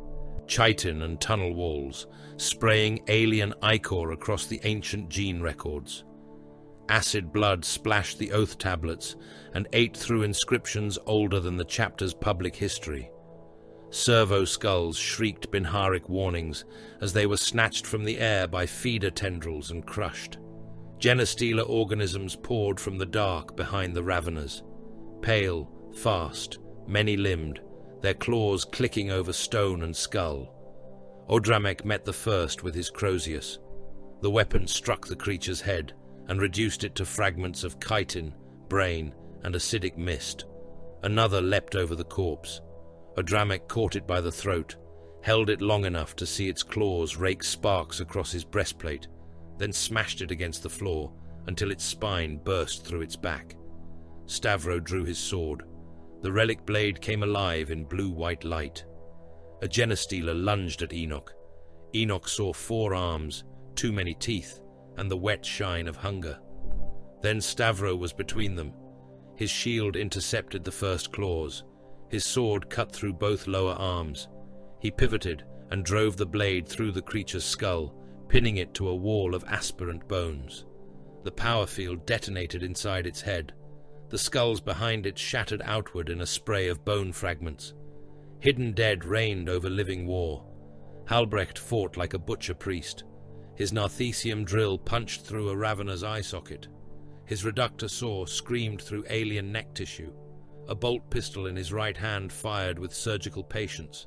1 shot to a knee joint, 1 to the skull, 1 to a feeder limb threatening the Gene sarcophagi. A Ravenor's tail struck him across the side and hurled him into a row of skulls. The wall collapsed around him. Child-sized bones shattered under the impact. He rose with skull fragments sliding from his armor. Records damaged, Calder voxed. Halbrecht fired into the Ravener's mouth until the back of its head opened. Then record faster. Calder drove 3 mechadendrites into the nearest oath tablet, ignoring the sparks and warning shrieks. Enoch! The scribe was on his knees behind a sarcophagus, hands clamped over his head. Enoch! He looked up. Calder pointed to the far wall, where the cipher had rearranged under Stavro's blood. Read. Evacuation route. Now! Enoch crawled, then forced himself upright. A Genestealer corpse twitched beside him. Its claws scraped the stone. He stepped around it, nearly slipping in the opened. I cannot... A bolt round cracked past his ear and detonated in a feeder beast behind him. Stavro did not look back. Read. Enoch read, not with confidence, with terror sharpened into function.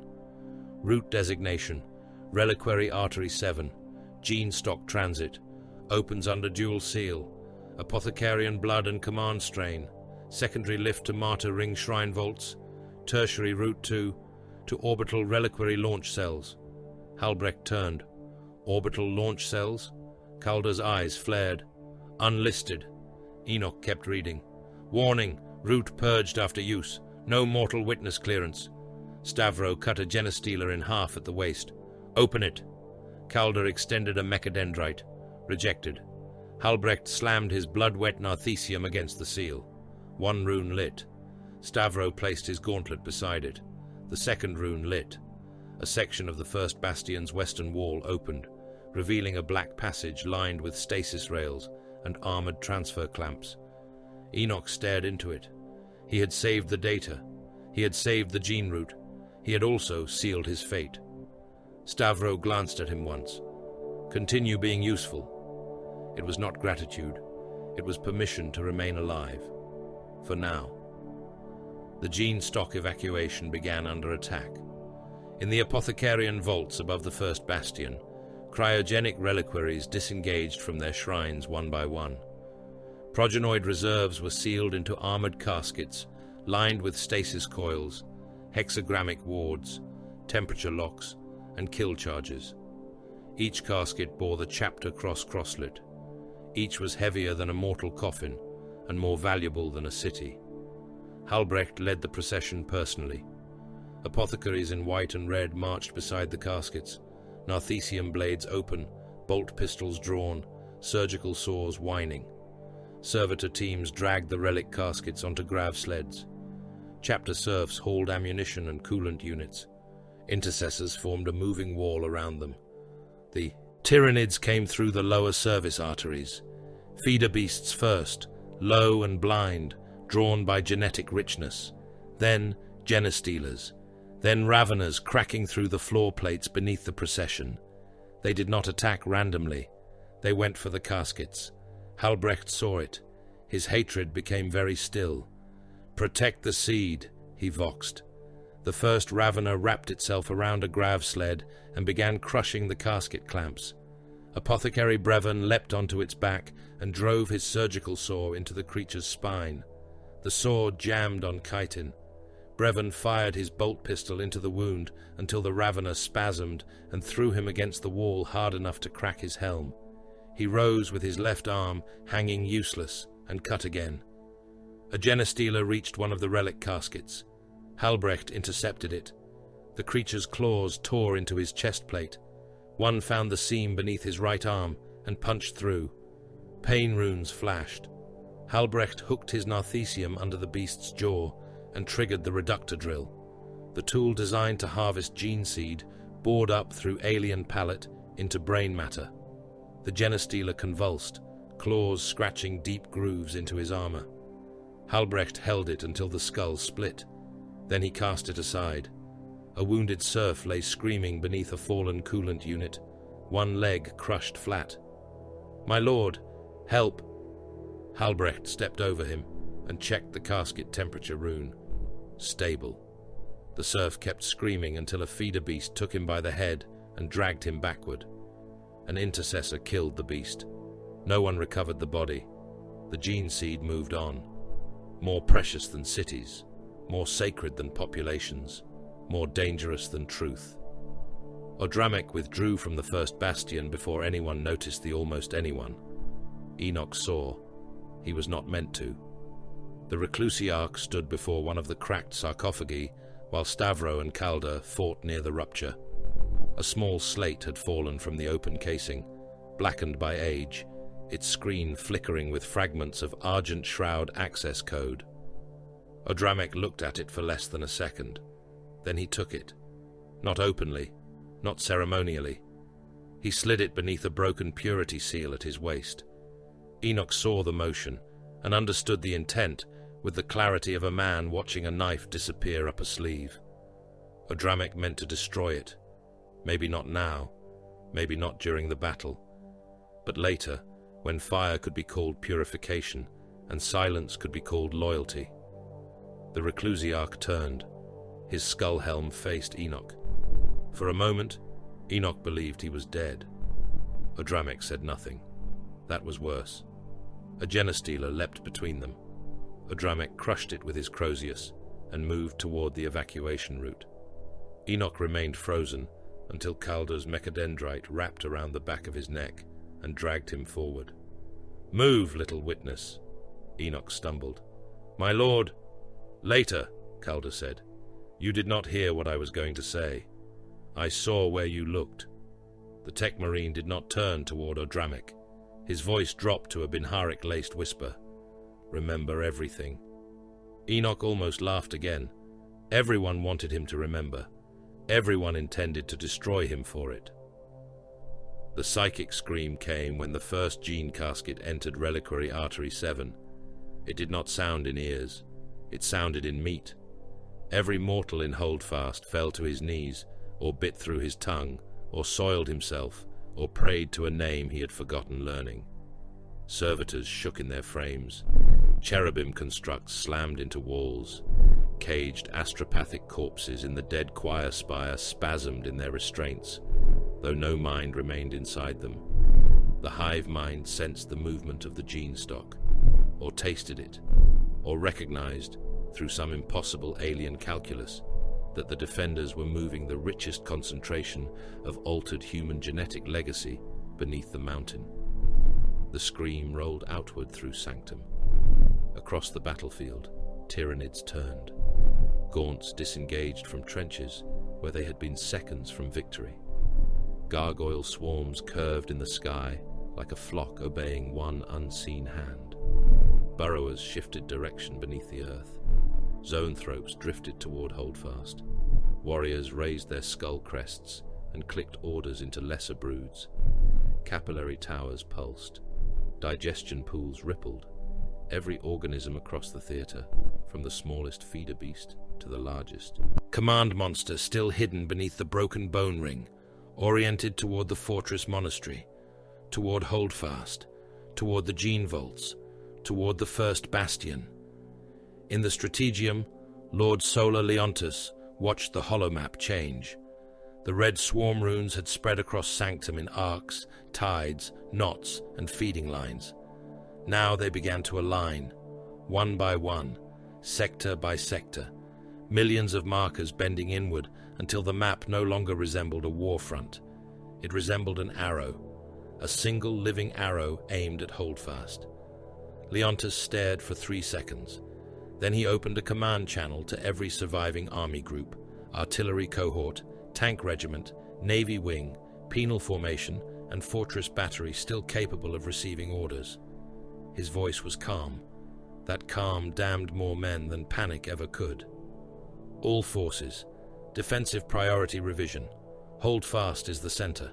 All retreat corridors are closed unless designated for ammunition or gene stock transit. All formations unable to withdraw will attack. All formations able to withdraw will attack more usefully. Artillery groups will fire danger close at my mark. Armor reserves will advance, not fall back. A general's voice broke through, horrified. Lord Solar, that will kill our own lines.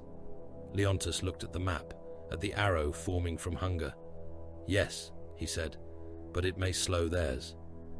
In the first bastion, Stavro felt the psychic scream pass through his bones. For one breath, beneath his own thoughts, he heard it. Hunger, unity, purpose without doubt, a galaxy made simple by digestion.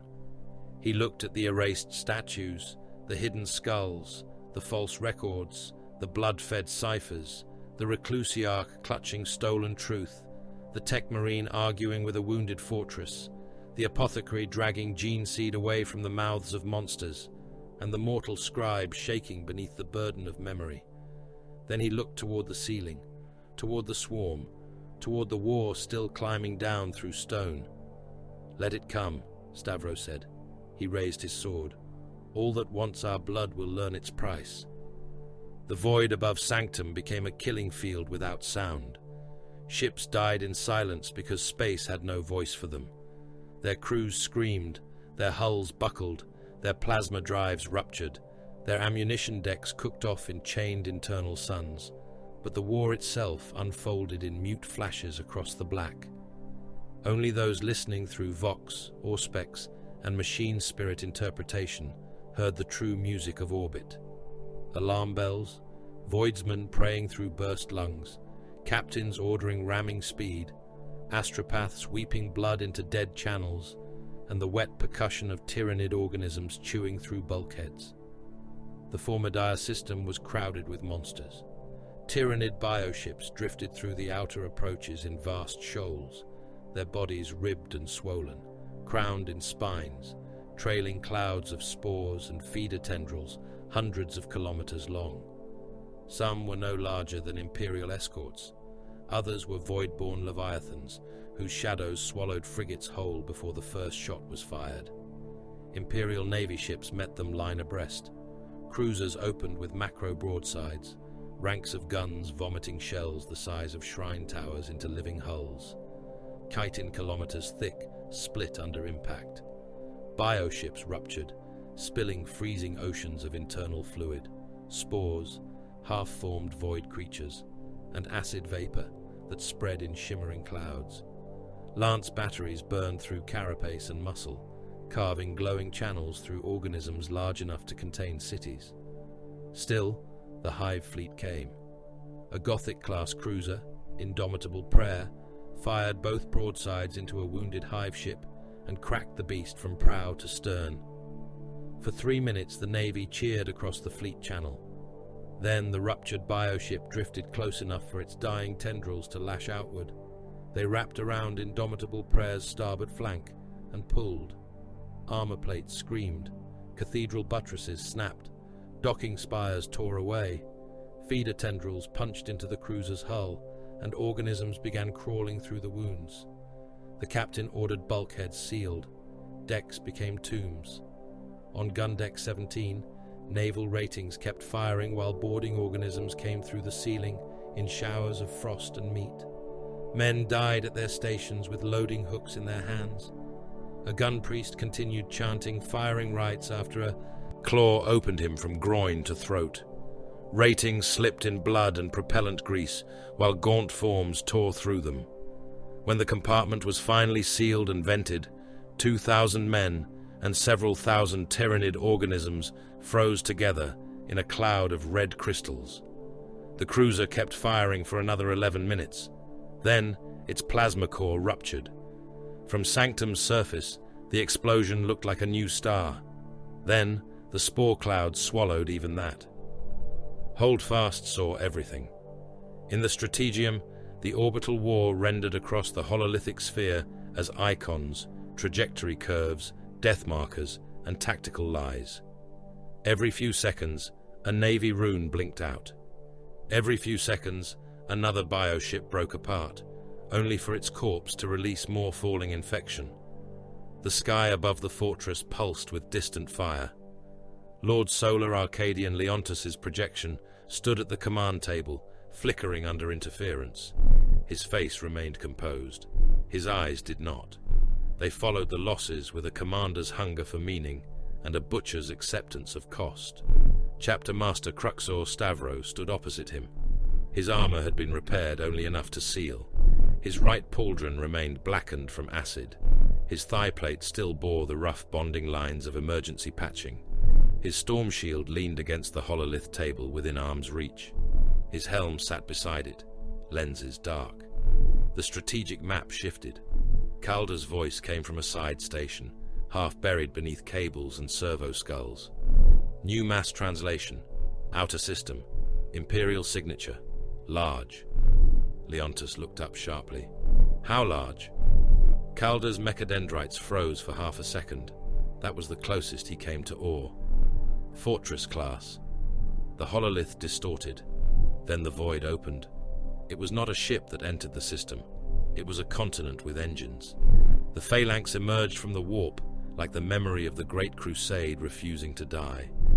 Dawn's fortress monastery, ancient beyond comprehension, colossal beyond sane shipwright design, translated into real space trailing lightning and wounded reality. Its armored mass eclipsed stars. Its weapon decks lit in golden rose. Its arrival tore through the spore haze as if the void itself had remembered walls. For one breath, even Holdfast was silent.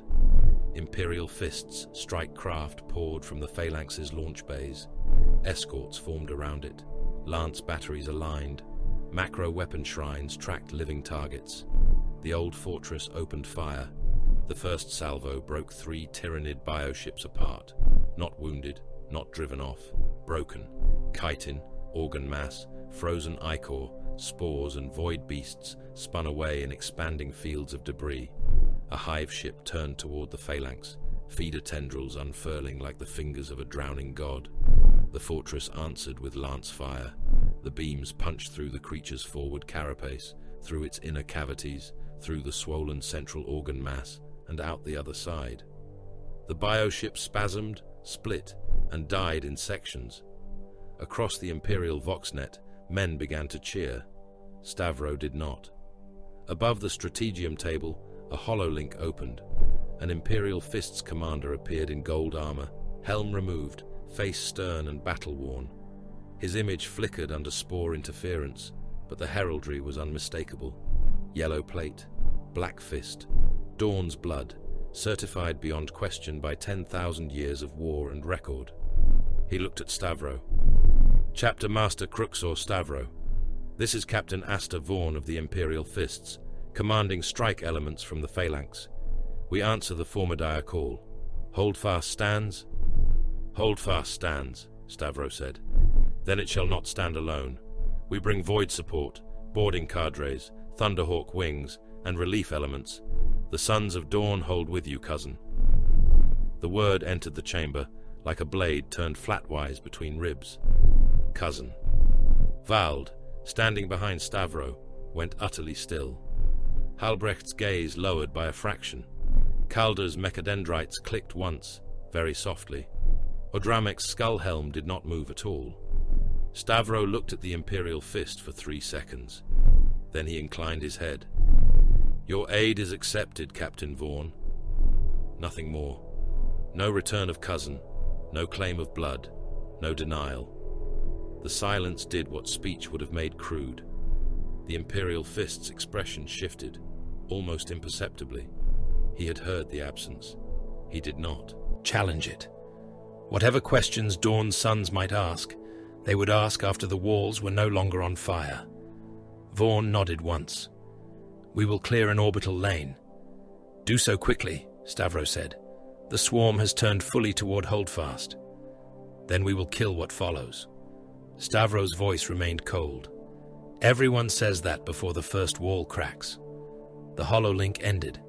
Vald spoke from behind him. "We should have answered." Stavro did not turn. "We did. Not as kin. Kinship is currently unverified." Odramix Crozius tapped the floor. "Blood matters less than conduct." Calder murmured, "That is a recent development in your theology." Odramix's skull helm turned. Stavro raised one hand. The argument died unborn. Above them, the phalanx began to carve the dark. The Void War became close. Strike cruisers launched Thunderhawks and Storm Ravens through churning debris fields. Boarding torpedoes fired from Imperial Fist vessels and White Templar escorts alike, their armored noses burning toward living ships. Teleport assaults struck into bioships, wherever void shields, psychic pressure, and shifting organic mass allowed the impossible to occur.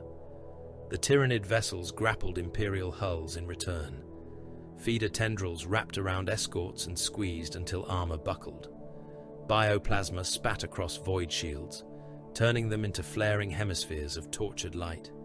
Spores struck ship hulls and sprouted boarding organisms that chewed through plating with acid jaws. Some vessels vented entire decks to halt infection. Some fired point defense guns into their own superstructures. Some simply vanished beneath swarms of void creatures like carcasses under insects. Inside a wounded bioship, designated Target Mortis Red, Imperial Fist's Terminators fought through corridors made of muscle. The walls pulsed around them. Every surface bled when shot.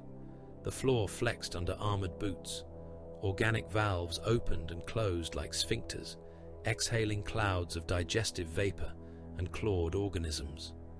Brother Captain Vaughn led from the front, with Storm Shield and Thunderhammer, his yellow armor already painted in alien fluids. "Charge set," voxed an Imperial Fist. "Melter yield?" "Sufficient to gut this organ mass. Then leave it burning." Across another chamber, White Templar boarding squads drove forward in silence. They had come from one of the few remaining in-system escorts, teleported into the same bioship by Calder's machine prayers and brute force targeting. They fought beside the Imperial Fists, without ceremony. Yellow and white armor advanced through a living cathedral of meat. A White Templar planted melter charges in an organ the size of a hab block. It pulsed beneath him, pumping luminous fluid through veins wide enough for tanks. Genestealer organisms poured down the walls. The Marine finished arming the charge with one hand while firing his bolt pistol with the other. A creature took his left arm at the elbow. He headbutted it, primed the timer with his remaining hand, and remained in place until the organ detonated. The blast blew a wound through the bioship's flank. Outside, lance fire found the wound and widened it into death. The living vessel folded around its own agony, then ruptured. The Crusade fleet returned badly. It did not translate into the system as a proud formation of white-armored vengeance. It came out of the warp scattered, bleeding, and late.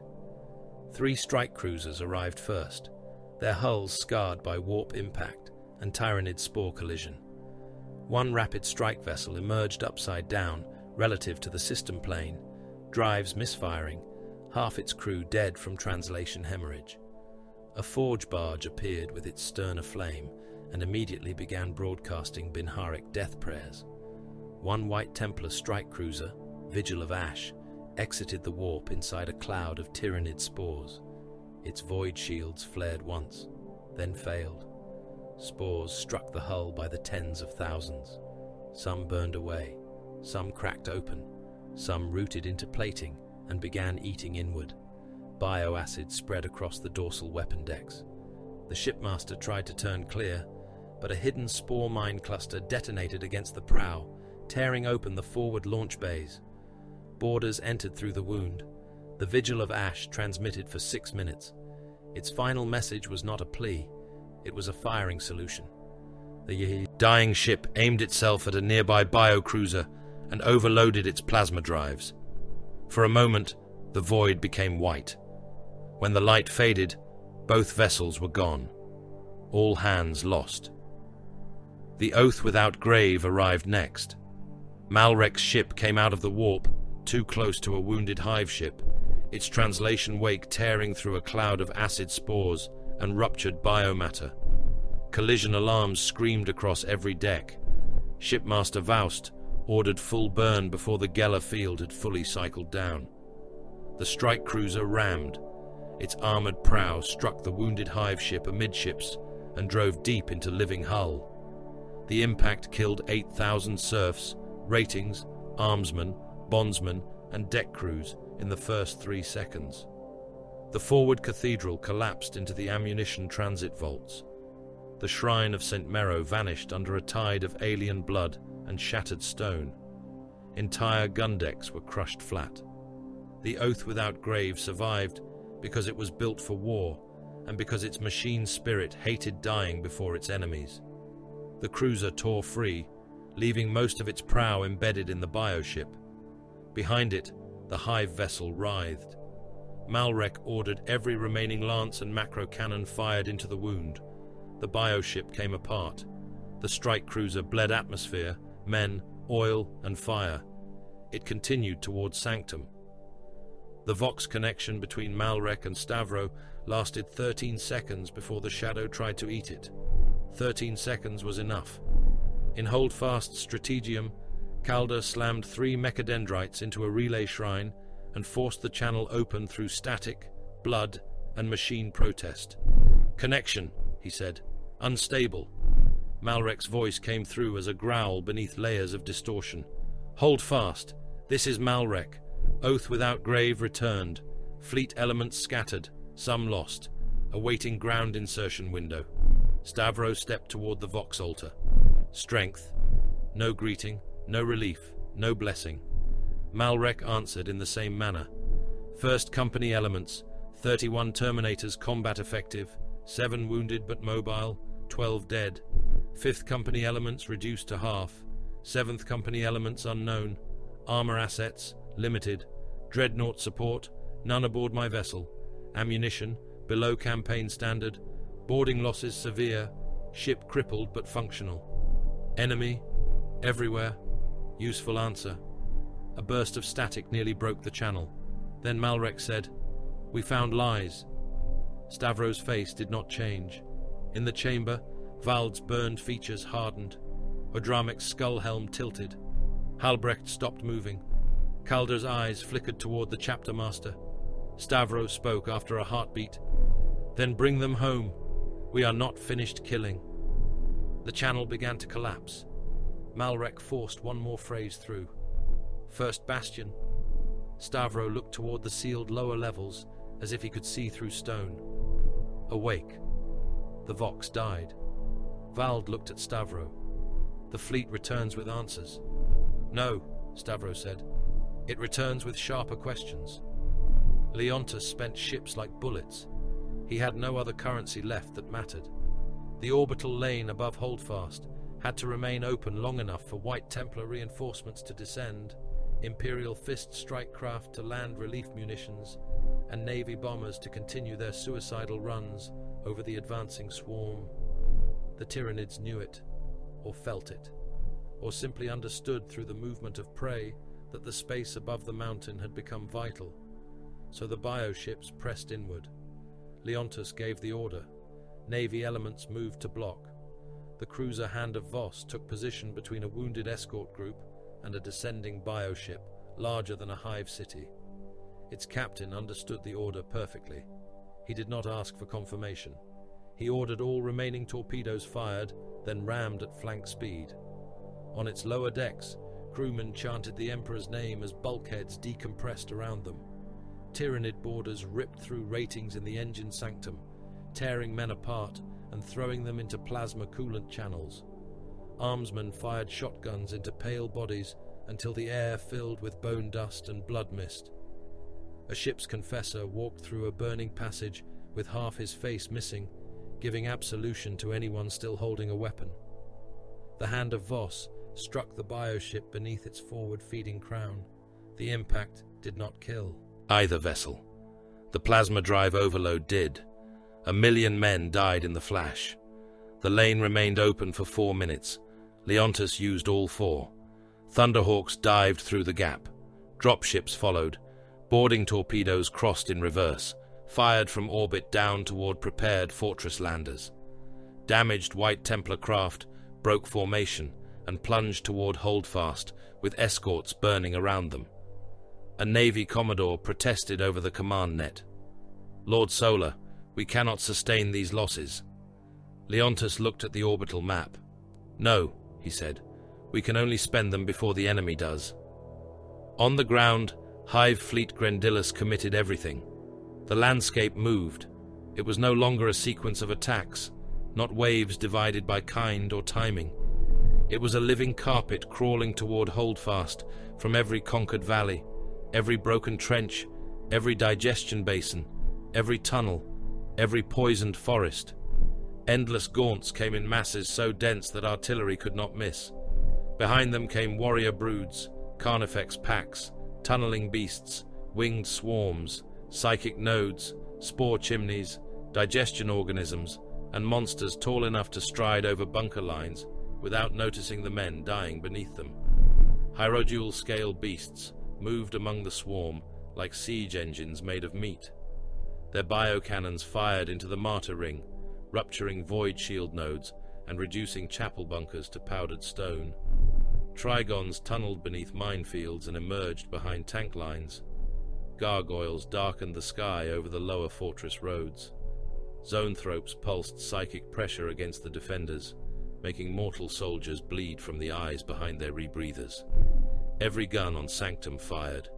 It was not enough. The swarm had become one intention: hold fast. The fortress answered. Void shields flared under bioplasma strikes, great domes of light shuddering over the mountain. Macro cannons fired downward now, into the mass at close range, their recoil cracking masonry. Lascanon batteries cut bright scars through monstrous bodies. Hydra platforms tracked winged swarms until their ammunition belts ran dry and crews fed them by hand. Basilisks fired danger close into slopes crowded with friend and foe alike. The martyr ring vanished beneath smoke. Then Stavro emptied the reliquaries. Every weapon that could still kill was issued. Power swords were brought from shrine vaults and awakened with blood rites. Thunder hammers were removed from stasis racks, their hafts wrapped in fresh oath parchment. Relic shields cracked from previous wars were strapped onto wounded arms. Combi melters, grav guns, plasma incinerators, heavy bolters, lascannons, flamers, storm bolters, lightning claws, chain fists, Crozius relics, Volkite relics, whose machine spirits snarled at being disturbed. All were taken from silence and returned to purpose. Neophytes received live ammunition and were told that their trial had ended in failure if they died without firing. Reserve scouts took positions in upper murder galleries with sniper rifles and missile launchers. Wounded battle brothers refused medici restraint and were bolted into standing frames overlooking kill corridors. Dreadnoughts, both venerable and redemptor, were awakened regardless of repair status. One ancient sarcophagus occupant came online screaming the name of a war no one remembered, then accepted target data and asked only where to aim. Chapter serfs were armed: male scribes, armorers, furnace haulers, stable hands. The rites were brief. A chaplain moved down the line of armed serfs. "You are not warriors," he said. "Do not die pretending otherwise. Carry ammunition. Burn what enters. If your line breaks, detonate your grenades against your chest." One serf asked, "Will that be enough, Lord?" The chaplain looked down at him. "No." Then he moved on. In the Gene-Stock transit artery, Halbrecht oversaw the movement of armored reliquary caskets toward hidden launch cells. Enoch Varn moved with the data procession, chained by the wrist to a cogitator reliquary and guarded by 2 intercessors. Calder walked beside the machine heart of the route, arguing in Binharik with systems older than trust. Odremek followed near the rear, skull helm lowered, one hand occasionally touching the place beneath his seals, where the stolen. No one confronted him. Not yet. There were too many enemies wearing claws to waste a blade on one wearing a Crozius. The first gate cracked at 142, Gate Dalmor, named for a brother whose progenoids Halbrecht had harvested in the lowland trenches.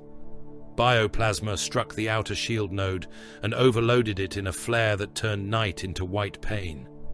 A hierodule beast advanced through the smoke, its forelimbs crushing bunkers, its back cannons pulsing. Lascanon fire cut into it. Missiles burst against its chest. It kept coming. Then 3 carnifexes hit the gate with it. The impact shook Holdfast to its roots. Stone split. Adamantium screamed.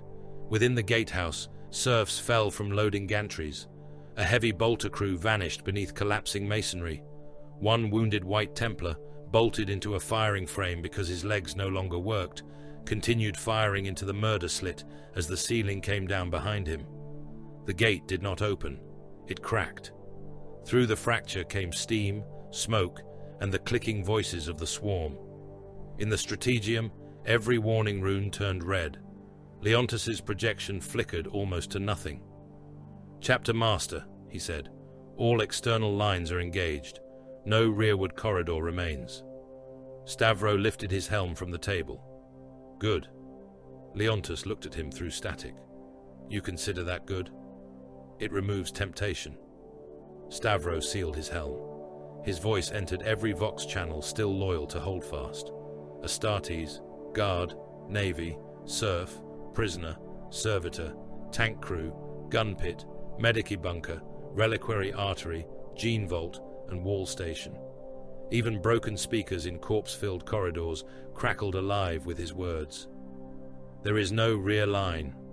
Across the fortress, men stopped and listened. There is no evacuation. In the martyr ring, guardsmen gripped rifles with numb hands. There is only Holdfast. In the lower vaults, Halbrecht placed one gauntlet atop a gene casket. And what we kill before it falls. At Gate Dalmor, the crack widened. A talon pushed through, then another. Brother Castion strode into the gatehouse, plasma incinerator glowing, sarcophagus alarms screaming, old siege litanies crawling from his ruined vox. The final siege began. Stavro's voice carried through the fortress as the first gate died.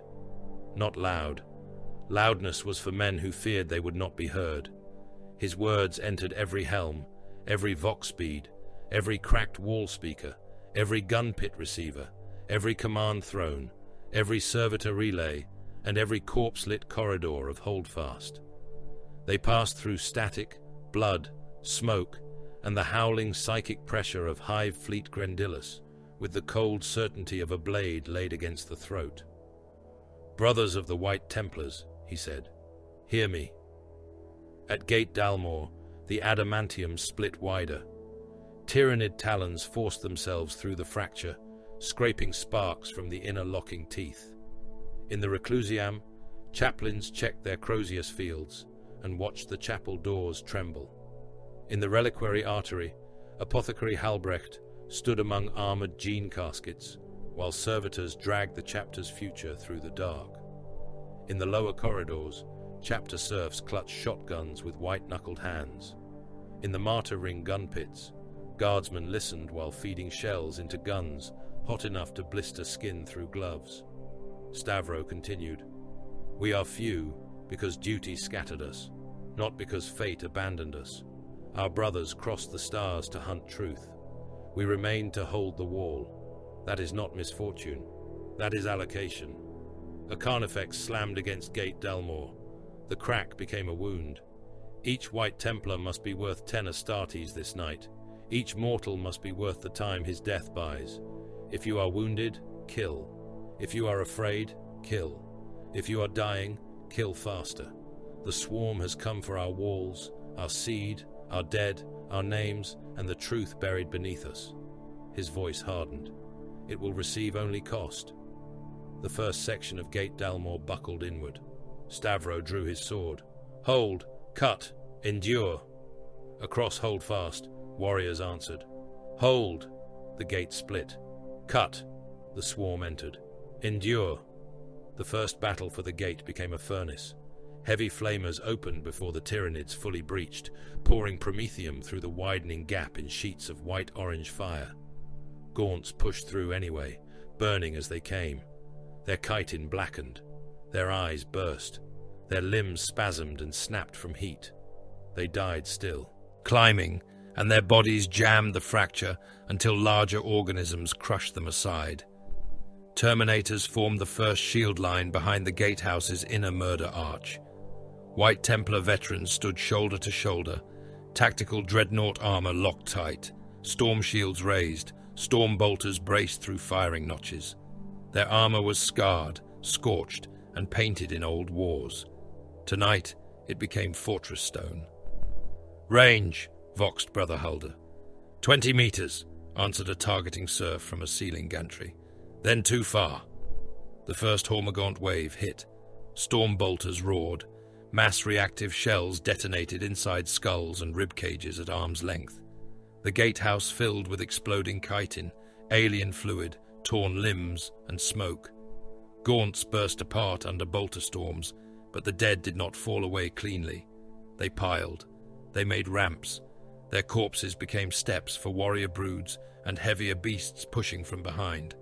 Aggressors advanced into the entry furnace, flamestorm gauntlets screaming. Their armor ran with acid rain and alien blood. They fired until the air shimmered. They fired until their gauntlets glowed red. Then they fired until the red became white. Devastators held the upper galleries. Heavy bolters hammered downward.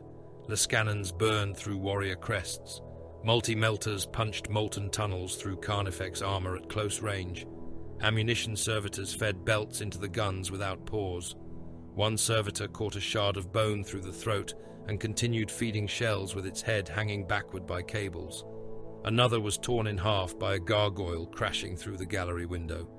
Its remaining arm kept pushing a belt into a heavy bolter until the weapon jammed on the servitor's own fingers. "Clear it," ordered the Devastator sergeant. A serf pulled the severed hand out by the wrist and lost 3 fingers to the feed mechanism. The gun resumed firing. Below, the corpse ramp reached the inner arch. The first Carnifex tried to force itself through. Brother Halder stepped forward, shield raised. The beast struck him like a siege ram. His boots carved trenches into the floor. His shield field flared. The Carnifex's horn cracked against it. Halder's stormbolter fired point blank into the beast's face. Rounds detonated in its jaw, blowing teeth and tongue across his shield. It still pushed. A thunderhammer came down from his right. Brother Teravon smashed the Carnifex's knee backward. The beast collapsed. The Terminators fired into its open mouth until the skull burst. Then the next wave climbed over it.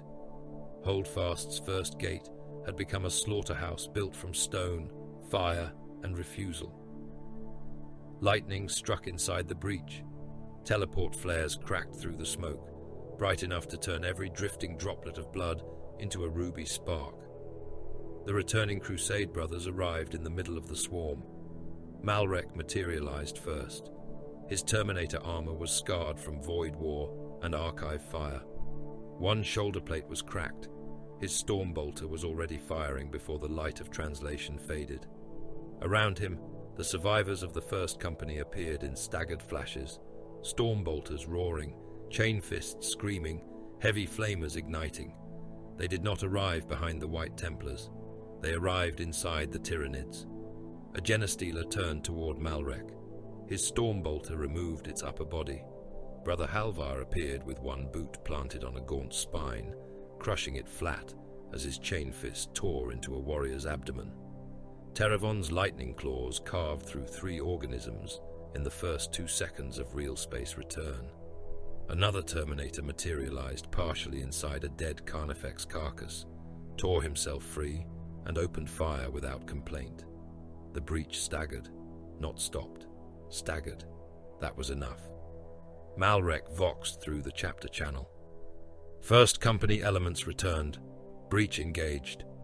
Stavros' answer came instantly. Strength? Insufficient. Then spend it well. Malrek looked toward the inner gate, where Stavros' icon burned through interference. We brought records. Later. We brought a blade. Now. Malrek reached over his shoulder and drew the ancient black sword. For a moment, amid flame and alien shrieks, the blade absorbed light rather than reflecting it. No heraldry marked it. No oath parchment clung to it. Its edge woke with a thin white line. A warrior lunged at him. Malrek cut once. The black sword passed through bone blade, arm, carapace, spine, and floor. The warrior came apart in two clean halves. Malrek looked at the weapon. There was no time for revelation, only slaughter. He charged. The battle spread into the sacred spaces. Tyranids entered the chapels of remembrance through ruptured side corridors, crawling over marble names of dead brothers and shredding memorial banners with talons slick from the gatehouse. Stained glass windows depicting siege victories shattered inward under spore impact. Shards fell like colored knives over the pews. Gargoyles crawled across frescoed ceilings and spat living ammunition at serfs sheltering beneath reliquary plinths. The White Templars turned every nave into a kill box. In the chapel of Sainted Breach, Blade Guard veterans locked shields between altar pillars, while flamers fired from side alcoves. Gaunts surged down the aisle and died on holy stone. Their blood ran between engraved names, filling the letters black. In the ossuary of Seventh Oath, scout neophytes fired sniper rifles from behind skull walls, aiming for synapse crests and sensory nodes. When Gaunts reached the lower ossuary, the boys drew knives and fought among the bones of warriors they had not yet earned the right to join.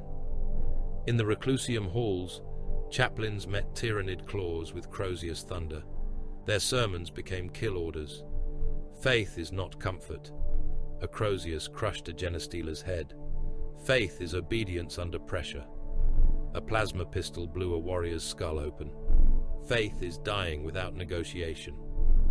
A chaplain with his left arm hanging by cables held a doorway until a carnifex crushed him into the wall. The melter bomb under his robes detonated a second later and filled the hall with sunfire. Reclusiarch Odramek moved toward the archive chapel alone. He had not been ordered there. The stolen, he could feel it. He hated that. Around him, Holdfast died by chambers. The swarm clawed through relics, statues, old oaths, dead names. The chapter's secrets were moving through the reliquary arteries, guarded by Halbrecht and his butcher procession. Stavro had chosen preservation. Calder had called truth evidence. Odramek knew better. Truth that weakened duty was rot wearing a crown. The archive chapel doors stood half open, one hinge torn loose, parchment snow drifting out. Inside, archive serfs lay dead among broken lecterns. Servo skulls sparked on the floor. A stained glass image of Dawn had been cracked down the face by a stray round, splitting the Primarch's stern expression into two misaligned halves. Odramek entered. He drew the Argent Shroud code crawled across its surface. He raised his plasma pistol. "Better ash," he said, "than doubt." Something moved above him. The lictor dropped from the rafters without sound. Its talons punched through Odramek's backplate before he could turn. One claw slid beneath his rib plates. Another tore through his side and emerged black-red through his abdomen. Feeder tendrils lashed around his skull helm, scraping across the lenses. Odramek roared, not in pain, in fury at interruption. His Crozius came backward over his shoulder and struck the lictor's head. The first blow cracked chitin. The second tore away part of its jaw. The third drove it off him, but its talons ripped free with wet violence, taking armor, meat, and sacred parchment strips with them. Odramek turned. The lictor lunged again. He fired the plasma pistol into its chest. Blue light filled the chapel. The creature slammed into him burning, talons clawing blindly. Odramec met it with his Crozius, crushing its skull against the broken altar until the stone split and alien brain matter spread across the scripture slabs. Then he fell. But when Stavro reached the chapel, Odramec was still alive. Barely. The Reclusiarch's skull helm had been torn away. His real face looked worse beneath it. Pale, ruined, jaw clenched, blood running from his mouth in thick pulses. His chest rose in shallow mechanical jerks. His secondary heart had failed. The first was failing. Stavro stood over him. Odramec looked up. "I tried," the Reclusiarch rasped. "To hold, to erase." Stavro's silence was colder than accusation. Odramec coughed blood across his own breastplate. "The truth will break them." "No," Stavro said. "Fear of it." "Might. I preserved purity. You attempted cowardice." Odramec's eyes hardened even as life left them. "I served." "Yes." The word was not forgiveness. Stavro looked to Halbrecht, who had arrived behind him with 2 apothecarian guards. "Harvest his gene seed." Odramec's mouth moved. Perhaps he tried to pray. Perhaps he tried to protest. Halbrecht knelt and opened the Narthesium. The reductor drill began its work before the Reclusiarch's eyes fully lost focus. Stavro picked up the cracked. "Preserve it." Calder took the slate. Odramec died watching. The Gene Vault convoy became the heart of the fortress. Not the command throne, not the gate, not even Stavro. The chapter's future moved on grav sleds through collapsing arteries, while the swarm came for it with purpose so absolute it felt like intelligence sharpened into appetite. Halbrecht led from the front, bolt pistol in one hand, Narthesium open on the other. Around him marched apothecaries, wounded marines, chapter serfs, ammunition bearers, and servitors dragging armored gene caskets along stasis rails. The caskets hummed with cold light. Each held progenoid stock, genetic records, deviation maps, and sealed proof that the White Templars were more uncertain than their banners had ever allowed. The Tyranids attacked relentlessly. Feeder beasts crawled through vents. Genestealers ripped through ceiling grates. Raveners broke through floor plates. Lesser organisms threw themselves at the procession, not to kill the defenders, but to reach the caskets. Men were dragged screaming into vents. A serf carrying coolant rods vanished upward in a blur of claws, his boots kicking for 3 seconds before something tore him in half above the ceiling mesh. Blood rained down over the casket beneath him. A servitor continued walking with a genestealer claw buried through its torso, dragging the alien for 6 meters before an apothecary shot both through the head. One wounded marine, Brother Lyron, armless from plasma overload, had been bolted into a support harness with a storm bolter linked to his armor's chin controls. He fired by jaw pressure, bleeding from both stumps, killing anything that crossed his limited arc. "Temperature variance on casket 9, Calder voxed. Halbrecht turned. "Reason? Coolant unit lost." A serf looked down at the smoking remains of the man who had carried it. Halbrecht pointed to another. "Take his load." The serf stared. "My lord, I carry ammunition." "Then carry both." The man did, for 9 steps. Then a Ravener burst through the wall and cut him in half. The coolant unit fell. Halbrecht shot the Ravener in the mouth, grabbed the unit himself, locked it to the casket, and continued walking. No one thanked him. He had not done it for them. At Junction Castillon Red, the convoy would have died. The corridor ahead opened into a blast artery 300 meters long, designed to vent promethium and overpressure toward the mountain's exterior in the event of a reactor breach. Tonight, it became a tunnel of bodies. A Carnifex brood smashed through the western wall as the first gene caskets reached the junction. Behind them came Tyranid warriors, synapse crests wet with psychic pressure, guiding gaunts through the breach in disciplined knots. They had found the route, or sensed it, or been drawn to the caskets by the alien taste of engineered destiny. brother Castion stepped into the junction. His Redemptor frame was a ruin. His sarcophagus casing had split along the left side. Internal fluids leaked down his chassis. His plasma incinerator was unstable, venting blue-white sparks from cracked coils. One leg dragged. His Gatling cannon had only partial rotation. Every step shook loose fragments of armor. Halbrecht voxed, "Castion, clear path for convoy withdrawal." The dreadnought's reply came broken. "Path, will, clear." The Carnifexes charged. Castion fired his plasma incinerator. The first beast boiled apart from chest to spine. The second reached him and slammed him into the blast artery wall. Castion's sarcophagus ruptured further. Fluid sprayed. Something that might have been blood ran from inside the sacred machine. He drove his power fist into the Carnifex's abdomen and crushed upward, rupturing organs in a black flood. Warriors swarmed around him. Bone swords struck his legs, arms, torso. One pierced the sarcophagus housing. Castion's vox became a roar of static, then words. "Chapter Master," Stavro answered from the gate battle. "Speak. Reactor, unstable. Withdraw if possible. Negative." The third Carnifex rammed him. The dreadnought staggered, but did not fall. "Permission to remain." Across the vox, there was half a second of silence. Then Stavro said, "Granted." Castion's remaining clamps locked into the blast artery floor. Emergency doors began closing behind the Tyranids. Calder understood first. "Move the caskets," he snapped. "Now." The convoy surged forward. Servitors dragged, serfs pushed, wounded Marines limped. Halbrecht walked backward, firing over the caskets as blast doors sealed the corridor behind them one by one. Inside the artery, Castion held. Warriors climbed him. Gaunts covered him. The Carnifex pinned him against the wall. His reactor went critical. The last words from his vox came through as old siege litany. The wall remembers. Then the blast artery became a sun.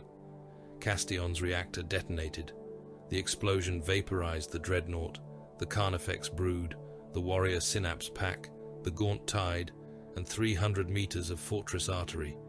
Stone became glass. Metal became vapor.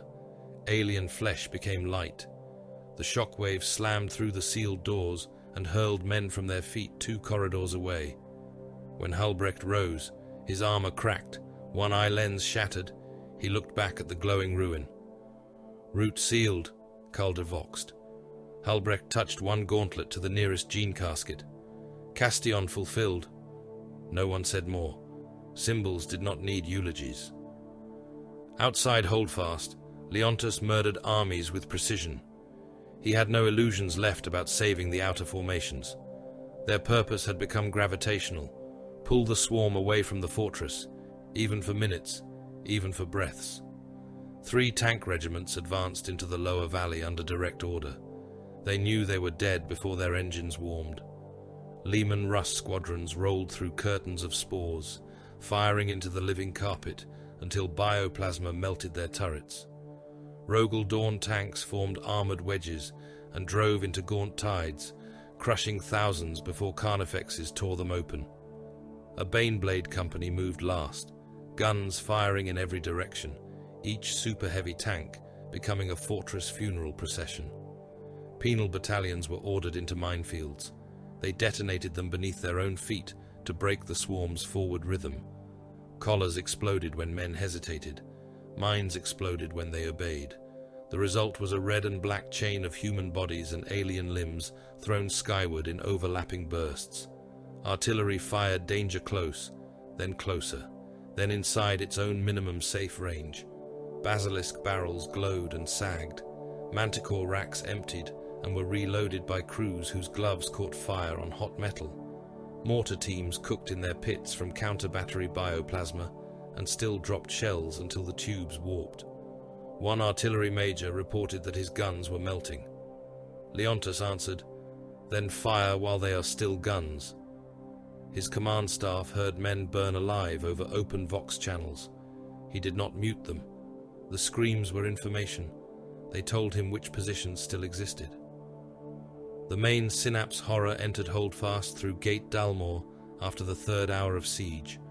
It did not roar, it did not challenge, it did not speak. It simply came through the broken gate, and every lesser organism around it moved as if pulled by hooks. It was massive, taller than a Carnifex, leaner than a Hierodule, armored in layered plates of bone-white chitin streaked with black fluid. Its skull crest swept backward, like a crown grown from knives. 4 primary limbs ended in talons, long enough to impale a dreadnought.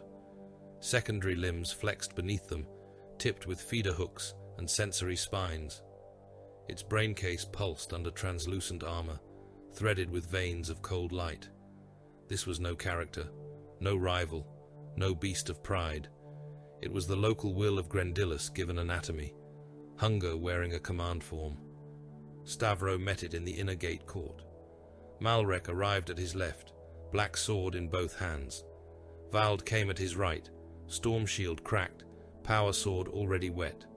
6 Blade Guard veterans formed behind them. 3 Terminators stood with Malrek. 2 aggressors guarded the flanks. That was all. Against the horror and the tide behind it. Stavro raised his shield. "Kill the lesser. I will take the nerve." Vald said, "No." Stavro looked at him. Vald locked his shield beside the chapter masters. "You will not waste yourself alone." Malrek's black sword hummed. "Argument inefficient," he said. "Advance." They did. The Synapse horror struck first. Its talons came down fast enough to blur. A Blade Guard veteran raised his shield and vanished beneath the blow. Armor, shield, bone, and body collapsed into a red crater. Vald drove into the opening, cutting at the beast's knee joint. His sword bit deep. Acid blood sprayed across his breastplate and began eating through the aquila. Malrek struck the opposite side. The black sword cut through chitin, where power blades had sparked and slid. The horror recoiled. Not in pain, perhaps. In recognition. Its psychic pressure crashed over them. Stavro saw the first bastion. Skulls, lies, faceless statues. Odramek dying with judgment in his eyes. Boys freezing on cliffs. Gene seed in caskets. Dawn's face split by cracked glass. A false father. A hungry truth. Then he saw none of it. Only hunger. Only unity. Only the end of questions. He stepped forward. "No." The word left his vox as a snarl of static. His sword cut into the beast's lower limb. His shield caught a talon meant for Vald's spine. The impact shattered half the shield's field emitters and drove Stavro to one knee. The horror's secondary claws snapped forward, one punching through his abdomen plating and into the meat beneath. Warning runes drowned his visor. Blood filled his armor. Liters of it. Vald hacked the limb away. Malrek drove the black sword into the beast's side. A Terminator fired a cyclone missile into its chest at close range. The explosion took 2 of the horror's secondary limbs and threw alien blood across the court in a smoking fan. The beast answered by bisecting the Terminator from shoulder to hip, cutting through tactical dreadnought plate as if it were cloth. The 2 halves hit the stone separately, organs steaming in the open air. Stavro rose. His internal seals clamped around the abdominal wound. Pain became data. Blood loss became a countdown. He ignored both. He drove his sword toward the exposed brain case. The horror caught him. One talon punched through his shoulder, another hooked beneath his breastplate. It lifted him from the ground and slammed him into the inner gate with enough force to crack stone. Vald charged. The beast struck him with its tail and hurled him through a reliquary arch. His shield shattered. He did not rise immediately. Malrek advanced alone for 3 steps. The black sword burned brighter. The horror turned toward him, then smashed Stavro through the remains of the inner gate and into the passage beyond. The gate collapsed inward. The way to the gene vault arteries lay open. Halbrecht's convoy was beyond. The gene caskets were beyond. The chapter's future was beyond. Stavro lay amid broken stone, armor split, blood pouring from him in dark sheets. He pushed one hand beneath himself and tried to rise. The Synapse horror stepped over him. Malrek raised the black sword. For the first time, the weapon fully awakened.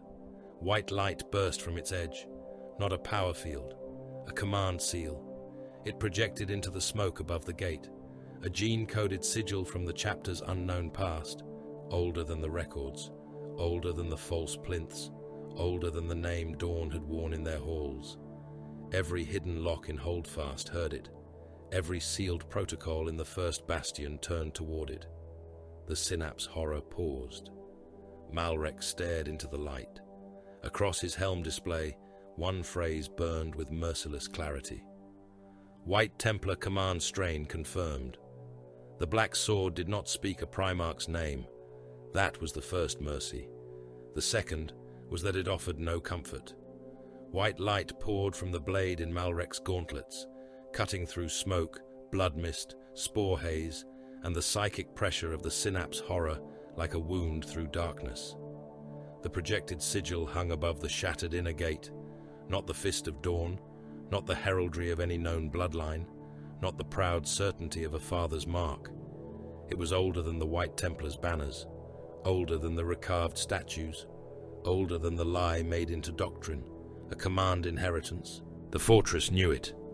Holdfast answered. Deep beneath the mountain, locks that had slept for centuries opened in sequence. Cogitator shrines came alive in walls thought to be solid. Hidden defense arteries awakened beneath the martyr ring. Gene-coded machine cant activated in the first bastion and rolled upward through the fortress, like a suppressed confession finally given voice. Calder heard it first. The Tech Marine stood in the first bastion, half his mechadendrites buried in a command altar that had opened when the sword's sigil touched the fortress spirit. His armor smoked. His left shoulder had been cracked by a ravener's talon. One optical lens bled sparks down his cheek like mechanical tears. The altar screamed in Binharik. Calder screamed back, not in pain, in command. Old protocols unlocked, he voxed. Deep system response. Defense strata beneath recorded architecture. Chapter Master, the fortress is accepting the blade. Stavro lay half buried in broken gatestone, armor split, blood pooling beneath him in dark, thick sheets. His helm's left lens was shattered.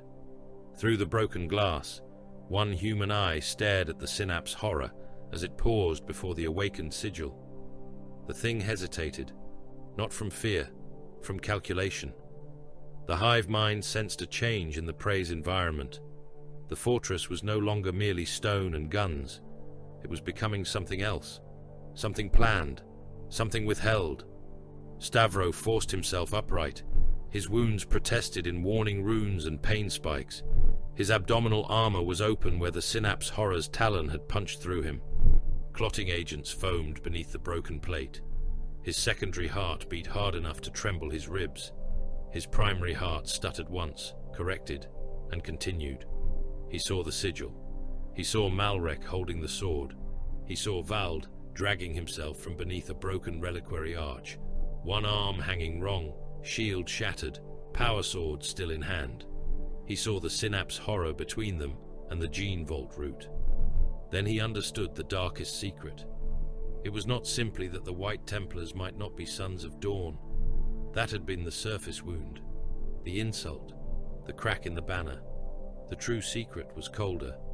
Their founders had known that uncertainty could destroy them. Not because gene seed made warriors, oath made warriors, but because men, even transhuman men, craved origin. They wanted fathers carved in stone, names on banners, bloodlines that made their suffering sacred. A chapter told it was fatherless might turn inward, might rot, might become a blade questioning the hand that held it. So the founders had wrapped the wound in borrowed symbols. Dawn's face, Dawn's siegecraft, Dawn's imagined certainty. The White Templars' silence, cruelty, self-punishment, obsession with worth, refusal of softness, none of it had been accidental. It was armor, cultural plate hammered over an identity wound, a way to make warriors endure a truth they had never been allowed to know. They had been made to survive without comfort, then denied the knowledge that survival was their purpose. Stavro laughed once. It came out as a broken snarl through his damaged vox. The synapse horror turned its crest toward him. Malrek voxed, Chapter Master. Stavro extended one blood-slick gauntlet. The blade! The synapse horror moved. Vald intercepted it. He crashed into its forward limb with the last power in his armor, driving his sword into a joint and locking his body beneath the descending claw. The beast struck him hard enough to shatter the stone under his boots. Vald's wounded arm failed. His armor buckled. He held anyway. "Give it to him," Vald growled. Malrek threw the sword. Stavro caught it. The moment his hand closed around the hilt, every hidden system in Holdfast recognized command. His helm display became white fire. White Templar command strain confirmed. First Bastion authority accepted. Argent Shroud defense inheritance released. The words burned across his vision. No father, no Primarch, no comfort, only inheritance of command. Stavro opened every channel, still breathing. "All surviving White Templars," he said. His voice was ragged now, not weaker, more dangerous. A blade with the polish stripped away. "Listen." Across the gatehouse, chapel halls, reliquary arteries, trenches, gun pits, dreadnought crypts, broken corridors, and corpse-choked galleries, the brothers heard him. "We are not less because we are fatherless." A pause. 1,000 battles seem to wait inside it. We are what remains when blood is stripped away. In the first bastion, Halbrecht looked up from a gene casket. Calder stopped screaming at the machine long enough to hear. Enoch Varn, chained to a cogitator reliquary, felt the words settle into him like a brand. Stavro continued, "The enemy comes for our seed, for our walls, for our name, for the truth beneath us. Let it come. We do not fight to prove lineage. We fight because we exist." He raised the black sword. Hold, cut, endure. Across Holdfast, doubt stopped being poison. It became rage. The fortress became a weapon. Calder made it happen by murdering himself slowly. He forced both hands into the opened command altar beneath the first bastion. Needles drove through his gauntlets and into the flesh beneath. The machine spirit of Holdfast did not welcome him. It remembered lies. It remembered sealed doors, false heraldry, denied records, censored command lines, devotional recarving, blood used for obedience but not confession. It remembered the White Templars demanding loyalty from stone while feeding it corrupted history. Calder gave it truth, not apology, not worship, access, the Argent Shroud files, the contradictory maps, the first bastion, the skull records, the false dawn pattern assumptions, Odramek's theft, Malrek's discovery, Stavro's choice. He fed the machine spirit the wound. The fortress answered with violence. Ancient defense corridors opened beneath the martyr ring, exposing kill routes not marked on any modern siege plan. Entire Tyranid broods poured into them, following heat, biomass, and gene scent. The corridors sealed behind them, gravity traps activated. Thousands of gaunts, warriors, and raveners slammed upward, sideways, downward, crushed by directional force until their bodies became paste spread across walls and ceilings. Macro melter charges built into the mountain ignited. Whole slopes beneath advancing monsters became sunfire. Chitinous siege beasts vanished in white heat. Capillary towers burst at the roots and fell like trees made of organs. Digestion pools boiled, sending clouds of toxic steam upward that killed men and Tyranids alike. Kill doors dropped across breached arteries. Some crushed swarms, some crushed defenders too slow to pass. Prometheum rivers flooded the lower tunnels, released from reservoirs older than the current fortress schematics. Fire ran downhill through stone channels, washing into burrower networks. Trigons thrashed in underground flame. Raveners burst from side vents already burning. Gaunts came out as screaming torches and were cut down by waiting scouts. Holdfast no longer defended itself like a fortress. It butchered like a trap. Calder shook in the command altar. His flesh cooked where Halbrecht voxed him from the gene root. Calder, disengage. Negative.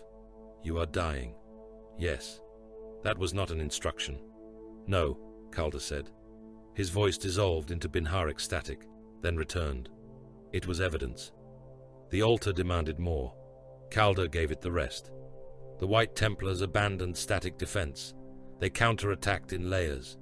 Blade Guard veterans cut into synapse knots inside the gatehouse, shields locked, swords rising and falling in disciplined arcs. They did not hold ground. They harvested control organisms. A warrior died with its head split from crown to throat. A prime lost all 4 limbs before a power sword opened its chest. Gaunts collapsed around them in twitching heaps as command pressure faltered. Eradicators advanced into the southern chapel breach. Their melter rifles fired at point-blank range into carnifexes, trigons, and living artillery beasts. One Eradicator let a monster impale him through the abdomen so he could press his muzzle against its skull. The shot turned both of them into steam, bone fragments, and molten armor. Terminators moved through acid fog in the ossuary corridors. The fog stripped paint from their armor and ate through exposed joints. They advanced anyway, storm bolters thundering, chain fists tearing open monsters trapped in narrow halls.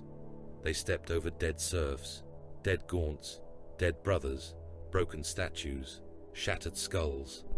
One Terminator lost his right leg below the knee and continued fighting from a kneeling position until 2 brothers dragged him forward by the arms so he could keep firing. Assault Marines dropped into the inner courtyards. Their jump packs flared through spore smoke. They landed among Tyranids packed tight around breached shrine doors and created circles of dismembered alien dead. Chainswords rose and fell. Bolt pistols fired into mouths, knees, exposed synaptic crests. Flamers turned courtyard fountains into boiling pools of ichor. Captain Vald fought with one arm. His storm shield was gone. His left arm hung ruined, locked against his side by emergency armor clamps. He carried his power sword in his right hand and used his own body as shield when younger brothers faltered. A gaunt leapt at a wounded intercessor. Vald took the claws across his chest, drove his sword through the gaunt's skull, and shoved the corpse away. The intercessor said, "My captain, stand, my leg, then kneel facing the enemy." The brother obeyed. Everywhere the White Templars became more dangerous because the question of blood no longer asked permission to exist. They did not need to be Sons of Dawn to hold. They were White Templars. That was enough. The Synapse horror reached the Gene Vault antechamber before Stavro did. It smashed through the last archway in a shower of stone and sacred metal, its body wounded but still impossibly strong. One talon hung useless where Vald had crippled it. Its brain case bled pale light. Scars from Malrek's black sword smoked along its ribs. Around it came gaunts, feeder beasts, and 2 warrior guards driven by its will. Beyond the antechamber doors lay the evacuation route. Beyond that, the last moving gene caskets. Halbrecht stood between them. He was not alone. 3 apothecaries, 2 wounded intercessors, a squad of armed serfs, and Brother Lyron in his support harness formed a thin line before the casket route. It was not enough. Halbrecht knew it. He aimed his bolt pistol anyway. The Synapse horror lowered its skull crest. Then a melter charge landed against its face. Stavro emerged from a side passage, armor cracked, one helm lens broken, black sword in one hand, damaged storm shield in the other. He had not come alone. Malrek came with him, Stormbolter firing one-handed, the other arm hanging useless from a wound that had opened his side. Vald limped behind them, blood trailing down one leg. 3 surviving veterans followed. The melter charge detonated. The horror's right eye cluster vanished in a bloom of white heat. It recoiled, brain case pulsing in pain and command disruption. Gaunts around it spasmed. One warrior turned and cut down 3 of its own lesser organisms before the Synapse reasserted control. Stavro did not roar. He moved. The antechamber had been built with blast doors, load-bearing reliquary columns, and a recessed munition channel along the floor. Stavro used all of it, not honor, terrain. He stepped backward, drawing the beast forward. Malrek and Vald struck its flanks, not to kill, but to turn it. The surviving veterans cut down the warrior guards. Halbrecht fired into exposed tendons. Lyron's chin-controlled Stormbolter hammered gaunts away from the gene caskets. The Synapse horror lunged. Stavro rolled under the first talon, came up against the munition channel, and drove the black sword into the floor release rune. A blast door dropped, not fully. The beast sensed the trap and twisted away, too late for one limb. The door came down on its forward talon and pinned it to the stone with a crash that shook the chamber. Chitin cracked. Acid blood sprayed. The horror's psychic scream hit every mind in the antechamber. Serfs died instantly, blood pouring from eyes and ears. One apothecary staggered and shot himself through the helm before regaining control. Halbrecht fell to one knee, Narthesium scraping the floor. Malrek's armor locked as his heart spasmed. Stavro kept moving. His wounds opened again. Blood poured down his leg and into his boot. The Synapse horror pulled against the blast door, ripping its own limb apart to free itself. Stavro reached the exposed brain case. The black sword burned with the command light of the first bastion. The horror's remaining talons struck him through the side, punching between armor plates into meat. He felt ribs part. He felt one lung collapse. His visor filled with red. He drove the sword in. The blade entered through the cracked eye cluster, slid through alien skull, and reached the synaptic core. For one moment, Stavro felt the hive mind. Not understood. Felt. A hunger vast enough to make stars seem like crumbs. A unity so absolute that individuality was a disease. A will that had no hatred because hatred required recognition. It did not despise the White Templars. It did not fear them. It did not know them as warriors, only as resistance, biomass, genetic yield. Stavro twisted the blade. The synaptic core split. The horror convulsed, its psychic scream inverted, becoming a silent detonation that shattered every glass reliquary in the antechamber and drove mortal men to the floor. Stavro leaned close to the dying beast. He did not roar. He did not curse. He said one word. Denied. Then he tore the black sword free. The Synapse horror collapsed. The hive mind recoiled locally, not defeated, never defeated, but interrupted. Around Holdfast, the swarm lost cohesion in expanding rings. Gaunts stopped mid-charge. Gargoyles struck walls and each other. Raveners thrashed in tunnels flooded with promethium. Warriors tried to assert control, only to find their network cut, distorted by hidden fortress systems and the death of the command beast. Leontus saw it. His projection flickered in the strategium, half drowned by static, surrounded by officers shouting reports. The strategic map had been an arrow. Now the arrow shivered. He did not hesitate. All artillery groups, saturation fire, all remaining reserves, commit, Navy wings, strike at coordinates now transmitting, Imperial Fists elements, orbital fire danger, close by my authority. A general shouted, "Our lines are mixed with theirs." Leontus did not look away from the map. They have been mixed since the first breach. Fire. The world answered. Basilisks fired until their barrels sagged and split. Manticores launched their last rockets. Mortars emptied. Lascanon batteries burned out their focusing crystals. Hydra guns turned from the sky and shredded disordered ground swarms. Imperial Navy bombers came screaming through spore clouds and dropped payloads on coordinates so close to Holdfast that shockwaves cracked its outer walls. From orbit, the phalanx and surviving Imperial vessels struck through openings in the storm. Lance beams carved valleys into fire. Macro shells fell like judgment. The Imperial Fists hit the outer swarm with Thunderhawk strafing runs and drop pod assaults, yellow armor appearing among the broken Tyranid coordination nodes. White Templars pushed outward from breaches with armored counterattack, sealing gates not by closing them, but by filling them with dead. The martyr ring became a circle of slaughter. Hold fast endured, by fire, by bodies, by the death of everything that touched it. Malrek paid for the truth beside the third gene casket. The synapse horror was dead, but lesser organisms still flooded the antechamber in instinctive surges.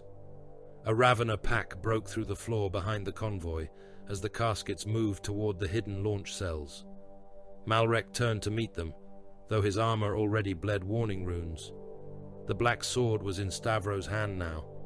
Malrek fought with Stormbolter and Power Fist. He killed the first Ravener with a burst through the mouth, crushed the second against the wall, took the third through his side, talons punching between Terminator plates into the organs beneath. He did not fall. He grabbed the creature and held it, while Halbrecht fired 3 bolts into its skull. A warrior emerged through the rupture and drove a bone sword into Malrek's chest. The blade entered beneath the breastplate and came out through his back. Malrek fired his Stormbolter into the warrior until the magazine ran dry and the creature's headless body collapsed against him. Then he fell. Stavro reached him as the last casket cleared the corridor. Malrek lay on his back, armor breached, blood pooling beneath him, breath coming in wet, heavy bursts. His helm had cracked open. His face was grey. One eye was gone. The other focused on Stavro. "Records," Malrek said. Stavro took it. "Argent Shroud?" he asked. "What survived?" "Origin?" Malrek's mouth twitched. Not quite a smile. Too bitter for that. "No father." He coughed blood. "Only more graves." Stavro looked down at him. Malrek's remaining eye hardened with the last of his strength. "We came home." "Yes," Stavro said. "You did. Was it enough?" Stavro looked toward the gene caskets moving into the hidden route, toward Halbrecht alive, toward the fortress still standing, toward the black sword in his hand and the... "No," he said. Malrek gave the smallest nod. "Good." His breath hitched, stopped. Stavro stood over him for a moment longer than necessity required. Then he voxed Halbrecht. "Harvest his progenoids." The apothecary looked at the dead Terminator sergeant. "At once. And carve his name into the wall." Halbrecht paused. "As hero?" Stavro turned away. "As brother." He returned when called. Halbrecht knelt. The reductor began its work. Victory came as a wound that refused to close. Holdfast survived. Sanctum did not truly. The wilderness beyond the fortress was gone in vast swathes. Forests were sludge, rivers were poison, valleys were digestion scars, cities were bones, ash, and melted roadways. Anchor fortresses beyond the Emperor's jaw were cracked open, their defenders either dead, evacuated into labor columns, or dissolved into biomass before Imperial fire could deny them. The ash ring no longer existed. The bone ring was a broken line of tunnels, tank graves, and burning trenches. The martyr ring still stood in places and lay in rubble in others. Billions were dead or missing. The distinction mattered only to clerks. Tyranids still infested the mountains. Tunnels pulsed beneath collapsed ground. Capillary towers burned, but did not all fall. Digestion pools bubbled in hidden valleys. Spore clouds drifted. Feeder beasts crawled in the dark below burned settlements. Hunting wars would last years, perhaps generations, perhaps until Sanctum itself was declared too contaminated to love and too useful to abandon. The White Templars had won in the way the Imperium often won, by remaining alive atop a mountain of corpses. Mortal armies cheered where they could, some because they believed salvation had come, some because they had lost the ability to do anything else. The White Templars did not cheer. They counted. Dead brothers, damaged armor, remaining ammunition, viable gene stock, fallen dreadnoughts, breached gates, surviving serfs, hidden records, lies recovered, lies still missing. Stavro entered the gene vault after the last major breach was sealed. He walked without support. though his armor's internal systems did more to keep him standing than flesh did. One eye lens remained broken.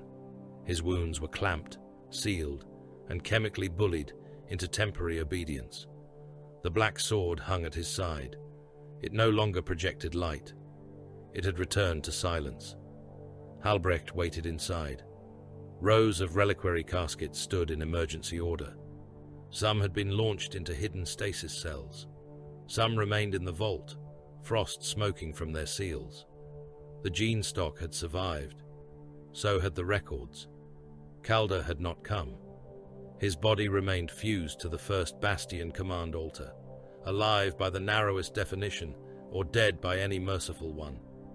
The fortress system still answered through him. Sometimes his vox sent Binharic fragments through the walls. Sometimes they sounded like warnings, sometimes like pain. Enoch Varn knelt beside a Stavro, looked upon the preserved future of the White Templars, then at the records of their uncertain past. Odremek would have burned one, perhaps both. Stavro ordered neither destroyed. "Seal them," he said. Halbrecht inclined his head. Until we are strong enough to teach without breaking. That may be centuries. Then endure centuries." Enoch lifted his head before fear could stop him. "My lord," he said, "what will the initiates be told?" Halbrecht turned sharply toward him. Stavro did not. The chapter master stood before the gene caskets, the black sword at his side, the blood of the synapse horror still dried into the cracks of his armor. "The first truth," he said. Silence waited. Blood is a question. Duty is the answer. No one spoke after that. In the vault's cold light, beneath statues whose certainty had become less important than their endurance, the White Templars' future slept in armored caskets, not pure, not certain, not comforted, alive. Sanctum did not wake after the battle. It twitched. That was the first truth written into the ash. The world lived in the way a corpse lived when nerves still fired beneath cooling skin. Its mountains stood, its oceans remained, its fortress endured. Men still breathed in the trenches, though many wished they did not. Guns still tracked the horizon. Vox towers still spat static. Servo skulls still counted the dead. But Sanctum, the old sanctum of iron rivers, black forests, oath stones, ash valleys, and tribal keeps, had been devoured. Corpse smoke blotted the sun for 27 days. It rose from furnace trenches, battlefield pyres, burned settlements, infected habs, collapsed armor parks, and valleys where promethium still crawled over alien growth. The clouds became black with human fat, tank fuel, scorched chitin, and the chemical stink of digestion pools set alight before they could finish their work. The smoke lay low over the mountains. It entered lungs. It stained snow. It turned daylight into a weak grey wound. The digestion pools still bubbled in the conquered valleys. They were smaller now, bombed, burned, poisoned, shelled, yet not dead. Nothing Tyranid died cleanly unless the fire was absolute. In the valley of St. Corda's Teeth, pools still pulsed beneath skins of cooling ash. Beneath the surface, bones moved, not by life, by enzymes. Dead guardsmen, dead tribesmen, dead livestock, dead Tyranids, and unidentifiable fragments of all four continued to dissolve into nutrient sludge. Tech priests marked the basins for purification. White Templars marked them for annihilation. Munitorum clerks marked them as contested resource denial zones. The clerks were executed when Stavro read the phrase. "Resource," he said, and the words sounded like filth.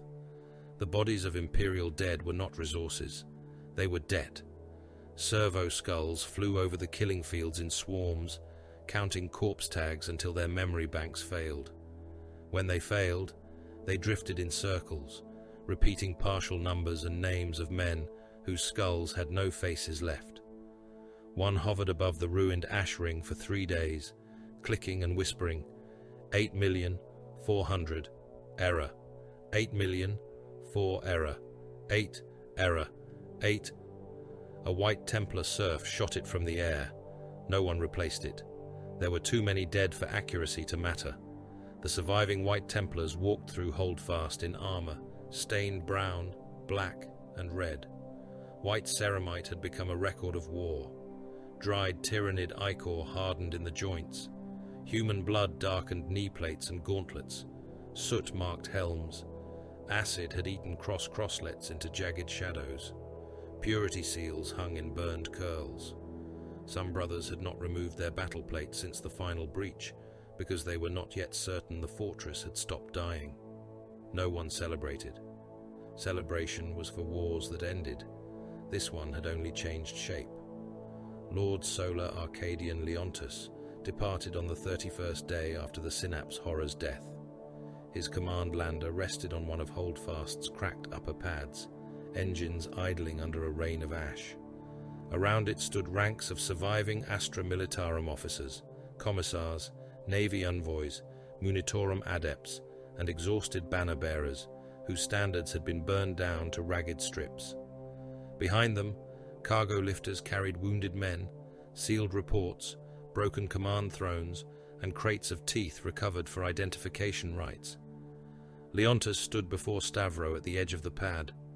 The Lord Solar's uniform was immaculate only by comparison to the world around him. His coat bore smoke stains.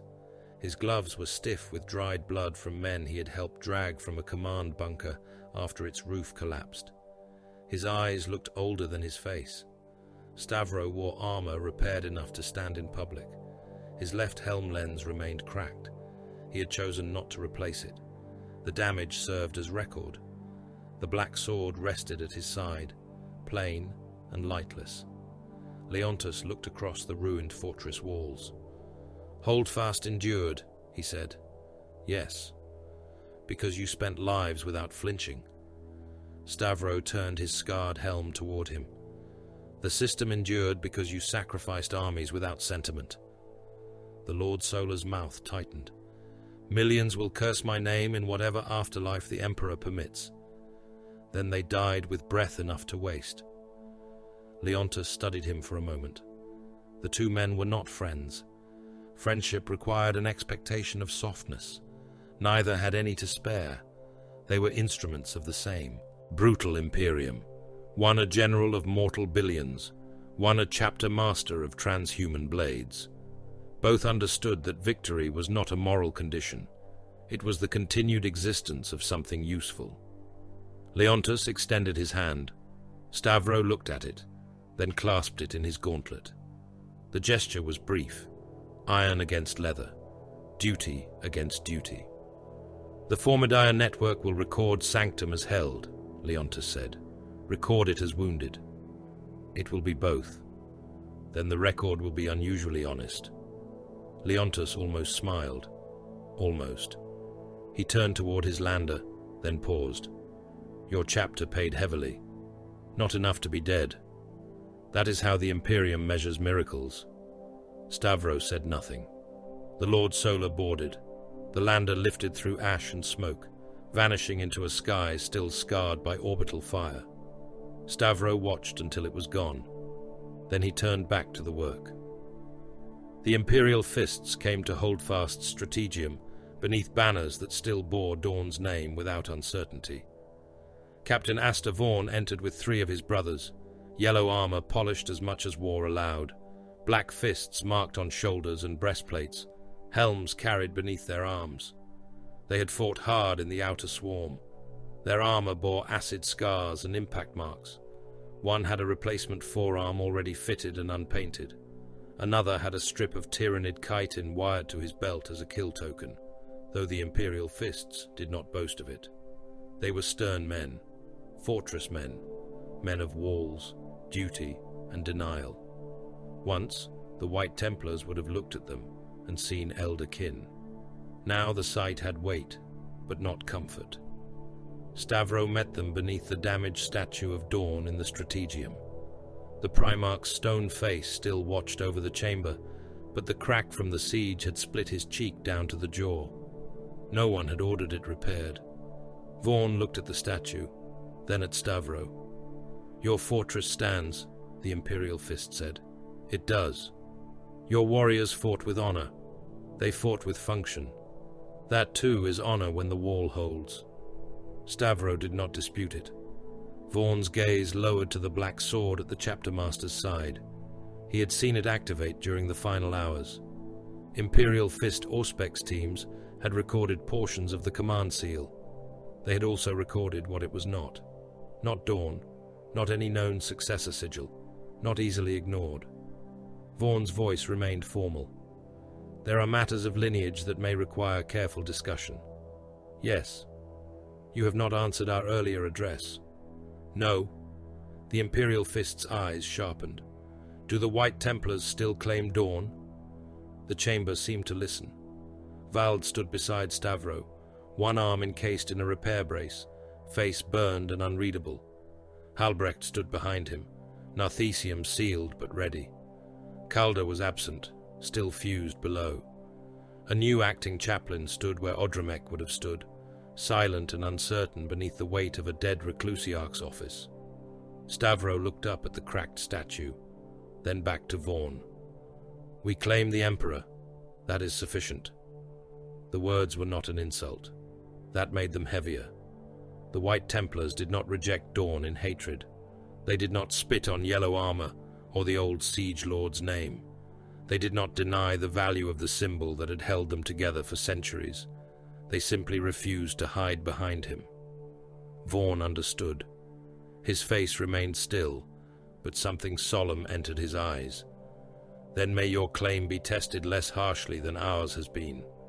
Stavro answered, "No claim worth keeping is spared." The Imperial Fist bowed his head by a fraction, not as kin, as warriors who had held the same wall. It was enough. The chapter purged its records, selectively. That was the word Calder would have used, had his mouth still obeyed flesh.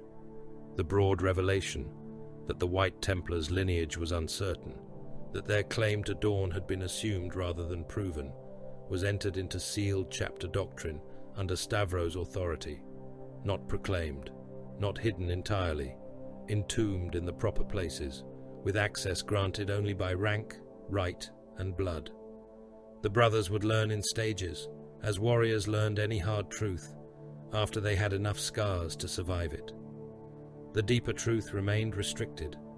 Argent shroud, the altered tithe audits, the buried failed, aspirant rates, the non-dawn organ patterns, the false heraldic stabilization, the first bastion skull vault, the faceless statues, the phrase beneath them, "Let the sons believe what keeps them loyal." Those records were sealed under command cipher, accessible only to the chapter master, master apothecary, forge officers, and the future master of sanctity, once one had been judged strong enough not to mistake ignorance for purity. Odremek's name was not erased, nor was his failure. Stavro ordered both preserved. "Let future chaplains know what zeal becomes when it fears truth," he said. Then came the mortal witnesses. No sermon marked the work, no banners hung, no one called it murder, because no one with authority considered it murder. Several archive serfs were mind-wiped until they could no longer remember the difference between their own names and the filing codes tattooed on their wrists.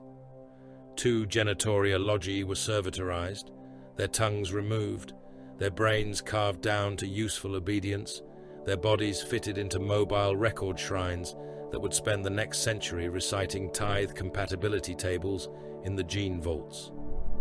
3 munitorum clerks who had seen too much of the first bastion were entombed alive in record caskets, wired into memory stacks, fed by nutrient tubes, their eyes removed so they could not read what they preserved.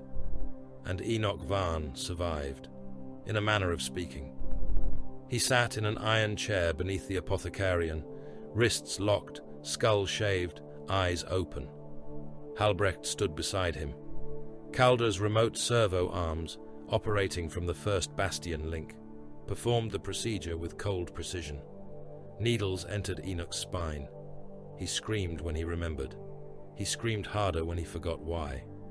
When it was done, Enoch could recite the truth. He could not understand it. He knew the phrase, Argent Shroud. He knew the access structures of the first bastion.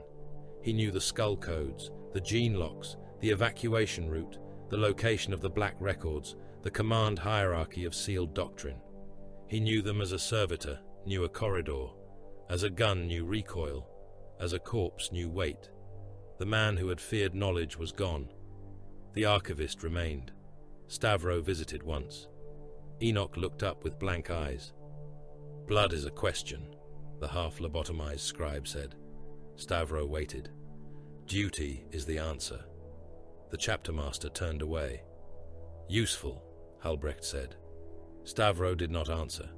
There were some truths even he did not name. Victory made the White Templars no kinder. It made them more certain. The surviving planetary leaders were summoned to the lower court of Holdfast, where the fortress roads began. They came in broken uniforms, tribal cloaks, ash-stained robes, respirators, medals, chains, and fear. Many had held their districts until nothing remained. Some had fled. Some had hidden supplies. Some had delayed evacuations out of pride, confusion, cowardice, or love. The White Templars judged all by result. Those who held were honored with work, not rest, work. Their surviving populations were assigned to reconstruction, trench purification, corpse burning, tunnel sealing, spore hunts, ammunition production, and fortress repair. Their names were carved on labor tablets. Their reward was continued obligation. Those who fled were hanged from the fortress roads, not quickly. The roads approaching Holdfast had always been straight, exposed, and designed to kill armies. Now they bore new warnings. Governors, militia captains, supply lords, shrine wardens, and clan chiefs dangled from iron gibbets, their bodies stripped of finery, their crimes carved into plaques below their feet. Abandoned fuel stores, withheld transport, opened gate without order, fled with armed men, preserved bloodline over duty. The last plaque drew no comment from Stavro. Infected populations were burned. Entire settlements that had survived the First War were found to carry genestealer taint, parasite markers, psychic contamination, or uncertain exposure. They were surrounded, tested, and when testing proved too slow, burned from the outside inward. Screams rose behind sealed hab doors. Flamers answered them. Ash settled over the roads again. Regiments exposed to deep psychic contamination were quarantined, then quietly liquidated. Their banners were preserved, their men were not. Leontus had already departed, but his final orders had left room for necessary discretion. Commissars oversaw the process. White Templars ensured none fled. Some guardsmen sang hymns as they were shot. Some cursed the Emperor. Some thanked their executioners for denying the swarm. Most simply died too exhausted to make a final philosophy of it. The White Templars watched. The Imperium endured. There was no contradiction. Hive Fleet Grendillus had been defeated at Holdfast. It had not been destroyed. Spores remained in the mountain roots. Some were burned out by Prometheum teams. Some slept too deep for Auspex. Ocean trenches pulsed with alien growth, where falling bioship fragments had sunk beyond Navy bombardment. The iron rivers were poisoned for entire seasons. In the old forests, where forests still stood, trees grew wrong, their bark ridged like chitin, their roots coiling around bones that had not been there before. Every year after the siege of Holdfast, hunting crusades descended into Sanctum's wounds. White Templar kill teams went into the mountains with flamers, Auspex arrays, rad cleansers, melter charges, and aspirant candidates chained behind them. They burned feeder beasts from caves, hunted lictor descendants through black pines, sealed burrower tunnels with explosives and boiling promethium, dragged half-living organisms back to the apothecarian for study before execution. The war became part of recruitment.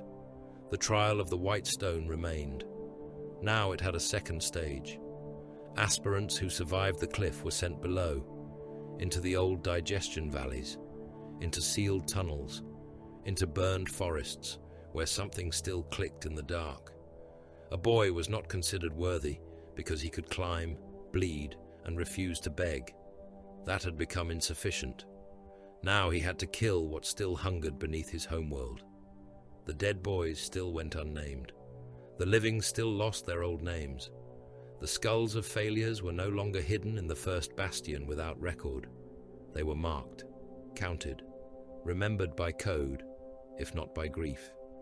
That was the White Templars' idea of reform. A new doctrine entered the chapter. It was not shouted, it was cut into stone. The White Templars no longer defined themselves as presumed sons of the imperial fists. The old banners were not destroyed. Stavro forbade it. Symbols that had carried warriors through centuries of battle were not lies in the same way a false report was a lie. They had been tools, walls, splints around a broken bone. But the new doctrine stood beside them, oath-made, fortress-born, fatherless, until proven otherwise. Some brothers hated the words, some accepted them, most simply endured them, which was the closest thing to agreement the chapter required. Their war cry remained officially unrecorded. The administratum asked for it twice during post-war reconstruction. Both requests were denied.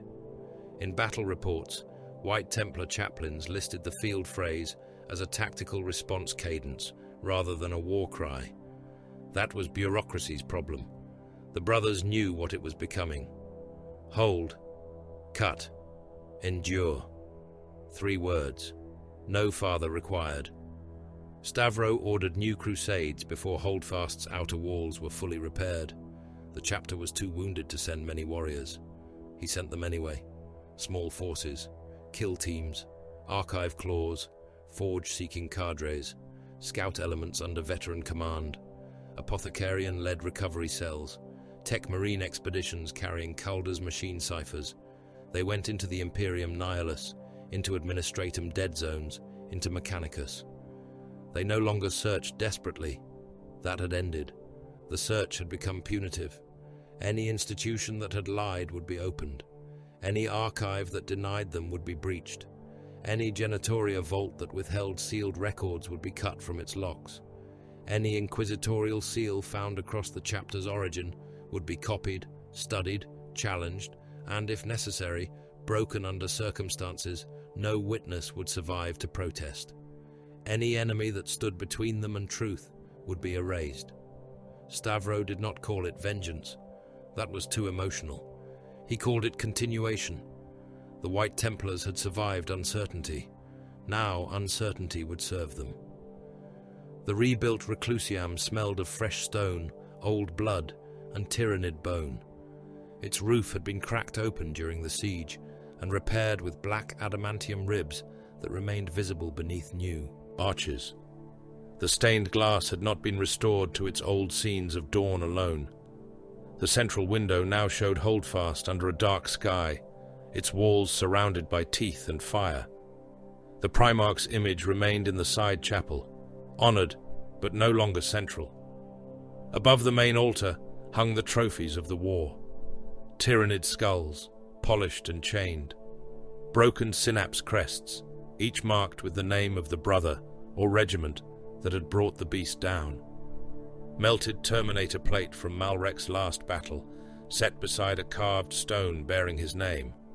A shard of Brother Castion's sarcophagus casing, blackened by reactor death. Odromex Crozius, sealed in a reliquary not of honor alone, but warning. And above them all, the black sword. It hung point down over the altar, lightless, unmarked, and silent. A new generation of aspirants knelt beneath it. They were boys from the surviving tribes, fortress labor castes, penal bloodlines that had fought well enough to be harvested for worth, and mountain clans that had held their evacuation roads until the last shell. Their heads were shaved, their bodies were scarred by preliminary trials. Some had burned hands, some had frostbitten ears. One was missing 2 fingers and stared at the black sword as if it had already judged him. Stavro stood before them in repaired white armor. Not clean, never clean again. The stains had been removed, but the scars remained. Acid pits, blade marks, claw gouges. The broken left lens had been replaced, but the old lens hung at his belt as a relic of refusal. Halbrecht stood to one side, Vald to the other. Calder was present only as a voice through the Reclusium speakers, distorted and faint, his body still fused to the machine heart of the first bastion. No one knew how much of him remained Techmarine, and how much had become Holdfast's wound, speaking in metal. The aspirants looked up. Stavro let them wait. Silence was the first lesson. Then he spoke.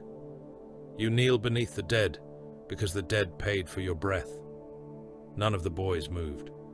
You have been told you are chosen. You are not. Selection is not grace. It is suspicion. We suspect you may become useful. A boy blinked blood from a split brow. Stavro continued. You are not chosen because you are pure. Purity is a word used by men afraid of testing. You are not chosen because your blood is noble. Blood lies. Records rot. Fathers vanish. Statues crack. His gaze lifted toward the black sword. You are chosen because you may survive impurity and still kill. The Reclusium seemed to grow colder. Some of you will die under the knife. Some will die in the ice. Some will die in the tunnels beneath this world when the things that still hunger find you. Some will fail before you earn a name. Your skulls will be marked. Your deaths will be recorded.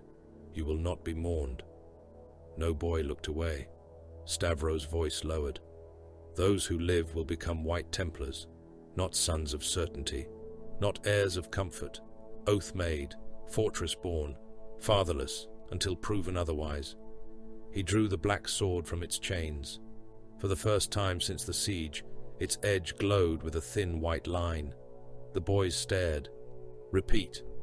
The aspirants answered as one, voices young, raw, and afraid enough to be useful. Hold! Stavro lowered the sword. Cut! They answered louder. Cut! He brought the blade point down before the altar. Endure! The Reclusium shook with their reply. Endure! Above them, Tyranid skulls watched without eyes. The black sword went dark. Deep beneath the Reclusium, beneath the gene vaults, beneath the public archives, beneath the rebuilt halls where men pretended stone had forgiven them, the first bastion slept. Mostly. Its skull walls had been repaired where bolter fire had shattered them. The failed aspirants remained in their alcoves, each marked, each counted. The faceless statues still stood without identity. Their erased heads were not restored. Stavro had forbidden that too.